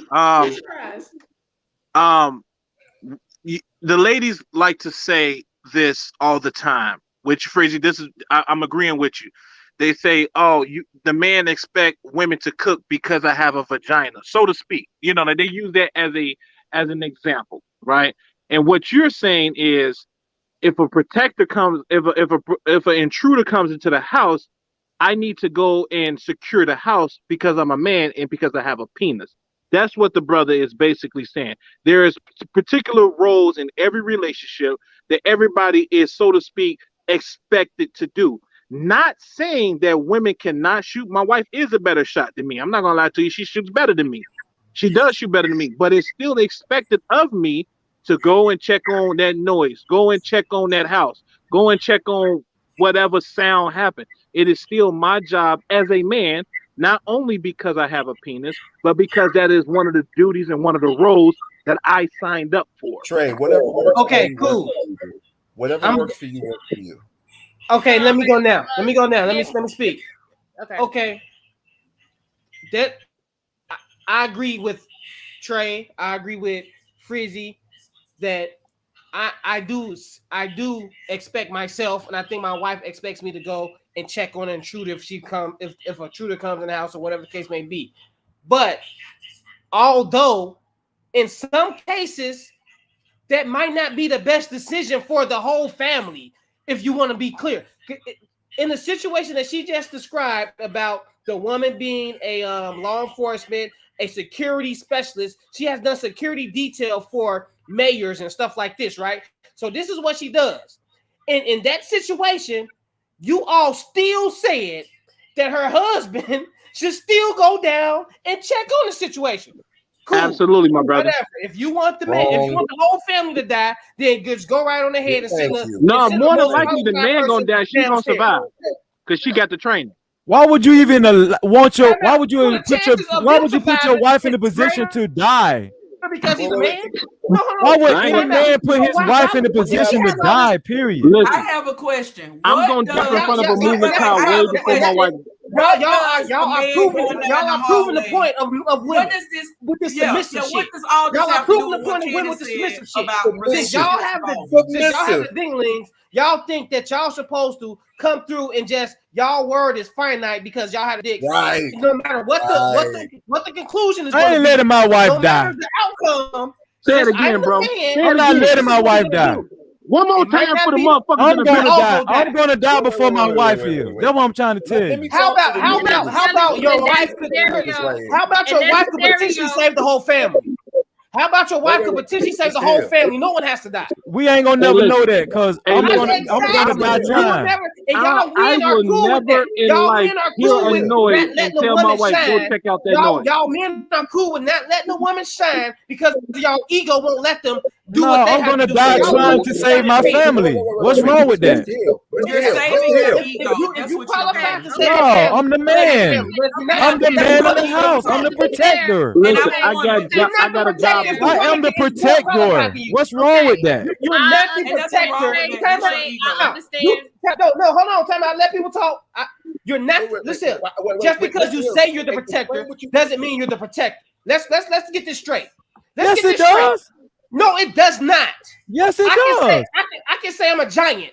No, I'm not a giant. I'm 5'9". I'm not a giant. So this is the thing. Just because you say you're a protector doesn't mean you're a protector, bro. I'm going to protect. Listen, if I am going to protect my family at all costs, I am the protector. at all costs. And and what happens if you get shot, Freezy? It's over with. Listen, that's the Lord's will. This is bro. You sound like a coward. Hey, but you know what? Wait. Before we hold on. Wait. Everybody, hold on. Everybody, it was We on Lock Nation's turn. Let's give him a chance to speak. Okay. I have a question. Can I get after him? Yeah. I have a question. Freezy, you claim yourself to be a man. I get it. I respect it. No, I don't claim. I am. Oh, okay, you are. Okay, fine. Full-blooded. But guess what? You have your wife right there. You ain't gonna teach your wife how to use protection? It just in case the situation. We stopped using protection a long time ago. We talking about condoms, right? What? We've been stopped doing that. That was brown liquor, Freezy. That's a brown liquor response. That's the only type of protection she need to know about. Yeah, but that's over with.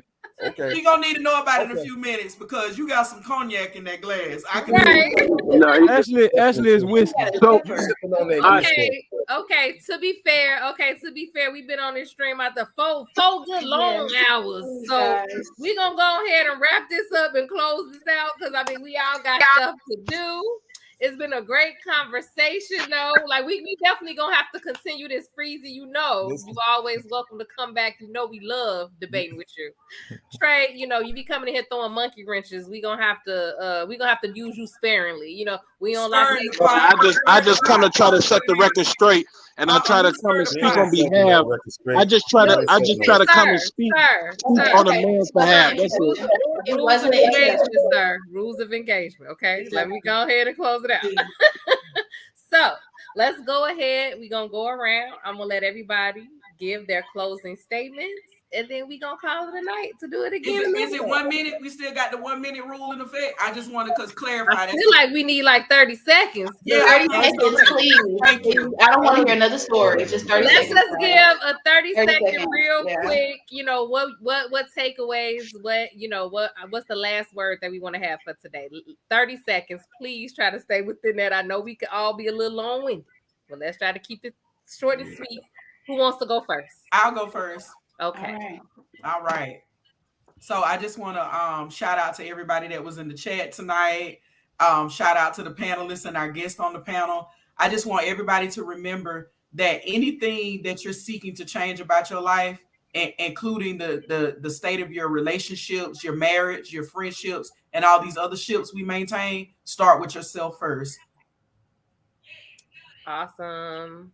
Hold on, I'm learning. Hold on. Okay. All right. Who want to go next? Put me in the game, Coach. Okay, Trey. You think you part of the group? Good, All right. We're gonna need you to get some lights on next time. Right. We can't even see. Stop hiding. You know what? I heard the people saying turn the lights on. My wife was trying to get some sleep. I started yelling and shit. So that's the reason I turned the lights on. I can't afford the light bill. Whoever said that in the comments. But anyhow, first thing is great conversation. The only thing that I want to leave the panel with is trying to be more open-minded and receiving other opinions and other viewpoints. I think it's great dialogue, but I just think that we cannot be closed-minded and understand that there's no one way of marriage. There's no one way of being a man. There's no one way of being a woman. Things have to go together and make it flow with each other. You get what I'm saying? The yin and the yang, as my brother would say. Freezy for president, 100%. I got that brother back 1,000,000%. And I'm about this joker. Shat-town out. Thank you. All right, who's going next? I'm gonna go next. I'll go next. Okay, come on, Freeze. Well, as usual, I appreciate you guys for having me on the show. I'm gonna try to reach out to some of you guys behind the scenes to see if we can get a little bit better decorum, and respect. I try to do my best and respect everybody's time talking.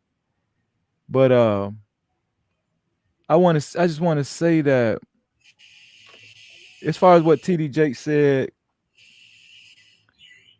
when he said create a need, you should, I don't know exactly what he said as far as create. I think he said something like you have to create a need for the man or something like that. I don't know. Somebody correct me. I don't know, but he said until you create a need for us to pour into, I'm not needed. I'm a shy away. Okay, so one thing I never got to speak on was that I disagree with what he said as well. When he said that, I disagree with that, because a man shouldn't be waiting on any woman to need him. You know what I'm saying? He should create his own lane. And if she's not cooperative, some change is gonna have to be made. Let me tell you something. Even my wife know that. I live by what I say. I treat my wife with the utmost respect, and by all means, she's gonna do the same to me. I don't give her any reason to worry or to have doubt. Okay?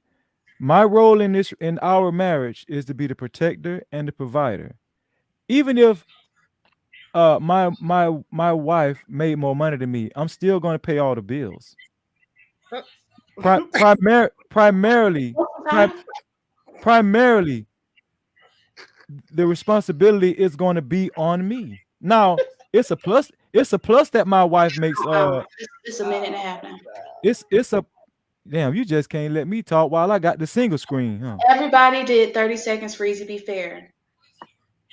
You like me or something? God damn. But okay, so the point I'm trying to make is that the advice I give to women all the time, especially dealing with their husbands and whatnot, you get more bees with honey. And I think in my just like Ms. Jovo said, interpretation it called for interpretation, but my interpretation of what TDJ said is just that you get more bees with honey. That's an old saying, and I just feel like if more women applied that to their relationships and to their marriages, they will be more successful. Mm-hmm. And I'm gonna just end it with that. Thank you, Freezy. All right, who is going next? I'll go next. Okay, go ahead. Malcolm X said, "The most disrespected person in America is the black woman." All I hear all night is belittling and disrespect. In back in my day, everybody likes to prefer what happened back in the day. My grandfather gave my grandmother a shotgun when the Ku Klux Klan came up and started rallying and hollering and all this other stuff, and they went out together and started firing shots. Both men and women together can accomplish many things if we can proceed them as being human beings and not walking bats. I'm getting pretty sick and tired of hearing these new Negroes come out the woodwork and expect submissionness, being submissive. Are you going to be submissive to your wife as she's being submissive to you? We got to change our way of thinking before it's too late. And I'm out. Thank you. See how that was 30? That was less than 30 seconds, by the way. My girl. Not bad. What I'll say is blah blah blah blah blah. Actually, I was going to speak to that. Let's practice continuity. I know oftentimes men believe that women are supposed to be meek and shut up while they talk, but the title of this podcast is The Ladies' Room. So with that being said, respect the platform, respect the women up here, and last but not least, I'm still a bitch. Dang, Raven. Lord have mercy. Okay. Bae, it's on you. It's on you. Triple OG. Right. All right. I forgot I was about to say y'all took so long. It wasn't 30 seconds, but so All I'm going to say is for all the women that's in relationships with Dexter the laboratory, and you're Xena the warrior, and you know how to shoot that pistol better than he does, and you know how to survey a scenario better than he does, tell your husband sit his ass in the motherfucking room, and you go and handle that situation so everybody in the house can fucking live. Fuck all that male ego and male pride. Whoever is best to handle the situation, that's who needs to do it, because that's the only way that's anything is going to work. You can't send a Dexter to do a Xena Warrior's princess job. It's just not going to happen. You know, and I get it. You want to be the man. You want to be the macho man, and ha ha ha ha. Oh, that's cool. But hey, guess what? Your pride can also ruin your family.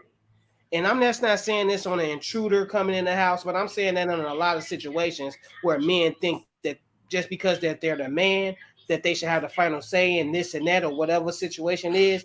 Let that pride go and be successful, no matter if it's the woman's idea, the woman's way, or whatever the case may be, because that's the only true way to be successful. In order to be a good leader, you have to be a good listener and a good follower. And I'm just going to leave you with that. Woo. That's the good stuff. That's that good stuff. That's my man right there. That's my man. It's gonna be okay, man. Y'all two actually married. Yeah. We on love. Paying attention. Hey, man. I forgot to say one more thing. I heard some comments and everything. I do not think my wife was disrespected anywhere on the platform by Mr. Freezy. Mr. Freeze is a very respectful guy. You know, I have the utmost respect for him, even though we disagree on a lot of things. He is respectful, and I appreciate his perspective on things. You know, no way I ever felt any disrespect. If my wife felt disrespected, I'm pretty sure she would talk to me after the show and let me know, like, hey, he got down on me. You ain't do shit. But I don't think so, and she doesn't seem to feel like she was disrespected. So I just wanted to clear the air just for people who think they may know some shit. They really don't know some shit. Thank you for that. I appreciate that. Hey, Freezy. Protect your wife, man. Hey, Freezy. It's cannon time, guys. Wait. It's cannon time. Hey, Freezy, I still got love for you, brother. I still got love. No, it ain't no love laws, you know. You know, it is what it is. Because y'all can still glove up, though. No, we are wrapping it up. These are my daughter's gloves because I'm teaching her to protect herself, and if she has to, she's gonna go down there and beat up an intruder also. So this is I got a glove. She goes in the garage. I've made my garage a gym, and I train her. You know, she's gonna know how to. Hey, if you want to act crazy, this is how you go get down. So she's only 5 years old right now, but she's gonna know how to kick some ass. All right. My daughter's in competition. Darwin, we coming, Darwin. We coming. Okay, so my final words are just gonna be we just have to pay attention to that cognitive dissonance sometimes, because again, we tell other people to be open-minded, and it's more than one way for people to exist, and it's not just one way for a marriage to exist or one way for a man or a woman to present, while we simultaneously then tell other people that it is only one way. So let's just be mindful of that while we're doing that. And again, just do what works for you, because a lot of these pressures in society will have you out here losing in ways that you wouldn't even believe. And have a good night, everybody. Oops. I just went full. Okay. Good night, guys. I don't even know how to. Here we go. End broadcast. There we go.